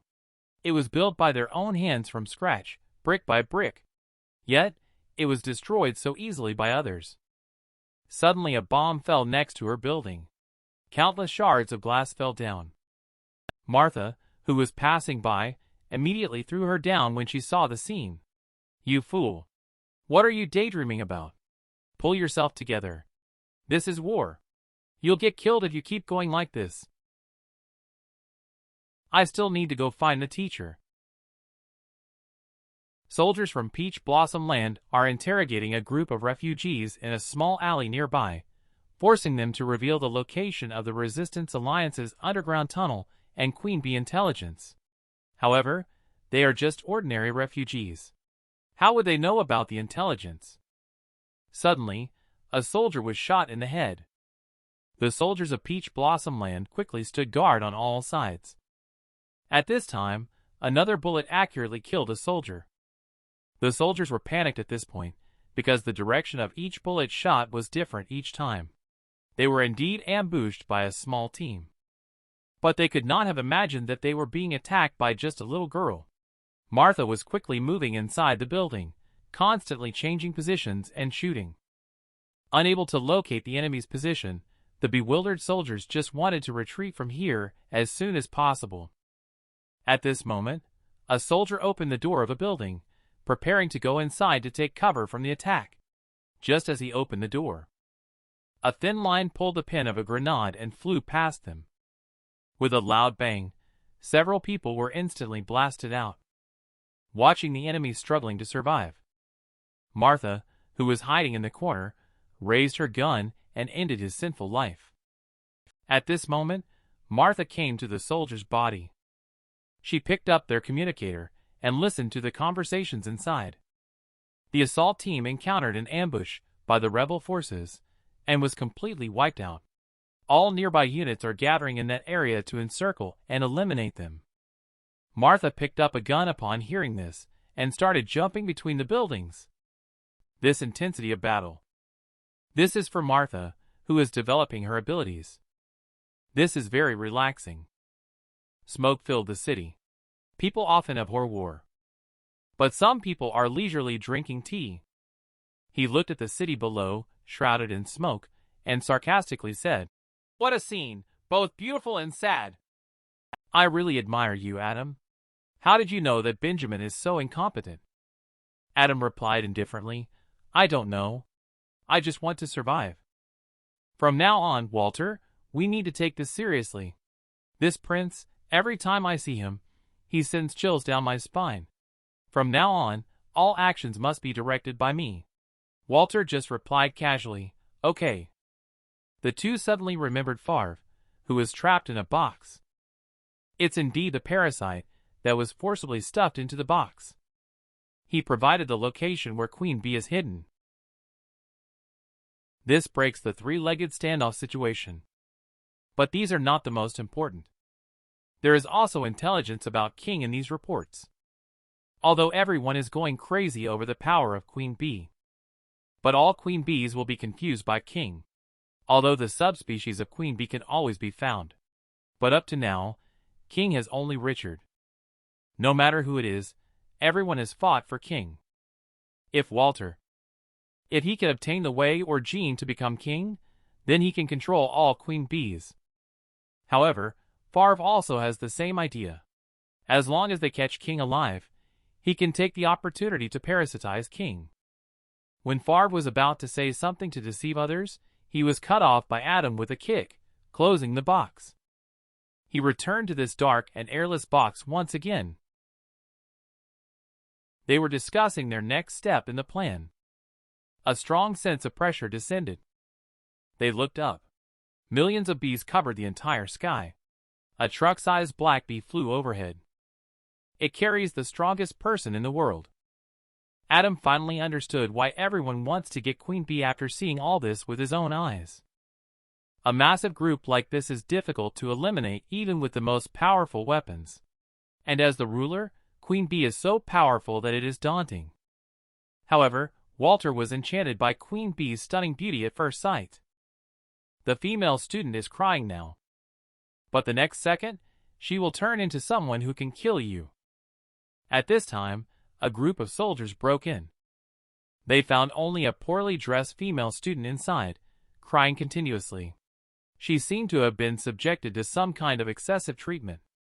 She was also shouting, "Big brother, save me!" Those who had not paid attention to her, and those wild animals with guns ran towards the elevator. "Help me kill them quickly." Hearing this, 2 soldiers hurried to the elevator shaft to check. The soldiers were regretting being one step late as they escaped. They quickly notified those outside through the communicator. However, what they didn't know was that Martha was watching them from behind. At this moment, Martha pushed off the wall with both feet and leaped. With a bang, she shot out. She kicked the 2 soldiers into the elevator with a flying kick. The soldiers instantly fell into the elevator shaft tens of meters high. After dealing with the 2 enemies, Martha quickly picked up her backpack. She took out 2 grenades from it and threw them into the corridor. With the grenades exploding violently, the soldiers downstairs were forced to stop advancing. But they were not in a hurry, because they had surrounded the entire building. At this moment, the snipers outside the building kept searching for the enemies. Suddenly, there was a violent explosion inside the building. A figure was blasted out. People lying in ambush outside were surprised and asked what happened. How did a female student get blasted out? However, all of this was Martha's plan. In order to break through the encirclement, she detonated a bomb inside the building, making the enemy think that the people inside had blown themselves up, thus deceiving those who were lying in ambush. This is the tactic taught to her by Elder. As a strategic level individual weapon, every action on the battlefield must be carefully considered. Martha, who was lying on the ground, quietly got up. She took the weapon hidden on the sofa in advance. The Martha who escaped from the encirclement listened to the soldier from Peach Blossom Land in the communicator saying they had captured many refugees. She couldn't help but feel very strange. Martha didn't understand why they were capturing so many refugees. Do they want to interrogate the refugees to find out the whereabouts of Queen Bee? Even if that's the case, how could the refugees possibly know the location of Queen Bee? At this time, another message came through the communicator. A male mutated human single-handedly wiped out a squad in Peach Blossom Land. Martha was stunned. Could this person be her brother-in-law? Martha took off her shoes, revealing her mutated feet. She walked up the wall directly to go support Richard. Martha heard that her brother-in-law was surrounded. She hurried to go help. A group of soldiers are carefully searching for the enemy. At this moment, Richard, hiding in the dark, gripped a grenade tightly and threw it hard at the soldiers. The grenade hit the leader of the soldiers on the face fiercely, instantly shattering the soldier's eyes. It's hard to imagine how much force Richard used to throw the grenade. As the grenade exploded, the people around were instantly blown away. Pitbull, hiding in the corner, watched Richard in battle. It had heard before that male bees, in order to be with their queen bee, constantly strengthen their bodies. The strength Richard displayed was too weak. And why was his right eye always covered? After Richard dealt with the enemies inside the building, he arrived at the rooftop. A drone immediately descended. The little girl Martha saved earlier is the warehouse keeper. She is in charge of the secret warehouse of the Alliance. She controls the drones that deliver supplies to the people resisting the Alliance. Richard twisted his neck. He spit out a bullet. During the battle, Richard had been using his body to block bullets all along. Like a reckless man, he shot through the well-equipped squad. Also, his wound-healing speed was too fast. Bullets can only be spit out from the mouth along the neck. Just then a soldier appeared behind Richard, just as he was about to shoot. With a gunshot, the soldier attempting to sneak attack was killed by Pitbull. Pitbull said to Richard, "From now on, leave your back to me. Keeping me alive is the best decision you've ever made in your life." When they launched an air strike on T-City in Peach Blossom Land. The Pitbull was begging for help like a mad dog, but no one paid any attention to him. However, at that moment, Richard happened to pass by and was stopped by the Pitbull. The kind-hearted Richard directly put the key into his mouth and then left. It's also that Pitbull, whose destiny should not be extinguished, was able to escape with both hands handcuffed. Therefore, the two of them started teaming up to fight. Look! This woman ruthlessly killed an unarmed refugee. Even her subordinates were starting to feel uneasy about it. He quickly stepped forward to stop her with his words. "Captain, please stop this. The reason we picked up the gun is that we have a mission to carry out, not because we enjoy killing. Please stop harming innocent civilians." Doris looked at the man who disturbed her peaceful mood. She pierced the man's palm with one claw. I hate it when someone interrupts my peace. When Doris first saw Mercenary in the warehouse, she felt that this group of people was as terrifying as Hell's Reapers. But looking back now, she found that they were just fragile little birds that could be crushed at any time. It's just that by casually taking over a body, they could gain such powerful strength. If I can find the strongest queen bee and enter her body, then I can metamorphose into a butterfly from larva metamorphosis. I will become the most beautiful creature in the world by then, and everyone will want to have me. Just think how exciting it is. At a time when Doris is still lost in fantasy. A signaler ran over. Report to the commanding officer. Our surveillance equipment captured a drone.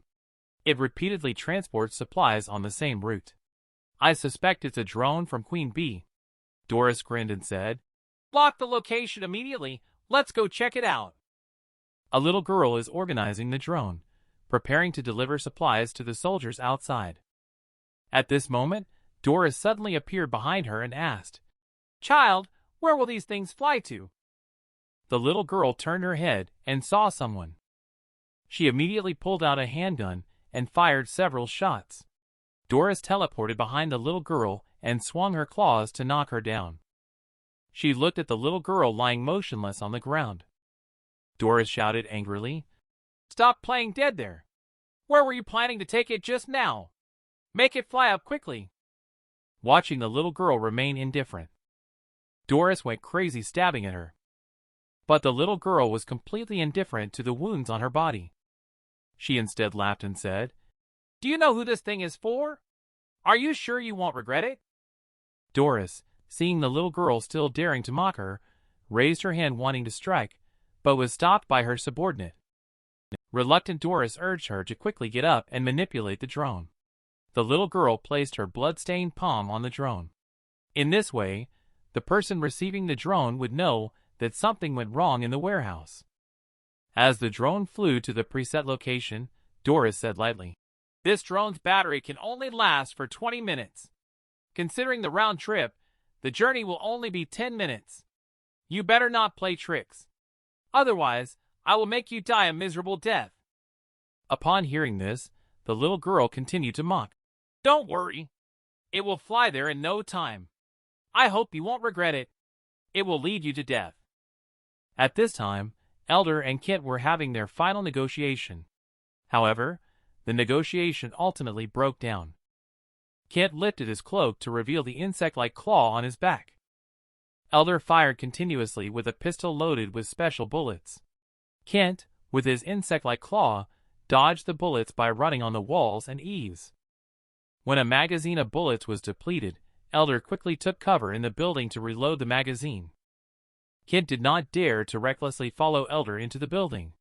As brothers who had worked together for many years, he knew how cunning Elder could be with traps. Kent cautiously entered the building, carefully inspecting any suspicious items. However, Elder had not set any traps. Instead, he had gone to the rooftop of another building to collect supplies. When Elder arrived at the drone and saw the bloodstains on it, his entire face darkened instantly because he knew something had gone wrong in the warehouse. Just at that moment, Kent chased over. The two of them were shooting at each other on the rooftop. As an experienced veteran, neither side gained much advantage in this intense gunfight. When both of them finished shooting a magazine, Kent was slightly inferior as he got shot in the neck, but it did not pierce through.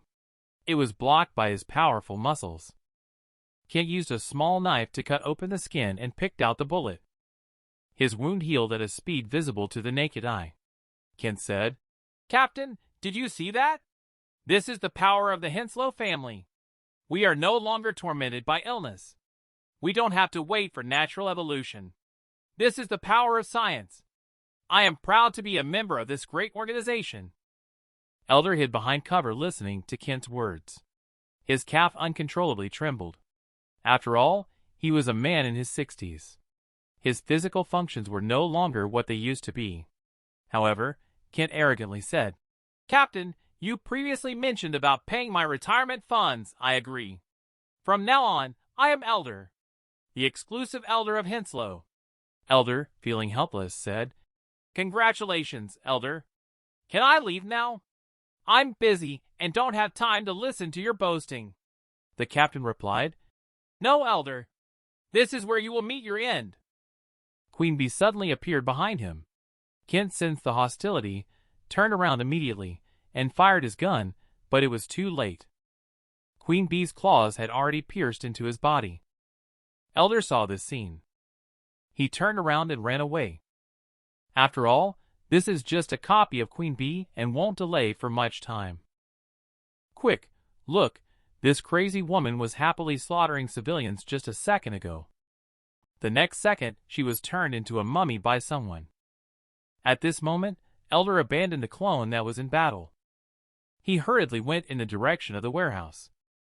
Inside a command vehicle, several soldiers were discussing how their captain seemed to have changed completely after the core transplant. Not only has his appearance changed, even his behavior and actions are like that of a child with a mental disorder. But while chatting, I found that she did not have amnesia. And after the signal of Peach Blossom Land disappeared, their captain is not worried at all. She is still enthusiastically slaughtering civilians, even though the tracker has pinpointed the location. But do we really want to entrust our lives to the captain? Just as they were still discussing, Doris angrily walked into the command vehicle. "Hasn't it been 10 minutes already? How come the location hasn't been found yet?" However, the soldier in front of the monitor lied. The tracker signal suddenly interrupted. The drone may have been shot down and crashed. Upon hearing this, Doris was burning with anger. The darn kid dared to lie to me. Then she returned to the rooftop in desperation, grabbed the little girl by the hair, and scolded loudly. "Where did you deliver the goods? Tell me the location quickly." At this moment, the little girl lay weakly in a pool of blood and said, "There were too many things to deliver. I don't remember clearly." "But all the coordinates are saved in the safe in the warehouse. I can't get up anymore. The password is 678798. You can go take a look yourself." Doris arrived at the safe in the warehouse and turned the combination lock according to the password. With the final digit entered, the safe clicked open. I only heard a loud explosion. The warehouse was instantly blown into countless fragments. The little girl laughed heartily. That safe was just a bomb trap. Now you know how powerful I am when you torture me. Suddenly, a figure walked slowly out of the sea of fire. It was Doris. The intense explosion did not manage to kill her. However, her entire body was burnt to charcoal by the flames, with only her face left intact. Suddenly, a splash of blood sprayed up. The little girl's life came to an end. At this moment, Elder, who was rushing to the warehouse, couldn't help but feel nervous as he watched the explosion on the rooftop. "If I give you a pair of wings, can you really be free?" At this moment, Nun and the others watched as Queen Bee and Hilda left. Watching the smoke in the distant city, Nun felt very uneasy. In her view, the so-called alliance only exists among forces of comparable strength. Alliances like theirs, with a power imbalance, will gradually become vassals of others after the war ends. And here also hides the daughter of Queen Bee. If she falls into the hands of the enemy, they will be utterly defeated. So Nun fired a signal flare into the sky. Looking at the signal flare in the sky, the warriors of the daycare followed the pre-planned route to move the children to the safe house. Zack, who was entrusted with heavy responsibility, escorted Queen Bee's daughter for separate evacuation. Hilda, who had just left not long ago, looked at the signal flare and sensed that something was wrong. Those guys actually moved people away. Lori saw Hilda's pale face and couldn't help but ask, "Are you worried because of the signal flare just now?" "Lori, the children may be in danger. Can you go and confirm if the children are safe?" "Okay." After speaking, Lori got out of the car and spread her wings, flying into the sky. At this moment, Lori, flying in the sky above the city, noticed a minibus driving on the street. Lori quickly flew down.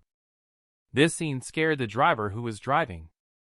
Lori doesn't care about these things. She quickly asked, "Is Lily inside?" The man stammered and asked, "Why do you want to know this?" "This has nothing to do with us hiding with the child," Lori sincerely said. "I'm just worried about her safety. I just want to stay by her side to protect her.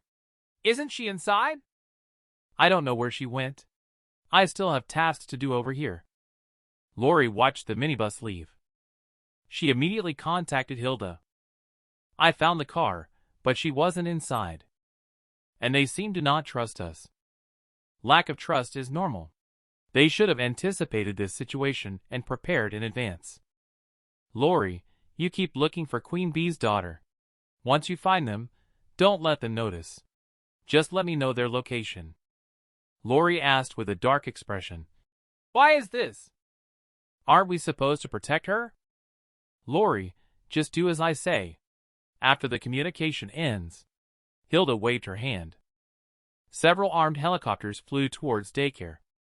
As the helicopters locked onto their target, daycare instantly turned into a sea of flames. Lori in the sky looked at the distant smoke and felt a sense of unease. Isn't that the direction of daycare? Why did we just leave? They were attacked right after we left. Could all of this have been done by Hilda? "I'm sorry, I didn't want to hurt you. But I have no choice." At this moment, Zack gave up the motorcycle and ran with Lily on the street. Little Lily on his back sweetly shouted, "Brother, brother, Zack brother." "Sweet little Lily, although I am happy that you called me brother, can you please be quiet now? What if someone hears us?" "Zack, look quickly. There is a beautiful young lady above." He looked up, only to find Lori staring at them. Zack quickly pulled out his gun, ready to fight desperately.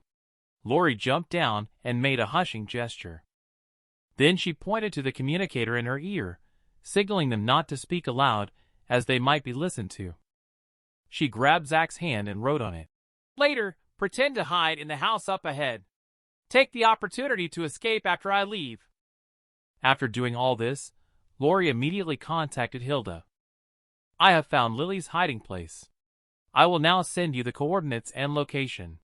They are now hiding under that building. Thank you for your hard work, Lori. Next, we need to go to another war zone to execute the mission.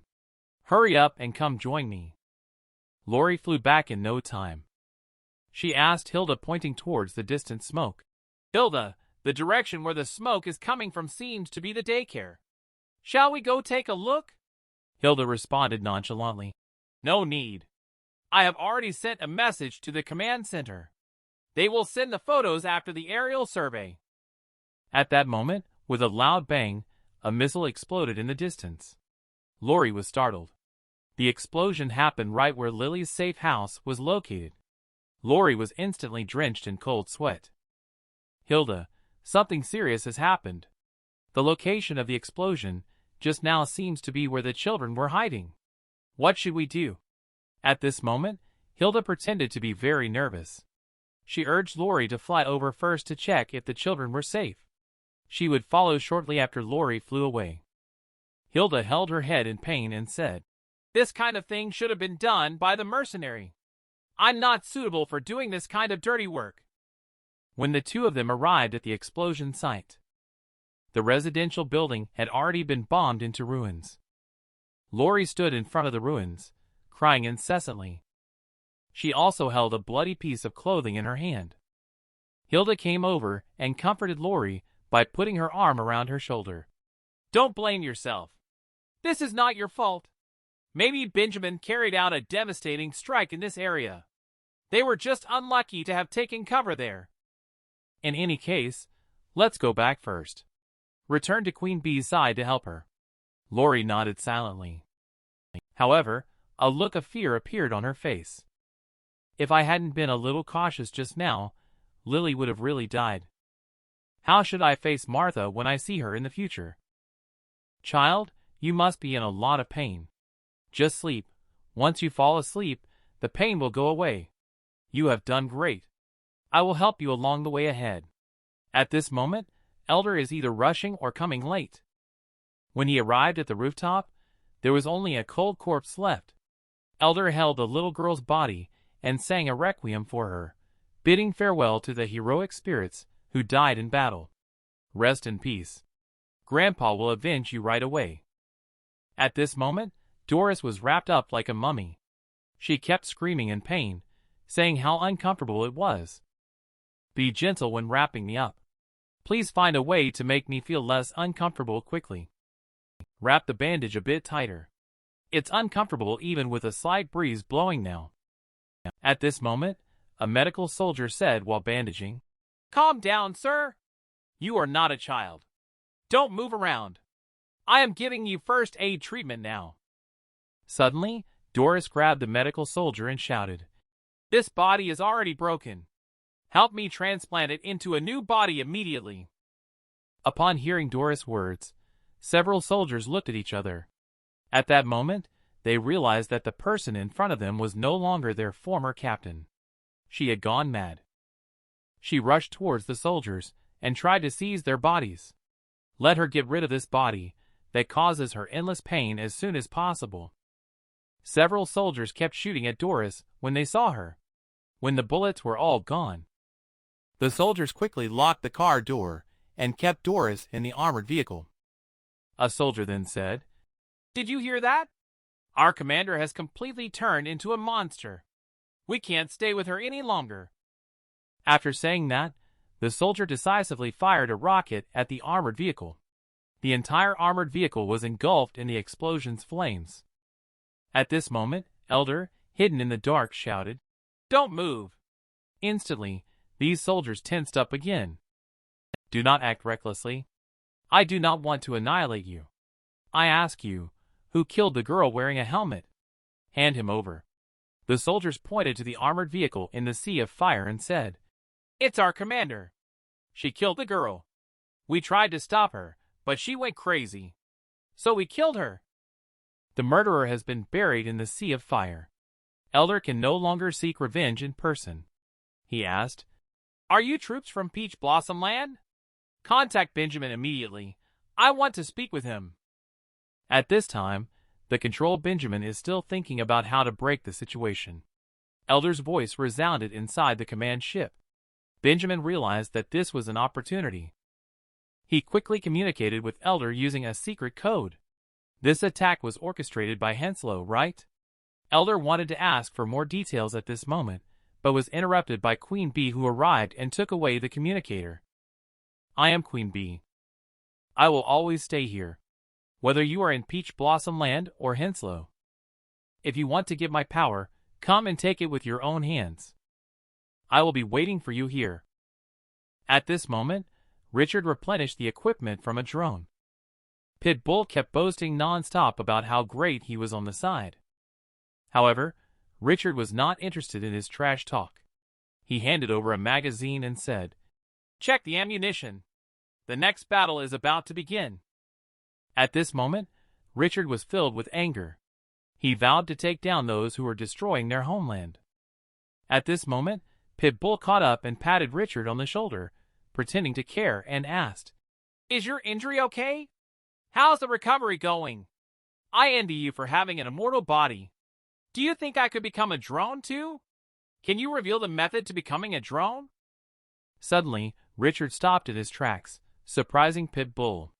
Pitbull thought to himself that he was too hasty, and should wait until things were more settled before asking again. Pitbull quickly explained, I'm sorry for being nosy. I was just curious. However, Richard had stopped because he sensed someone at the staircase landing. It was Walter, who was waiting for Richard and smiling as he asked, I'm also very curious about how to become a drone. Richard and Walter locked eyes. Richard made the first move, throwing a punch the size of a cooking pot that instantly smashed into Walter's face. Then he threw Walter out with a shoulder throw. Walter lay in a pile of debris, laughing heartily. He was holding the bloody insect sword in his hand and said, So powerful. Even though his bones were pierced through, he was able to recover in such a short time. It turns out that, when Richard was thrown over his shoulder, Walter took the opportunity to pierce his shoulder. Walter continued saying, But why are your eyes always covered? Let me guess. You became a drone due to some kind of opportunity, and your injury was left before you became a drone. That's why it has not healed. Tell me quickly, what was that opportunity? Was it an intimate contact with the queen bee? Richard looked at him with contempt and said, That's right. Just like how I became your father. Upon hearing this, Walter instantly became furious.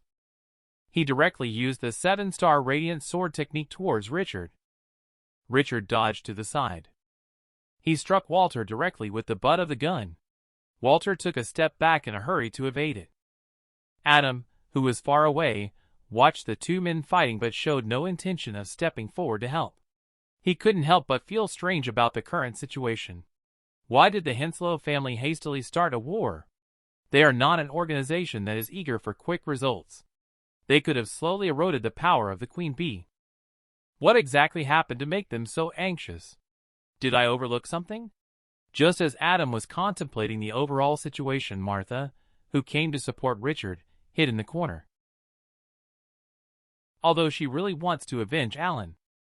But her strength does not allow her to go out and fight. She can only wait for the moment when they fall into the trap to have a chance to capture them all. You are the leader of the Queen Bee faction. You are no longer fighting alone. You cannot disregard the lives of the people because of anger.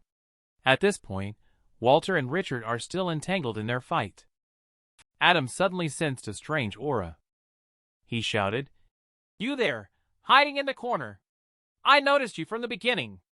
I advise you not to get involved in their fight, because I have no intention of getting involved. Martha, who was hiding in the corner, was extremely nervous because it was the first time she had been discovered.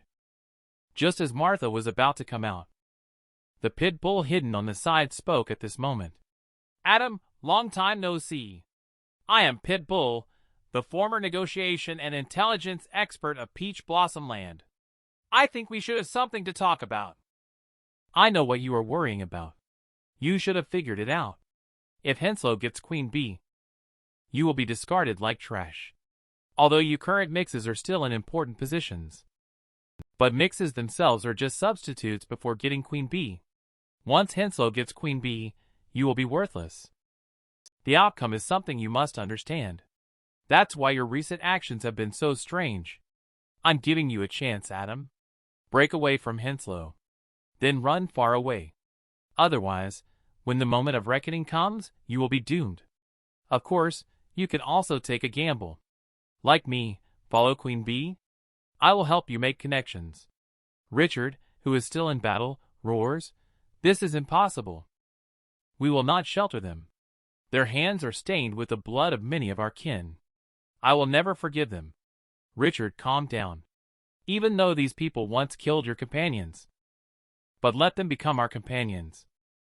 This can prevent further casualties. Say something unpleasant. If Henslow launches all strategic weapons at all costs, only Queen Bee and a few others would survive in this war. They are currently our only hope to infiltrate the enemy camp. How could you burn the Trojan horse like it was a piece of wood out of anger? Richard, you are the leader of the Queen Bee faction. You must consider your people. Do not let anger cloud your judgment. Even if it means enduring deep enmity to protect you and your family, I can swallow my pride. At this moment, Pit Bull is still trying hard to persuade Richard to let go of his hatred and reconcile with Walter. He yelled, Adam, I have worked so hard to mediate between you two. You both need to show some sincerity. Adam calmly spoke. The mastermind behind this attack is Prince. Benjamin has long been subdued by Prince. Now, all attacks are being carried out in Benjamin's name. Prince is doing this to sacrifice Benjamin in order to gain the trust of the Queen Bee. After everyone dies in this war, the Queen Bee, left with nothing, will be under Prince's control. When Richard was shocked by this sinister plan, bad news came through the communicator one after another. Richard, big brother, something terrible has happened. The daycare center has been shelled. Fortunately, we had already evacuated all the children in advance. But our secret refuges all over have been precisely bombed. There's a traitor among us. I'll contact you all after I figure things out. And don't tell Maria about the children. In this situation, Richard reluctantly accepted the cooperation proposal. Walter and Adam also returned with a lot of information. Then Adam spoke up. Walter, you should head back first. I felt a sense of unease. I'll reconnoiter the surroundings before returning. After Walter glanced at Adam, he said, Understood. Don't force yourself if you notice anything unusual. I'll be waiting for your return. At this moment, Adam walked into an alley, looked up at the rooftop, and said, Come out. I noticed you when Walter and I left the building. If you have something to say, say it. I hate people sneaking around following me. Martha, who was hiding on the rooftop, heard Adam's words. She thought to herself, He's deceiving me. He didn't actually notice me. If he knew where I was hiding, he would have attacked me directly without talking nonsense like this. This is the first time I've been discovered. Adam felt helpless as he saw the other party hiding and not coming out. He deliberately came to this easily ambushed place to lure the other party out. However, the other party was very experienced and didn't fall for it at all. I, Martha, only believe in tit for tat and an eye for an eye. I only believe in blood for blood. At this moment, Adam felt helpless when he couldn't trick the other party. Suddenly, a hand grenade fell from above his head. The hand grenade exploded with a loud bang. Adam, who had been alert to his surroundings, rushed towards the direction where the hand grenade fell. When Adam reached the rooftop, he noticed a thin wire blocking his path outside the railing. He quickly flipped over the wire. Adam felt proud of himself inwardly. He thought a trap as crude as this wasn't even worth showing off. It was nowhere near the level of elders' traps. Before Adam could revel in his pride for long, as soon as he landed, a clicking sound came from behind him. Startled, Adam realized he had fallen into a trap. At this moment, the anti-infantry directional landmine behind him had already emitted a dazzling light. As the explosion sounded, countless fragments were shot towards Adam. After the explosion, Martha walked out cautiously from the smoke with a gun in her hand, vigilantly surveying the scene of the blast. She noticed blood-stained shoes left on the ground and thought to herself, Hit the target. She decided to take him out as quickly as possible before he recovered. Just then, a pair of giant pincers charged out from the smoke. Martha agilely jumped up to dodge the attack. However, Martha's combat awareness is still too inexperienced. In the moment she was suspended in the air, Adam made a sudden break and rushed towards the airborne Martha. Unable to evade, Martha solidly took a hit from Adam. Savage collision caused Adam's massive sword to pierce Martha's abdomen instantly. Adam looked indifferently at Martha's painful wails on the ground. He never expected to be ambushed by a little brat. At this moment, Martha slowly crawled on the ground to reach for a gun far away, but Adam stepped on her hand with a foot. Martha angrily scolded, Get your stinky foot off of me! But Adam responded to her with a cruel kick. Martha was instantly kicked flying out. At this moment, Martha climbed up again and attacked Adam. Just as she got close, Martha was hit by Adam's elbow strike again. Martha was instantly knocked down. At this point, Martha, who had lost her temper, roared, "Get your claws off Alan!" A spray of fresh blood gushed out. This time, Martha fell completely. Seeing Martha motionless, Adam then asked, "Who are you? Why are you following us?" Martha slowly lifted her head. She said viciously, "I want to get rid of the guy who turned us into this. I'm going to avenge my friend." Upon hearing Martha's words, Adam was stunned. "So it's you." Adam, holding his aching head, said, "You should go. Let's pretend we never met." Martha slowly stood up and said, "What do you mean pretend we never met? Are you joking?" "We were tortured to the point of unbearable pain because of her pranks back then. If I can't retaliate and repay her twice as much, how can I do justice to the deceased Alan?" Adam looked at Martha, full of hatred, and said, "Don't you know yet? Your friends are all with the Henslow family, including that butterfly mix. She's here now. I believe with your abilities, you should have already noticed who she's with." While Martha was still fighting fiercely in a bloody battle, Lori and Hilda were driving around the streets, when suddenly Hilda received a secret order from Prince. It instructed Hilda to follow Queen Bee closely, and then seize the opportunity to assassinate Queen Bee. Upon reading this command, Hilda felt a wave of helplessness. First, Hilda needs to tell Queen Bee about Lori's plot to harm Queen Bee's daughter. Make Queen Bee lose her temper, leading her to act irrationally. But Queen Bee is also a very cunning and resourceful woman. After we left, the daycare was shelled, and her daughter also perished in the shelling. In such circumstances, as long as it's a person, everyone would know it's done by us. How can I stay by Queen Bee's side like this, even without considering the previous issue? Successfully assassinated Queen Bee in the end. At this point, Lori needs to connect her life tube with her immediately. But if Lori knows I killed Queen Bee, will she still obey my commands? Before Hilda could think too much, Lori ran over to ask about the situation. "Hilda, what are you doing? Why have you been standing there for so long?" Hilda replied perfunctorily, "Nothing much. I was just thinking about some things. Let's go! Let's continue on our way." The two of them continued driving the off-road vehicle on the broken road. At this time, a group of black bees flew by. They seemed to be searching for something. Suddenly, a swarm of bees separated, and a black bee flew towards Lori and her friends. Watching the swarm of bees attacking them, the two of them were so scared that they broke out in a cold sweat. Such a large swarm of bees, even if they were strong, would be of no avail. However, the black bees did not attack them. They just gently picked them up, as if they were going to take them somewhere. The two of them just let the bees hold them and fly into the air. The swarm carried them to the top of a skyscraper, then threw them down. When the two landed, they found themselves under immense pressure coming from above. The two slowly lifted their heads and looked up. They found the queen bee on the spire gazing down at them. Countless black bees were gathering outside the skyscraper, waiting for the command to launch an attack from their queen. If I die, can the war really end? At this moment, on the rooftop surrounded by the swarm of bees, Queen Bee looked at the sky filled with bees and said slowly, "I have located the position of the Benjamin fleet. Although the black bee is powerful, it cannot break through the latest warships.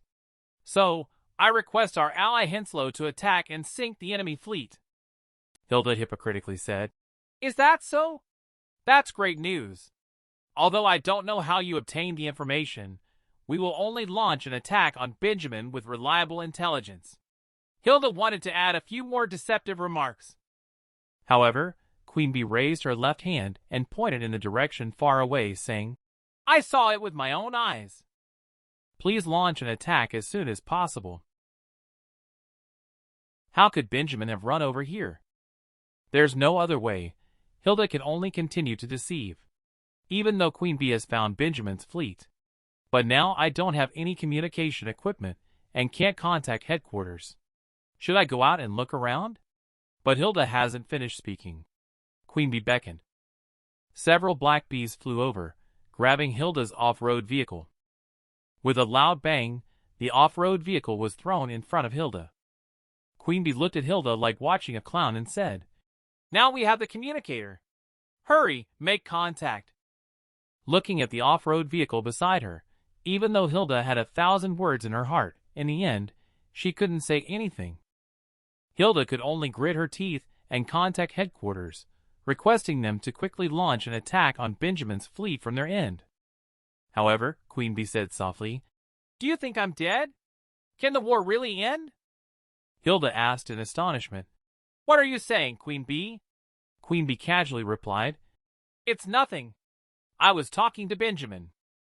The man instigated a war in order to obtain the insected race queen.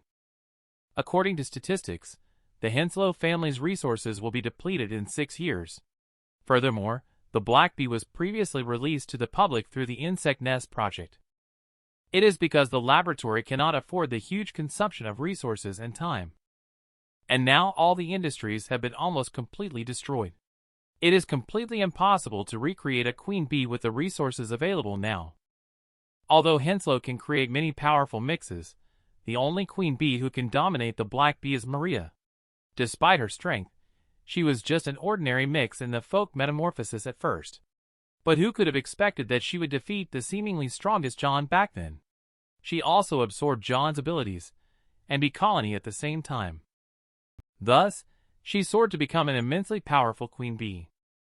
I thought that whoever became the queen bee would submit to my strong power. But I was wrong.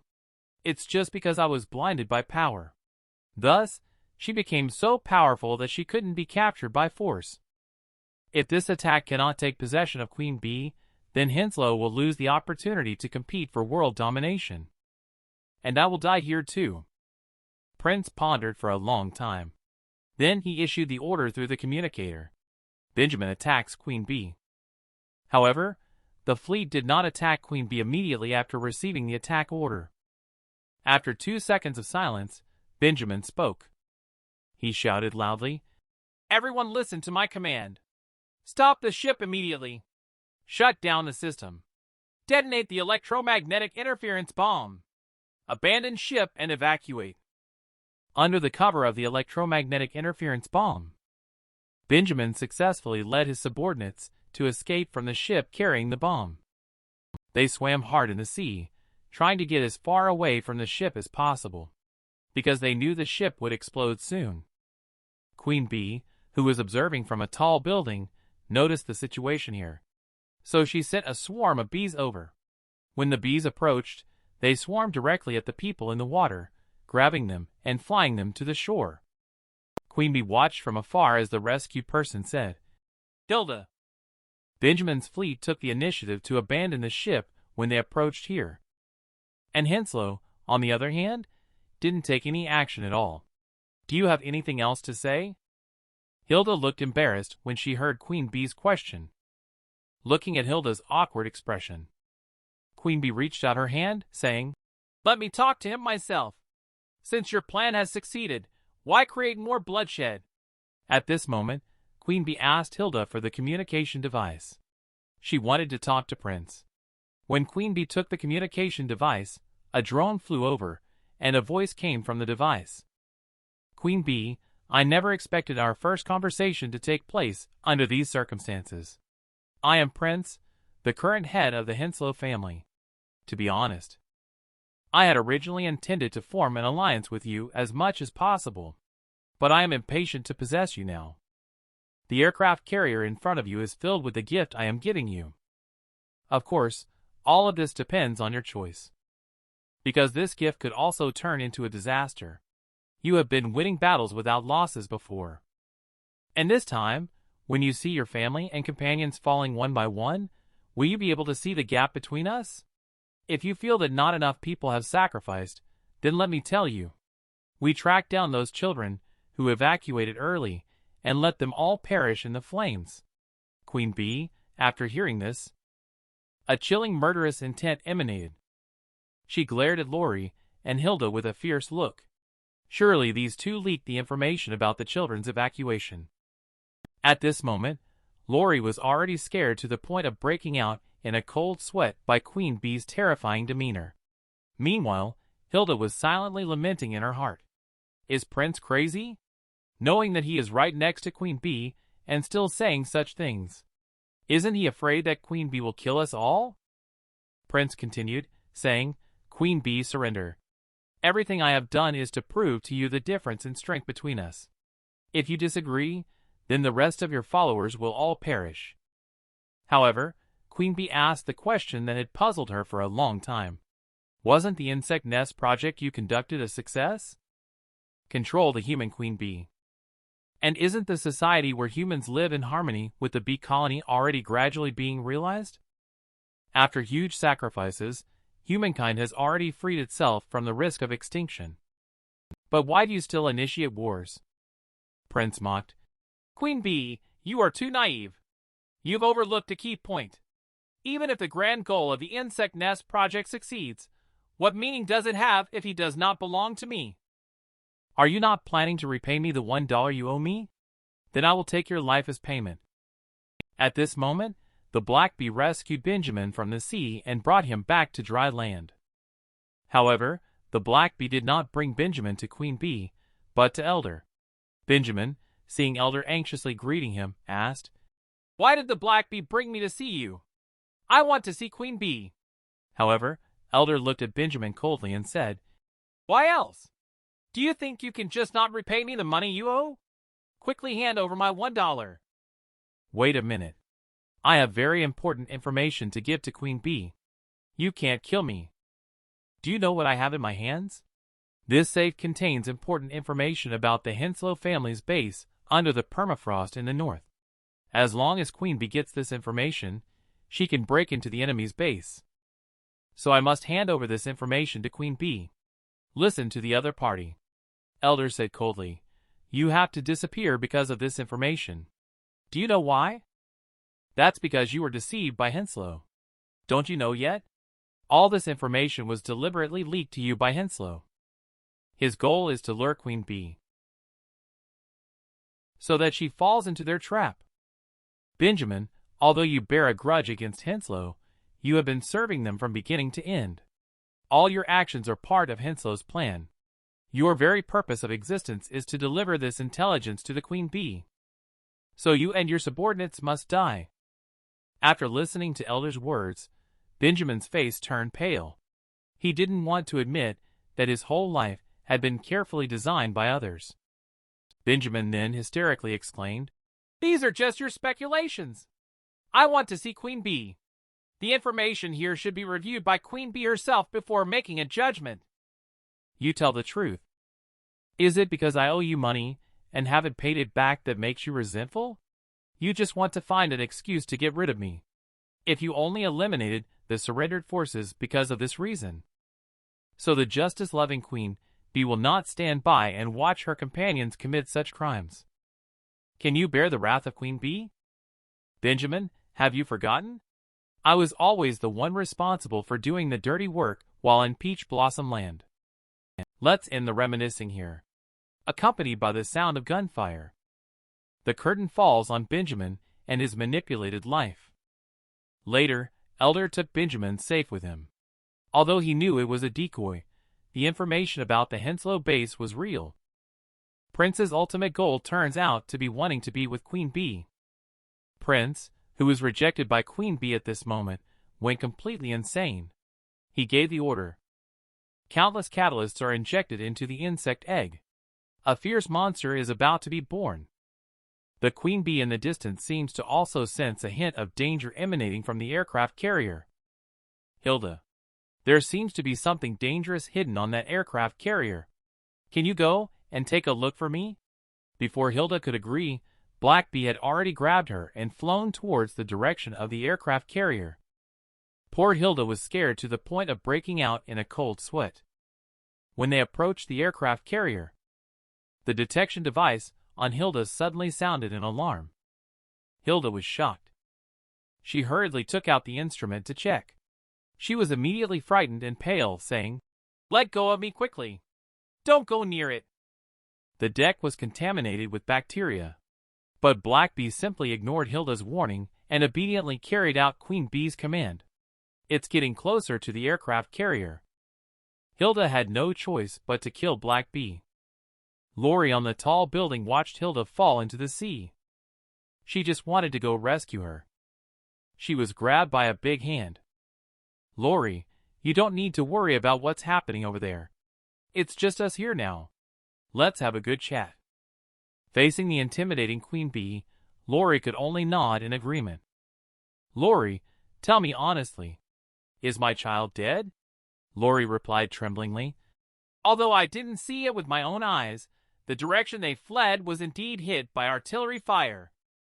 Queen Bee was angry at this ambiguous answer. "Don't repeatedly test my limits. I only want a definite answer." "I'll ask again. Did they actually get attacked? You should know, because you did it." Upon hearing this, Lori said guiltily with her eyes closed, "I don't know. But if they are still alive, you will definitely see her again." Queen Bee finally breathed a sigh of relief upon hearing this answer. She reached out and took Lori's communicator. "Lori, were you being coerced by someone?" "Why are you with the demon? You are one of us. Come here, I will protect you." Have the two sisters who used to share hardships really broken up like this? At this moment, Queen Bee angrily questioned, "Lori, why do you have to work for those demons?" "Look at what they have turned this world into." "No, you don't even need to look. Look at us. Who turned us into monsters? They destroyed everything for their own selfish desires. But you are different. Stand on our side before making a big mistake. Martha is here too. I will protect you. Let's restore this world together." At this moment, Lori really wants to accept Queen Bee's invitation. But thinking about Roy and Alan needing Henslow's treatment, Lori still refused. "Sister Maria, I am already a member of Henslow. I have no choice. Please dispose of me as you wish. I was mentally prepared to die before coming here." However, at this moment, a figure approached. She asked, "Repeat what you just said." Lori looked at the newcomer in surprise. But she didn't think much and rushed up to hug Martha. However, Martha stopped her coldly. She sneered, "What are you wearing? Who gave you such a sexy outfit? Are you going to be a lady at Henslow?" However, Lori ignored Martha's sarcasm and joyfully asked Martha, "Martha, you're still alive. How have you been?" listening to Lori's indifferent questions. Martha's anger was instantly ignited. She roared, "Don't change the subject. Repeat what you just said in front of me." Lori looked at Martha with grievances. She was about to say that she had indeed joined the Henslow family, but Martha cut her off. "Don't say any more, Lori. Haven't we survived together? Are we still friends, Lori? You've been deceived. And you're wearing this damn clothes. I once said not to trust Hilda. And yet you joined them." However, Lori still naively defends Hilda. "Hilda is different. She's not as bad as you think. Not only did she save us, but she also helped us heal. And they have a way to revive Alan." At this moment, Martha felt dizzy. Hilda saved them.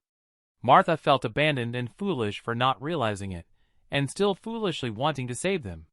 Ridiculous. Suddenly, Martha remembered what Adam had said before leaving. What friends hate. Hatred is meaningless in the face of survival. Queen Bee, who had absolute dominance, was actually stung by the bee colony.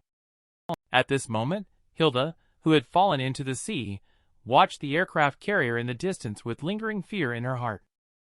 What is Prince plotting? He actually spread the virus on the deck. Isn't he afraid of the virus spreading? A helicopter is flying in from a distance. It is speeding towards the aircraft carrier. Queen Bee on the top of the tall building looked at the helicopter with a sense of puzzlement. Henslow's people knew that I was watching. They continued to approach the aircraft carrier by helicopter, even though it could be a trap. But what they wanted to do, I intended to stop. With a thought from Queen Bee, a swarm of black bees flew out and headed towards the helicopter. However, the helicopter suddenly sprayed a large amount of smoke to conceal itself. The black bees that flew into the smoke suddenly struggled in pain. Queen Bee was startled. What's going on? The bee colony that flew into the smoke is out of control, and they are attacking the surrounding bee colonies. That's not ordinary smoke, it's a bacterial bomb. The infection spreads too quickly. Just one contact will get infected. Moreover, black bees that have been attacked by them will be infected immediately. No, quickly let them hide. We need to isolate the uninfected black bees. The infected black bees are in hot pursuit. However, the helicopter successfully landed on the aircraft carrier while the bees were in a confused fight. Several people in protective suits hurriedly got off the helicopter. The leader, however, was Kent. Kent pointed to the chaotic swarm of bees in the sky and said, "Move quickly. Take down the storage box while Queen Bee is temporarily occupied." Several people responded and carefully lifted the storage box down from the helicopter. And inside was a person who had turned into charcoal.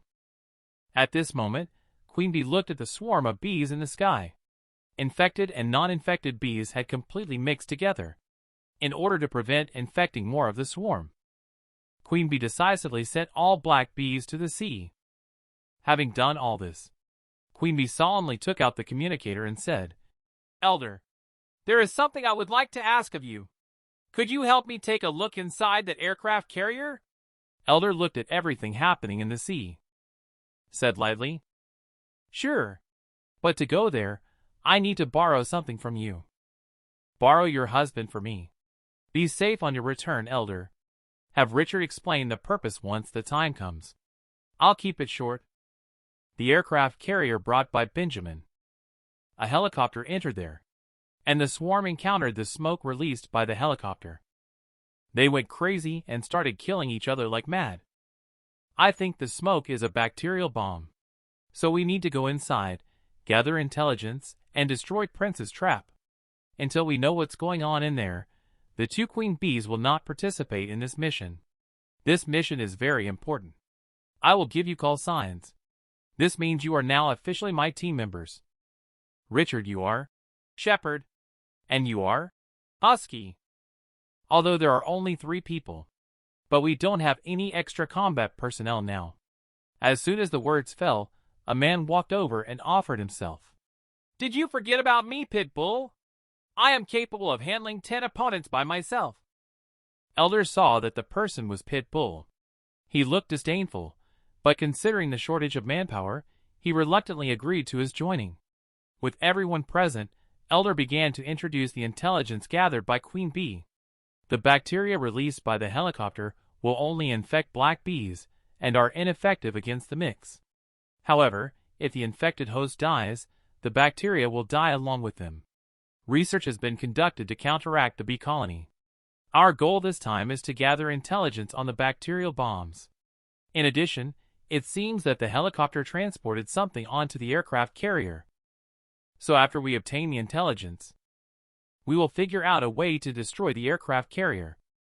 On this dark and windy night, a few people stood by the sea, looking at the distant aircraft carrier, pondering how to get on board.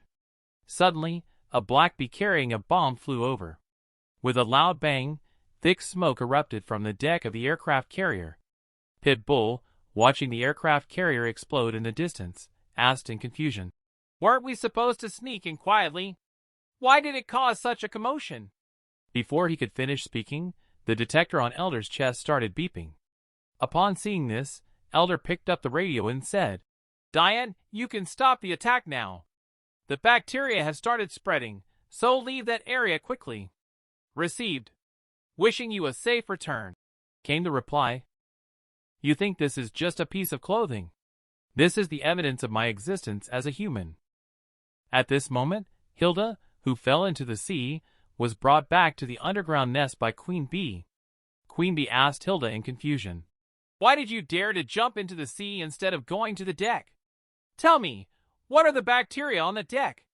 Hilda angrily said to Queen Bee, "You cannot treat prisoners like this." Queen Bee disdainfully pointed to the sign and said, Does this look like a place to detain prisoners? This is the food storage warehouse of the Ant Fortress. You'd better tell me what I want to know, or face the consequences. Glancing back at Martha, Martha handed Lori a piece of clothing to put on. You're welcome. I just can't stand seeing you wearing something so tight. My sister asked me to stay with you. I hope you can cover up a bit. After finishing, Martha sat alone on the side to clean the dust off the rifle. Curious, Lori asked. Was that gun once used by Alan? Martha replied without looking back. Yes. Your school uniform is already torn. Why do you keep wearing it? You should change into a new one. Martha was silent for a moment and then said, Because I'm afraid. If I take off this clothing, I feel like I will lose my past self and not be Martha anymore. I may not even be human. This clothing is the evidence that proves I am Martha. It can connect my present self with my past self. This clothing was washed and hung in my room by my mom. I will wear this clothing. This way, when I get to heaven, my parents can still recognize me. Looking at Martha, who was feeling down, Lori approached, grabbed her hand, and called out her name. She held her tightly in her arms. Martha rested on Lori's shoulder and sadly said, Lori, my heart hurts so much. Because you have disappointed me too much. Since you have made a choice. While our feelings are still there, let us part ways here. It's better to let Martha hate me than to watch her die in front of me. At this moment, Queen Bee, after watching Martha storm out, quietly came to the door. She made a gesture for Lori to keep quiet. Then she took out a notebook for Lori. Can you communicate by using a notebook? Lori wrote. Yes, I can. Queen Bee then asked, Lori, why can't you just say the intelligence directly? Maria, this is not possible. Because Henslow implanted a bug inside me. But they can't monitor what is written down. Maria, your child is safe. Because the intelligence I provided is fake. Lori, are you truly loyal to Henslow? No, I am not. Because they can save my friend. I can only do as they say. If Henslow doesn't want to save your friend, but simply wants to use your friend as a hostage. Big sister, you are right. But I have no choice. I just saw you and Martha arguing. Yes, it's actually not an argument. Martha is just very disappointed in me. Lori, why didn't you ask the people who rescued you from Henslow to help you find Martha? Martha has been looking for you for a long time. Maria, Martha can't go there. That place is hell. I absolutely won't let her go there.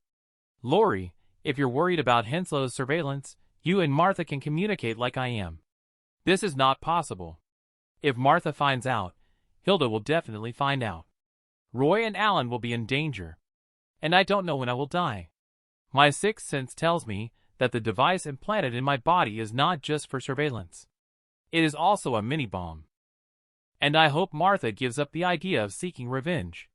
Because Henslow's power is so overwhelming that it's despairing. If Martha knew all of this, she would definitely risk everything to rescue me. Rather than letting her sacrifice herself in front of me, it's better to let her be disappointed in me. I'm sorry, sister. You are destined to lose this war. Lori, they are the main culprits of this disaster. We must resist. Even if we can't win, I will make sure they suffer heavy losses. Maria, sister, if your husband and daughter were put into Henslow's glass coffin, what would you do? They are the only ones left by my side. Do I have any choice left between them and thousands of strangers? Aircraft carrier Queen Bee appears unexpectedly. Can Richard turn the danger into safety? At this moment, Elder, after a series of bombing probes to confirm there are no traps, begins to board the ship. At this time, several black bees fly over holding a few people and head towards the aircraft carrier. The few people successfully reach the deck and enter the cabin. However, what they do not know is that Kent, hidden away, is watching their every move through surveillance. With a phone call from Kent, the cocoon hidden in the cargo hold starts to tremble violently. Soon after, All the cocoons began to break open, and countless mixes emerged from them. Elder and the other three split into two groups. Kent taunted through the ship's broadcast system, saying, I was originally planning to release a biological bomb to scare you all. But unexpectedly, this has piqued your curiosity and brought along a few fools to their doom. Speaking of which, before finishing his sentence, all the entrances and exits on the aircraft carrier suddenly closed automatically. Kent then continued, saying, Captain, I have activated the security system. I hope you won't die at the hands of the mechanical dog. By the way, I'll give you some bad news. The warehouse on this aircraft carrier stores countless insect eggs. They will hatch soon. When they hatch, these infected bees will swarm towards the land. If you can't stop them, they will devour everything they encounter. At that time, the area outside the aircraft carrier will become a living hell. Upon hearing this vicious plan, Elder was furious. She quickly picked up the communicator to call Richard and the others back. However, the aircraft carrier blocked radio signals inside. In helplessness, they could only fend for themselves. Meanwhile, Richard and Pitbull were already in danger. They were pinned down by the powerful firepower of the mechanical dog and couldn't lift their heads. In such a narrow passage, the two had no chance of winning. So, they retreated to find another route into the warehouse. At this moment, Pitbull opened another entrance only to find a surprise. The mechanical dog and Pitbull ran into each other. The mechanical dog instantly fired several bullets at Pitbull. Luckily, Pitbull reacted quickly and hid in the ventilation duct. The two split up and went their separate ways to search for the cabin. At that moment, a ventilation duct somewhere on the aircraft carrier was suddenly kicked open. Richard crawled out from inside. Looking at the dim surroundings, Richard had to take off his eye mask to reveal his mutated right eye. When Richard saw the surrounding environment clearly through his insect eye, he was so scared that he broke out in a cold sweat. Richard looked at the countless cocoons and dried bodies in front of him. He had already figured out Henslow's conspiracy. Richard took out his communicator to contact others.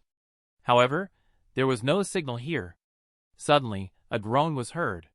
Richard quickly turned around and raised his gun to look. A newly hatched mix was lying on the ground, groaning in pain. Richard was startled. Could there be a queen bee here? So Richard hurriedly looked around. Sure enough, a cracked cocoon appeared in front of him. Obviously, she has already hatched.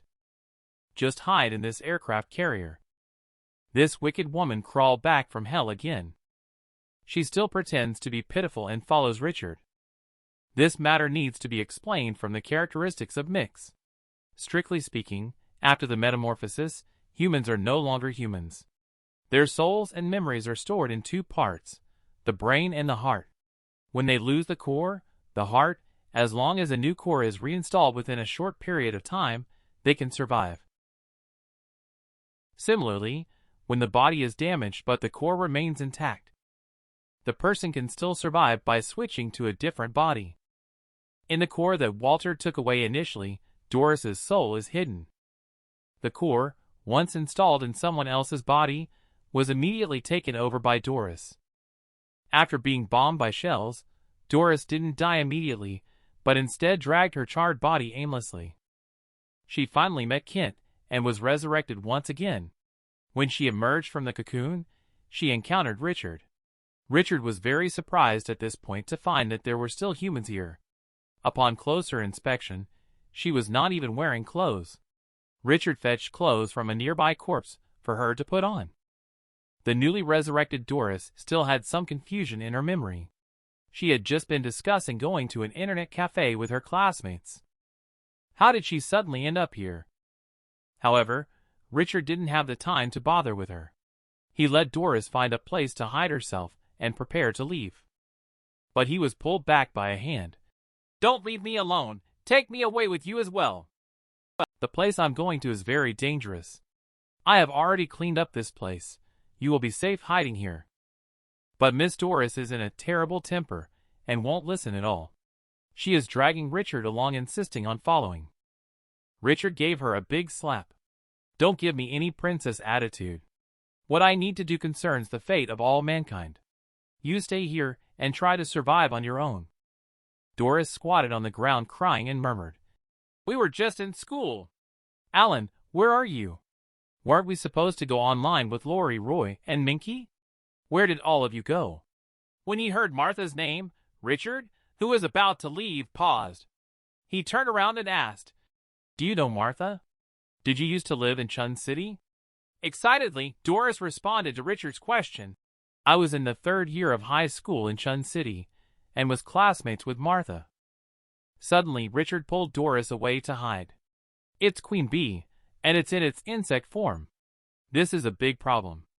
At this moment, Richard hurriedly took Doris to the side, looking at the huge body. Undoubtedly, it was Queen Bee. Queen Bee dragged its massive body in front of a group of bound humans, opening its large bloodthirsty mouth to prepare for a hearty meal. Although Richard wanted to take out Queen Bee directly, this queen was originally a pathogen. Doris, behind him, was clearly scared by Queen Bee's appearance. Richard quickly covered her mouth with his quick reflexes. Hastily comforting her, he said, Since you are Martha's friend, you must listen to my orders. Every time the name Martha is mentioned, she feels a sharp pain in the back of her head. Moreover, how can this stranger in front of her exude such an intoxicating aura? Doris was still confused by the aura of Richard's drone. Suddenly, many insectids emerged from the elevator next to them. Richard saw the insectids approaching their way and casually handed a handgun to Doris, instructing her to learn to protect herself. Doris took the gun with a look of disdain and thought to herself, This guy really doesn't understand how to treat a lady delicately. At the very least, I'm on par with the level of a school flower. My Alan is still the best. A terrifying thought arose in Doris' mind at this moment. Can the aura on him be taken off and given to my Alan? Richard, on the other hand, is about to leave her at this point. How could Doris agree? She grabs Richard's backpack tightly. She doesn't want this guy who might be Alan's accomplice to escape now. The handsome nobleman with blonde hair and blue eyes. Is he the kind of person who would even take his own trusted followers for experiments due to his dark heart? The poor monster Queen Bee in the cabin is created only for constant eating and production. At this moment, it is already tired of the dry and waxy taste of the insectoid. Just at this moment, these two fresh and juicy individuals in front of the eyes. One of them still exuded an enticing scent of a living person. Just before its eyes. How could Queen Bee miss the opportunity to taste it freshly? Queen Bee hurriedly dragged its bulky body and closely followed the two individuals. In the meantime, she kept commanding the insectids to surround, chase, and intercept, vowing to catch them. At this moment inside the control room, Kent watched as Richard and Doris were chased around by Queen Bee. He thought to himself that he should add fuel to the fire on Queen Bee's side. Then he contacted Diane inside the ant fortress, deliberately showing her the monitoring footage. And he said, This is real-time footage. I will live stream it to you until they die. Enjoy watching the final moments of your man's life.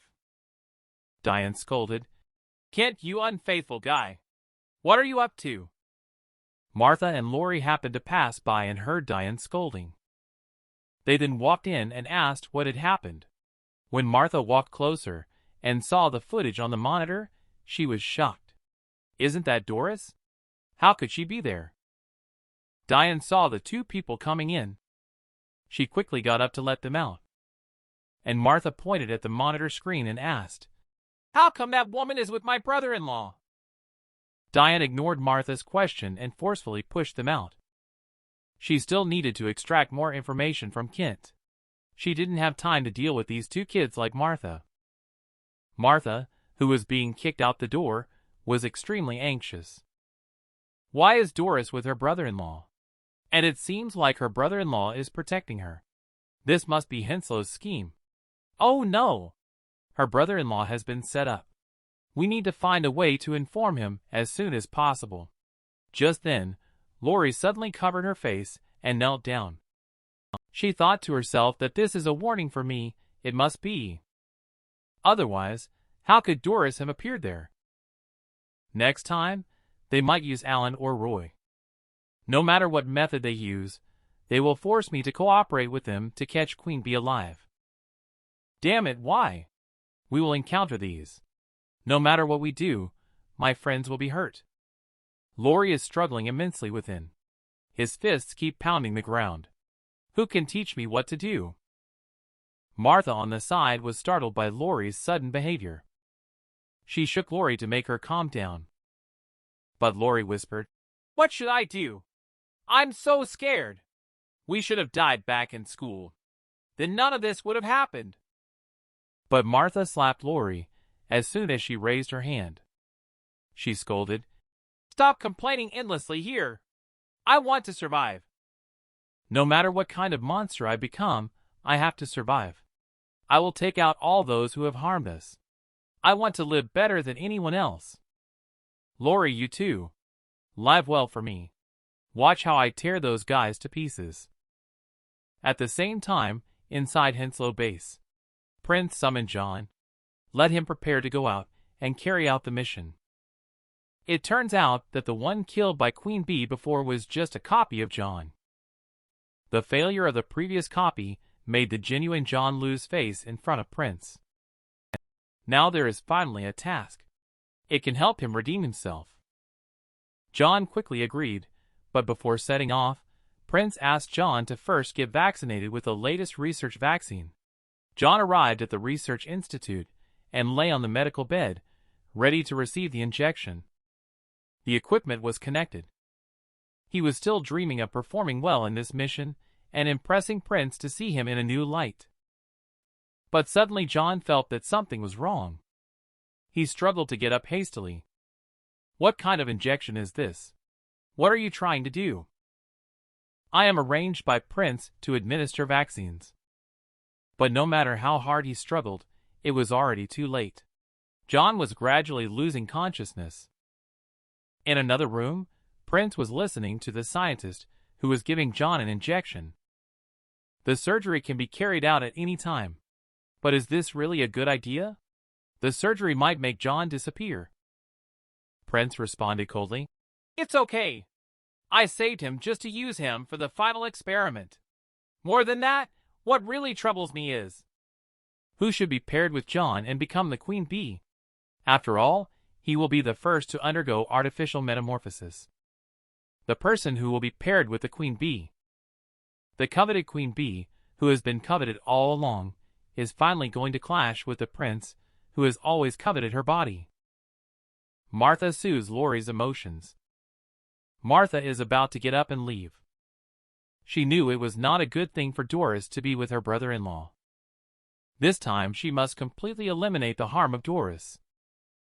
In the lower deck cabin of the other aircraft carrier, Richard finally shook off clingy Doris.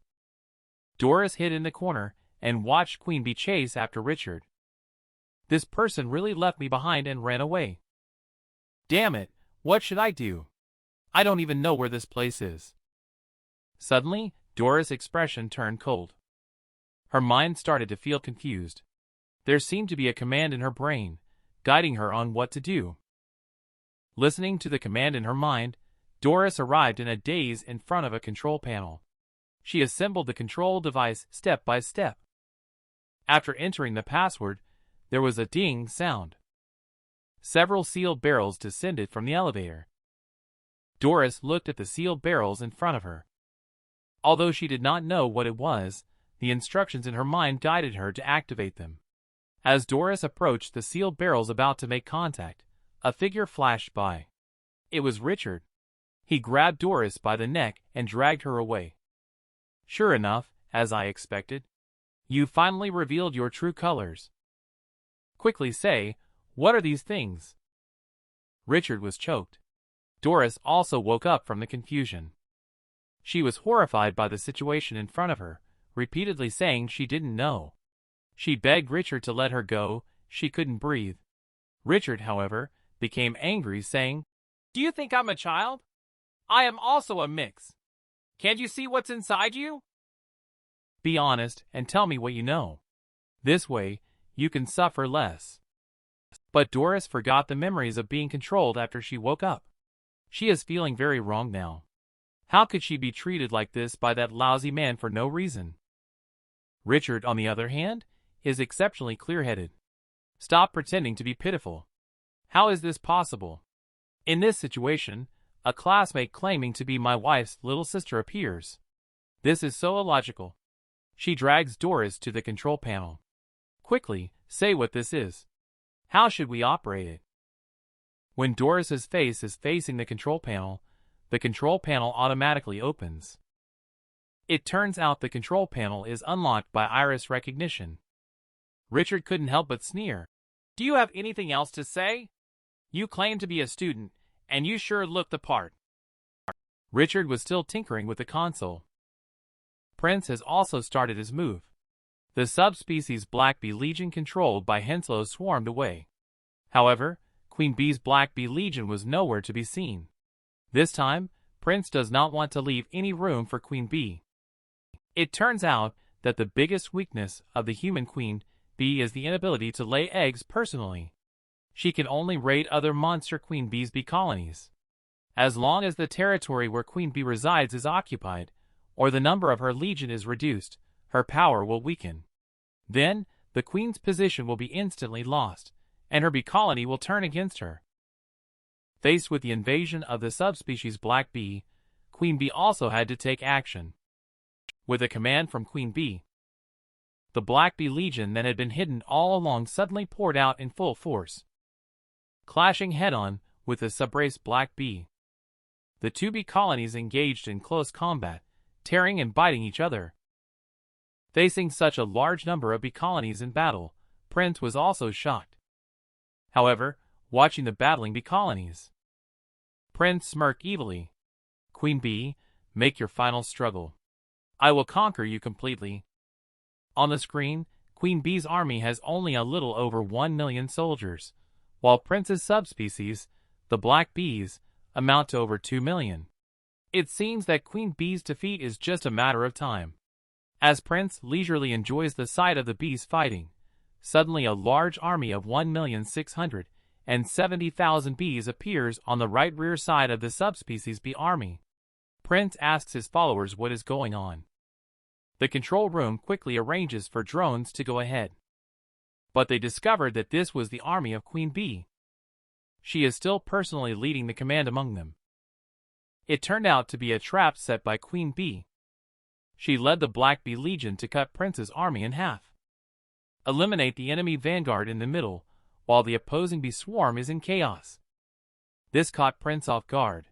Prince couldn't help but admire Queen Bee's tactics. Really brave and cunning. My lovely Queen Bee. But you are still underestimating me. Just when Queen Bee thought she would win, the distant sky suddenly darkened. Queen Bee stood in shock, staring at the scene. The troops that were fighting against Queen Bee turned out to be only Prince's vanguard. The real main force has just arrived. Over 10 million subspecies of black bees have joined the battle. They completely crushed Queen Bee's army. The prince inside the control room couldn't help but sneer. No matter what tactics you use, it's futile in the face of Queen Bee's overwhelming power. Queen Bee, who originally had confidence in fighting Henslow, she panicked completely when she saw their subsequent troops. Originally wanted to launch a sneak attack. Instead, ended up trapping herself in a siege. As expected, all of this was within Prince's expectations. The survivors and members of the resistance in the city witnessed this shocking scene. They couldn't help but look grim at Queen Bee's situation. Queen Bee's army in the sky is being rapidly depleted. Queen Bee knows that this cannot go on like this. She can only rally the remaining troops for a breakout. She wants to leave here before her own troops are completely wiped out. And Prince, who was supervising from 1,000 miles away, couldn't help but laugh as he watched the fleeing wolf Queen Bee. To avoid being surrounded again, she actually ran into the mountain basin. It's probably like trying to catch a turtle in a jar, as people used to say in ancient times. Queen Bee and her remaining forces were finally cornered in the mountains. After a series of escapes, Queen Bee was feeling physically and mentally exhausted. This was a situation she had never encountered since her transformation. It felt like being a rabbit chased by a pack of hunting dogs. She felt utterly powerless, watching Queen be completely cornered with no way to escape. Prince did not rush to attack, but instead sent out drones to communicate with Queen Bee. Queen Bee, the outcome is already determined. You are indeed very powerful. Now, you have also demonstrated your strength without any regrets. It's time to end. Come, become my partner. Shape the future of mankind together with the Henslow family. After a brief silence, Queen Bee uttered a good. Prince couldn't help but be stunned. Is Queen Bee conceding to me? I finally did it. Now Prince is as happy as if he has conquered the whole world. His laughing mouth is big enough to hold 10 fists. But Queen Bee's next words pulled Prince back from his excitement. If you can win against me? It turns out Queen Bee was teasing Prince on purpose just now. She wouldn't submit even if she died. And Prince was furious and ashamed. With a wave of his hand, he ordered the entire army to attack. Annihilate the army of Queen Bee. And Queen Bee looked at the enemy army charging like a flood. She didn't show a hint of panic. She looked nothing like someone pushed into a corner. As the booming sound of explosions rang out among the enemy troops, the Queen Bee's trump card was unleashed.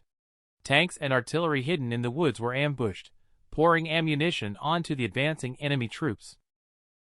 Prince watched as his troops were continuously bombarded on the screen, realizing that this was another trap set by Queen Bee. He immediately ordered the drones to release the retreat pheromone. Queen Bee deliberately retreated to the narrow basin in order to kill more enemies with minimal firepower. Watching the enemy troops starting to retreat in the sky, Queen Bee also sprayed a faint pheromone from her mouth to control the enemy troops. Next, let's see what other methods you have to make me submit. You little rascal. Facing the suddenly emerging armored units, Prince looked puzzled, because this area has been scanned with radar long ago. There should not be these things. But when the drone flew over, it was found. When there were ant holes among the trees, everything became clear. These armored troops have been hiding underground all along. It seems that the underground of this city has been connected by countless tunnels, forming a huge underground fortress. Queen Bee, you are amazing. And this Henslow never took it seriously. Remaining army. A unit that has never had any mix join it. He is a veteran who has fought countless times with traditional weapons and swarms. When the missile precisely shot down Henslow's drone used to control the swarm. It seems that Prince's plan to capture Queen Bee is about to fail again. However, this is just because Queen Bee is overly idealistic. With a massive swarm rapidly being depleted, Henslow, currently possessing the world's highest technological power, how could their methods be so limited? Since Queen Bee has resorted to modern weapons, controllers under Prince suggested retaliating with heat weapons. However, Prince immediately vetoed this proposal. If heat weapons were used, this would have all been over long ago. He would not allow even the slightest harm to come to Queen Bee. He wants to possess her completely while making her submit. Queen Bee, it seems like you've played all your cards. The second round is about to begin. Looking at the gradually thinning enemy bee swarm, Queen Bee thought that this battle was finally coming to an end. A bigger bee swarm emerged from the distant horizon once again. Queen Bee was completely frightened this time. Meanwhile, Prince in the command room chuckled. The real battle for Queen Bee is fought in terms of economy and productivity. You haven't gained either of the two. How can you challenge me? Your tactics and battlefield insight might be powerful, but when facing the crushing technological power that can overwhelm enemy numbers, your production capacity stands no chance. Your tactics are like the acrobatics performed by a clown, disgraceful to behold. While overwhelming with a swarm, retaliation against these disruptive armored forces has begun. A large number of suicide drones are dropped by giant transport planes, heading straight for these tanks and combat vehicles. Facing such drone attacks, the armored forces immediately took refuge in the ant nest. But how could Prince easily let them go? As the explosion rang out, the armored troops were completely engulfed in the fiery explosion. Queen Bee could only watch helplessly as her comrades were annihilated. The unit that has persevered since the beginning of the apocalypse until now. Thus, their mission came to an end. Prince looked at the eliminated armored troops and laughed. These troublemakers cannot participate in the holy war between us. Come on, let's continue. Let me see how far you can hold on. The situation is already clear. Queen Bee knew she could no longer compete. She signaled the remaining black bees to retreat into the ant hole. Watching the armored soldiers fallen in front of the hole, Queen Bee could only swear silently in her heart. She vowed to avenge you all. As Queen Bee hid in Ant Fortress, the final siege began. And deep inside the ant fortress, Diane arrived in front of a beehive, muttering to herself as she gently touched the cocoon. It's time for us to make a move. It turns out that the cocoon contains the caterpillar that was always on Diane's shoulder before. And it is also the secret weapon carefully cultivated by Diane. Following Diane's command, a giant ant king emerges from the cocoon. It obediently stands in front of Diane, waiting for her command. As Queen Bee hides in Ant Fortress, Diane also summoned her long-nurtured secret weapon. When the siege was in full swing over here, Richard was unable to extract any useful information about the bacterial bomb from Doris, no matter how hard he pressed her in the aircraft carrier. Seeing that the amnesiac Doris didn't seem to be lying, he could only cuff her to the iron pipe nearby and conduct his own research. Facing the iron jar filled with bacterial liquid in front of him, Richard, who is strong but simple-minded, really doesn't know where to start. The main purpose of this operation is not to destroy the bacterial bombs, but to transform them. Because according to Elder's analysis, we simply can't win against Henslow. But now there is a way to have a 50-50 chance against them. That is to use their bacterial bombs. According to the intelligence obtained from Benjamin, the reason why the bacterial bombs will not harm their bee colony is because the bodily fluid of the hostile black bee was added when loading the bacterial bombs. So we obtained the bacterial pathogens in Benjamin's box. And we added the foreign black bee's bodily fluids inside. The experiment proved that these bacteria will no longer harm our black bee, but will only attack a foreign black bee colony. We do not produce more bacterial weapons in the laboratory, so we can only seize the aircraft carrier. And there must be a swarm inside the aircraft carrier. We can conduct the experiment on the spot again to see the effect. As long as it is successful, we will have the ace in the hole with the bacteriological bomb. Then, no matter how many more swarms Henslow has, it will be of no use. While Richard was still lost in thought, his walkie-talkie suddenly received a signal. It turned out to be Martha. She and Lori came to the coastline and shouted into the communicator. Richard quickly asked about the situation outside, but the news he received couldn't help but make his heart sink. Because the swarm controlled by Henslow has already attacked the ant fortress. It won't be long before his two wives are in danger. Richard, feeling anxious and frustrated, kicked the bacteriophage that he didn't know how to deal with. The metalkin fell over with a clatter, revealing the control switch on top. Richard delightedly turned around and quickly asked Doris to see how this operated. But Doris had already climbed up through the gap in the iron pipe. She crawled into the ventilation duct. Richard could only shout for Doris to come down. If she didn't come down soon, he would shoot. But Doris had already figured out the man's character. He would never actually shoot. Inside the ventilation duct, Doris kept crawling, thinking, If this damn man won't take me with him, then I have to rely on myself to escape. Unfortunately, when she turned the corner and encountered Elder's expressionless dead face, she had no chance to escape. Elder successfully brought Ben through the ventilation duct and reunited with Richard. They looked at the caterpillar shells that were already broken around them. Elder said, These are our experimental samples. And the monster queen bee that had been chasing Richard also disappeared under the joint attack of several people. They extracted its bodily fluids.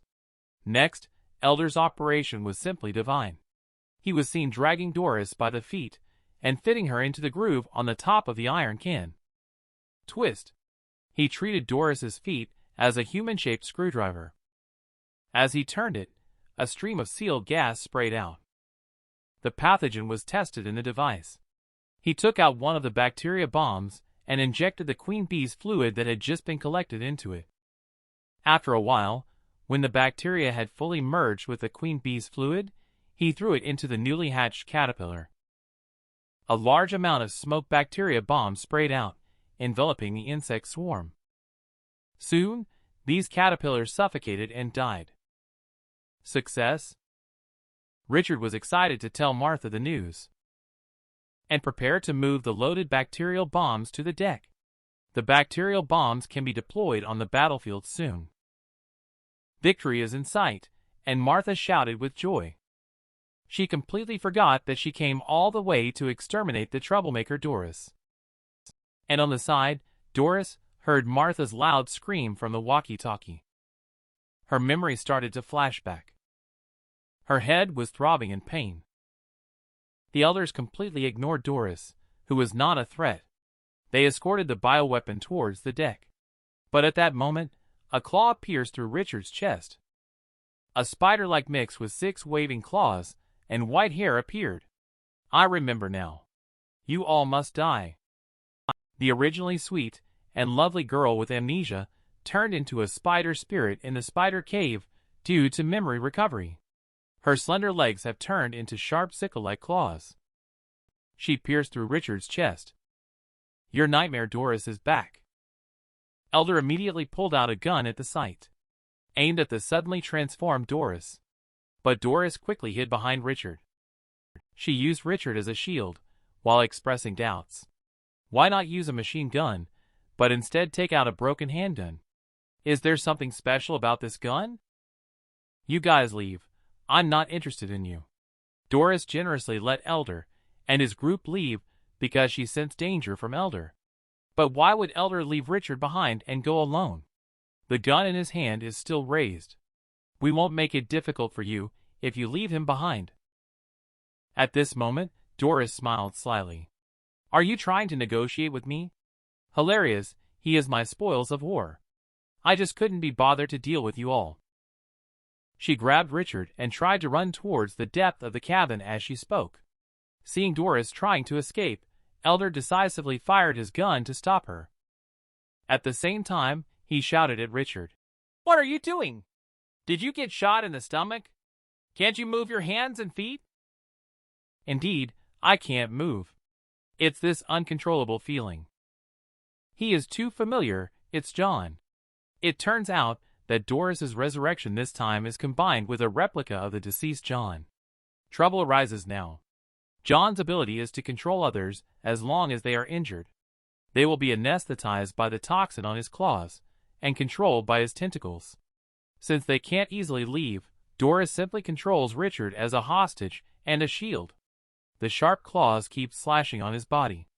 Let Elder hand over the enemy Martha first, otherwise, I will let you experience the taste of comrades fighting each other. Meanwhile, on the shore, Martha communicates through the transmitter on Richard's body. She heard the conversation over there loud and clear. Damn it, she loathes Doris. Everything she does is built on top of other people's pain. She returned to Lori's side. She asked Lori to summon the Black Bee to take her to the aircraft carrier. She wanted to personally deal with this menace. Meanwhile, the enemy bee swarm that had invaded the Ant Fortress is attacking all around through the tunnels. Once underground, it is Diane, the Queen Ant's home turf. She is constantly releasing pheromones. She controls the giant soldier ants, having them use their massive heads to block off the side passages in the tunnels. This forces the incoming enemy bee swarm to follow the predetermined route, causing them to keep going in circles within the fortress.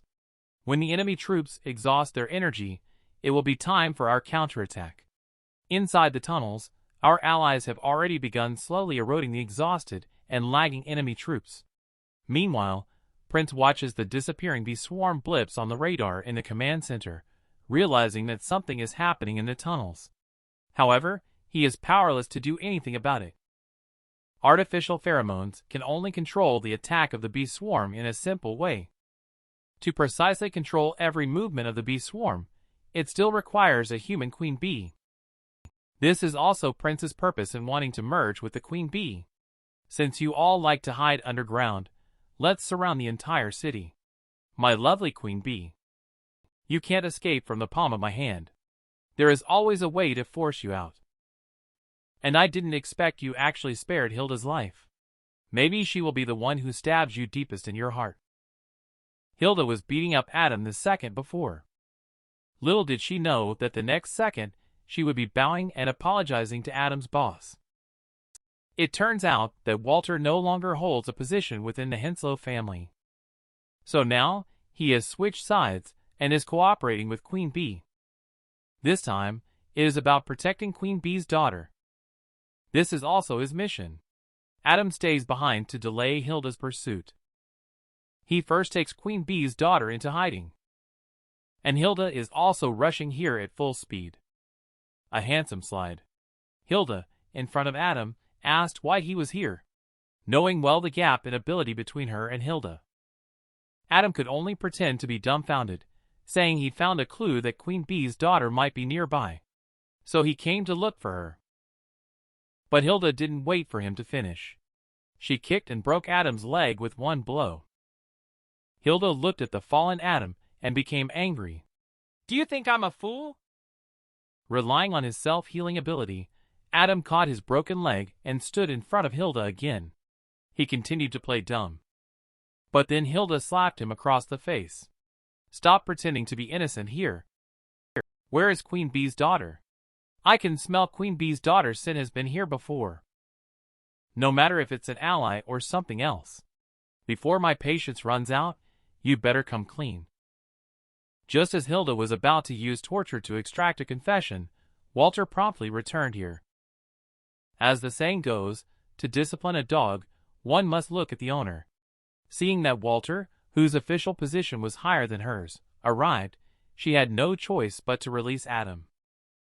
Even though she let go of Adam, Hilda's momentum did not weaken. Instead, she questioned Walter about the whereabouts of Queen Bee's daughter. Walter didn't buy into her act. A former defeated subordinate, who is also a cousin of the current head of the family. Do you feel like you're talking to me with a bit of an arrogant tone? Moreover, didn't Adam just say it? We also received the information. We came to track down the whereabouts of Queen Bee's daughter. Hilda could only bow her head in apology. She bowed and requested Walter to hand over Queen Bee's daughter to her. She also said that now is not the time for friendly forces to vie for power and profit. Unfortunately, Hilda was unaware that Walter's group had long since betrayed them, just as Walter was still intending to chat and delay the situation. Hilda suddenly took action, wanting to kill Walter. She was stopped by Adam standing beside her. Walter's return gave Adam the confidence to fight back. Hilda easily blocked the consecutive flying kicks. And Hilda countered with a scorpion tail strike, causing Adam to sustain some internal injuries even though he tried his best to block it. In the current situation, if you want to win, you need to seize the initiative.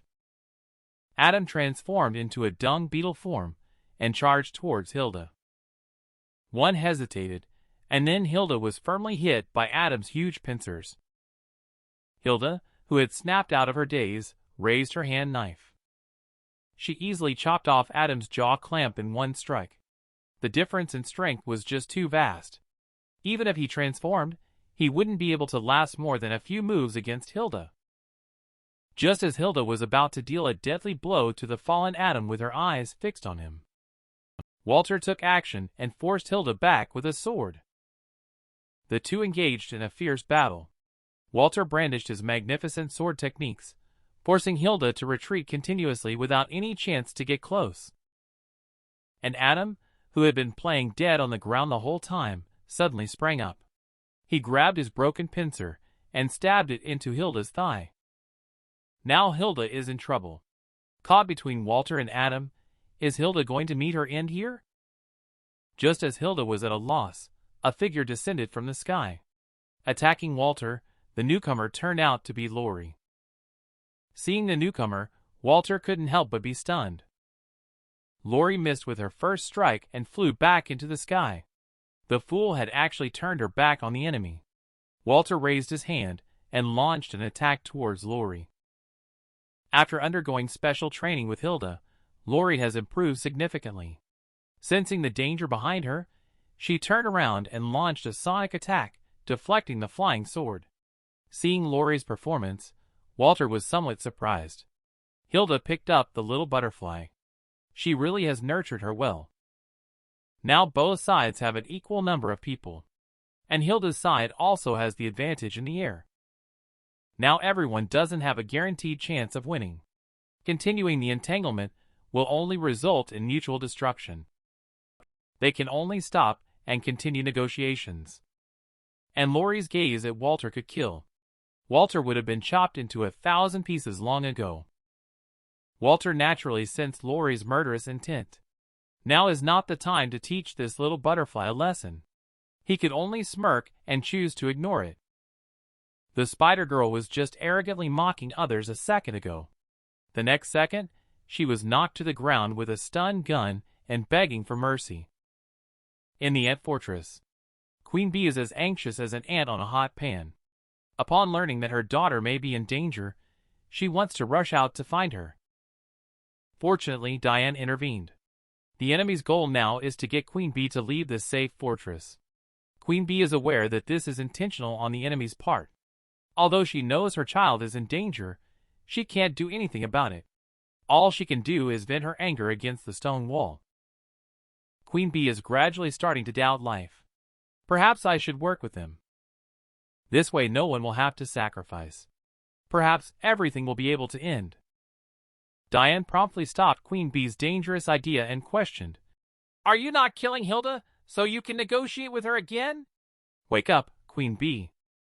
Those who are driven by their own desires can destroy the entire human society. We have worked hard to rebuild a new society of coexistence between humans and cannibal bees. However, they have come and destroyed all of our efforts. Do you think that handing yourself over will bring peace? Everyone knows that this is impossible, so we all fight together with all our might." When Diane was trying to persuade Queen Bee, Prince's voice suddenly came over the radio. "If you plan to be a shrinking violet, I will have to take action as well," he said. "The aircraft carrier in the bay. I will remote control it back to my base in the Arctic Ocean." Diane and Queen Bee were both stunned at the same time. Prince continued, "Once the aircraft carrier is activated, it cannot be stopped or change its course." As for Queen Bee's husband and the few people with him on the aircraft carrier, they are all currently infected. Once they leave the aircraft carrier, they will be seen as Queen Bee's people by the bee colony in the city, and they will instantly be attacked and killed by countless killer bees. But if they don't disembark and follow the aircraft carrier back to the Arctic Ocean base, they will only be regarded as lab rats in my laboratory. I wonder how they will choose. Diane suddenly became anxious and quickly shouted into the intercom, asking Prince to give them some time to make a decision. And Prince responded coldly, "I am informing you, not asking for your choice." And the aircraft carrier has already been activated. At the same time, inside the aircraft carrier, everyone confronting Doris also feels the activation of the aircraft carrier. They all pause in surprise. Doris takes the opportunity to control Richard through her tentacles and shoots at the bewildered elder and the other person. The uncontrolled Richard yelled with difficulty, "Let Elder take the virus bomb off the ship first. Don't worry about me." Richard serves as a meat shield. Elder is also unable to shoot. If this stalemate continues, it will be troublesome once the aircraft carrier sails into the open sea. Helpless, Elder can only take Ben and run first. Richard can only fend for himself. Watching the two of them fleeing, Doris mocks them for lacking loyalty, showing no intention of pursuit. But the next second, she was shocked by a powerful electric current, causing her whole body to tremble. She was directly shot to the ground. It turned out to be Kent. He saved Doris, while also implanting a control device in her brain. Seeing Doris not chasing Elder, he decisively gave orders through the controller in her brain. Meanwhile, he released an electric shock to punish her. Doris was shocked to the point of foaming at the mouth. Shaking, she asked, "What have you implanted in my brain?" Kent doesn't care about Doris's feelings. He directly ordered her to kill the elders. If she fails the mission, her head will be blown off. Doris, who is afraid of death, had to quickly get up and control Richard to go after the target. Seeing Doris already in action, he also turned to look at another former teammate. Originally, lying on the ground was a male or female warrior trying to quietly board the aircraft carrier to take control of it, facing their former teammate. Kent still decided to strike a lethal blow. While Doris is urging Richard to chase after Elder and the others, Richard, who has 2 legs, is not running fast. In order to catch up with Elder as soon as possible, Doris has no choice but to leave behind the already drugged Richard. Elder also turned around and caught sight of Doris chasing after him. He decisively pulled Ben to shoot back. And now Doris, with 8 insect-like limbs, faced with a dense barrage of bullets, she easily dodged in a nimble manner. Seeing that the bullets posed no threat to her, they threw out 2 smoky objects. Doris couldn't help but laugh mockingly. "Have you thrown the wrong things? In the smoke, our mutated senses as humans far exceed those of ordinary people like you." It was really ironic. In the moment she dove into the smoke, Doris realized something was wrong. This was not a smoke bomb at all, but a tear gas canister. Inhaling a large amount of tear gas, Doris was choked and felt dizzy, unable to stand steadily. At the same time, Doris found her body becoming sluggish and unresponsive. With a loud bang, a burst of bright blood blossomed on Doris's head. The one who fired the gun was naturally our strongest elder among humans. He approached Doris, and without hesitation, continued shooting to finish her off. At the same time, he explained, "Your pursuit and battles all the way here have raised your body temperature to the critical point. With the tear gas affecting you, you can't breathe fresh air, causing your body to stiffen. This is also a weakness of your insected transformation." At this moment, Ben also walked over supporting Richard, preparing to leave the aircraft carrier together. Well, with Elder's finishing blow, Doris should be officially out of action, right? She should have died. But she survived due to the mutation. In each resurrection, she has already lost herself.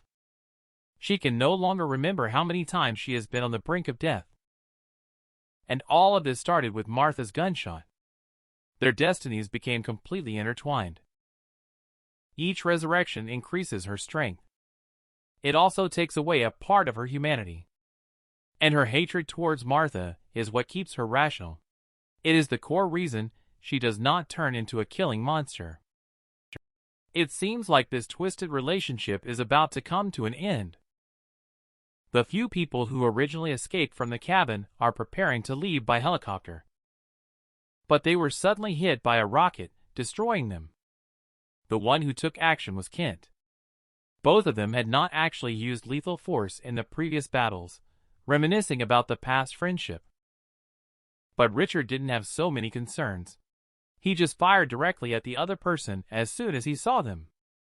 Bullets hit Kent, who was hiding under the cloak, with a tat-tat-tat sound.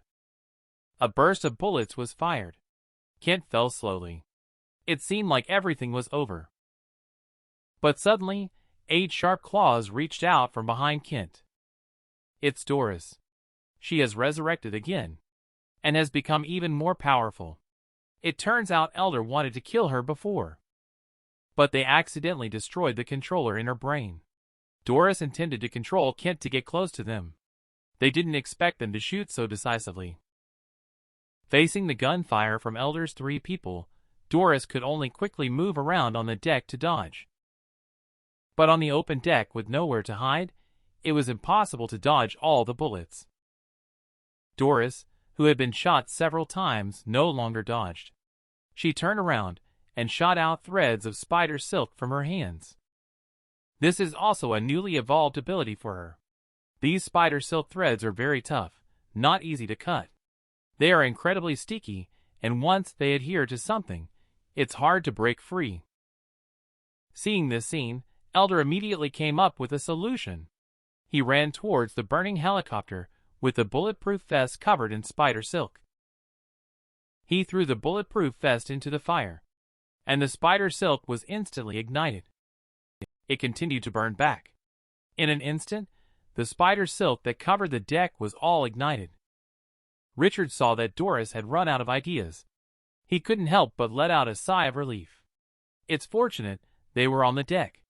If they had encountered her in the cabin, it wouldn't have been as easy to deal with.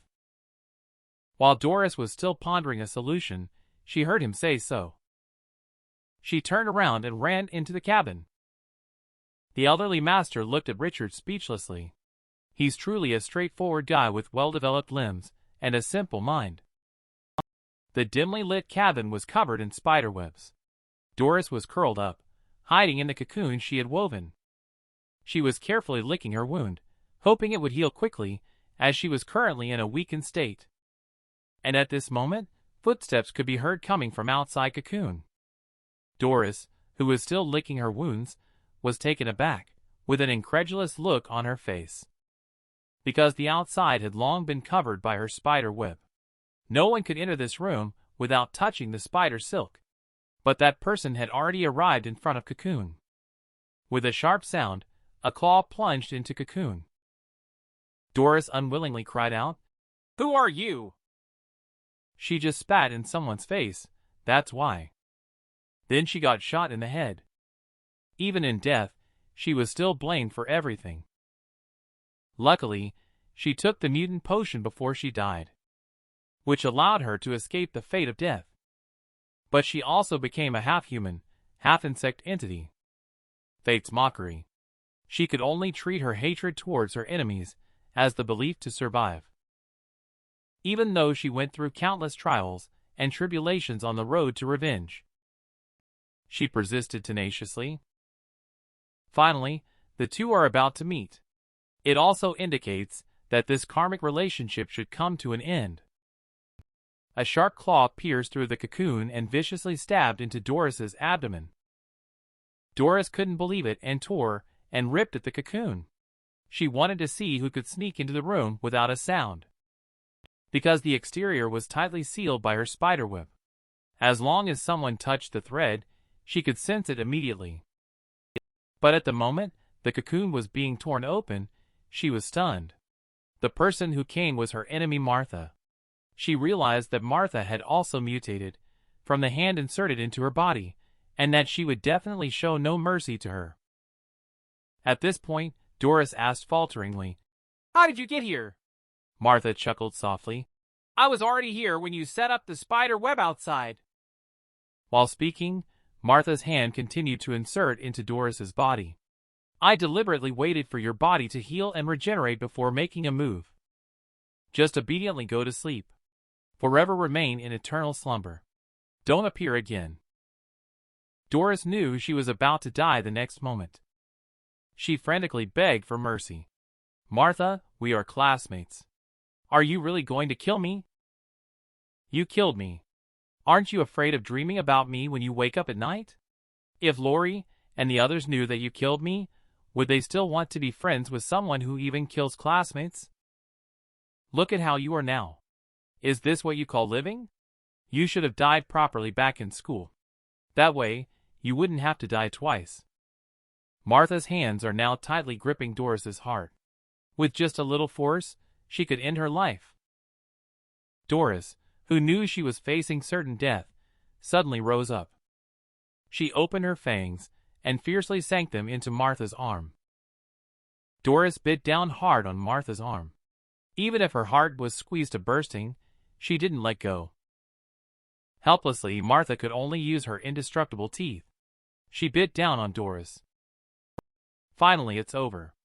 Martha dragged her bitten, bloody hand. She looked at Doris's body and murmured, "Don't blame me. Blame this damn apocalypse." Just as Martha turned to leave, the bloody and fleshy arm showed movement. Something strange was drilling into her flesh. Martha immediately grabbed the exposed part and tried to pull it out. She couldn't pull it out no matter what, as if it was embedded in the flesh. What on earth is this? She looked at the corpse with a big mouth on the ground. Could this be her tongue? Gradually, the part that was originally exposed began to dissolve and shrink. Martha was horrified because she could feel that thing had already burrowed into her body. At that moment, both of her hands were simultaneously covered with black scales. The mutation seemed beyond her control. Could their karma still be continuing? Queen Bee said her final farewell to Diane after learning that her child had been taken by Hilda, and she had initially planned to wait for Richard to bring back the bacteria to turn the situation around.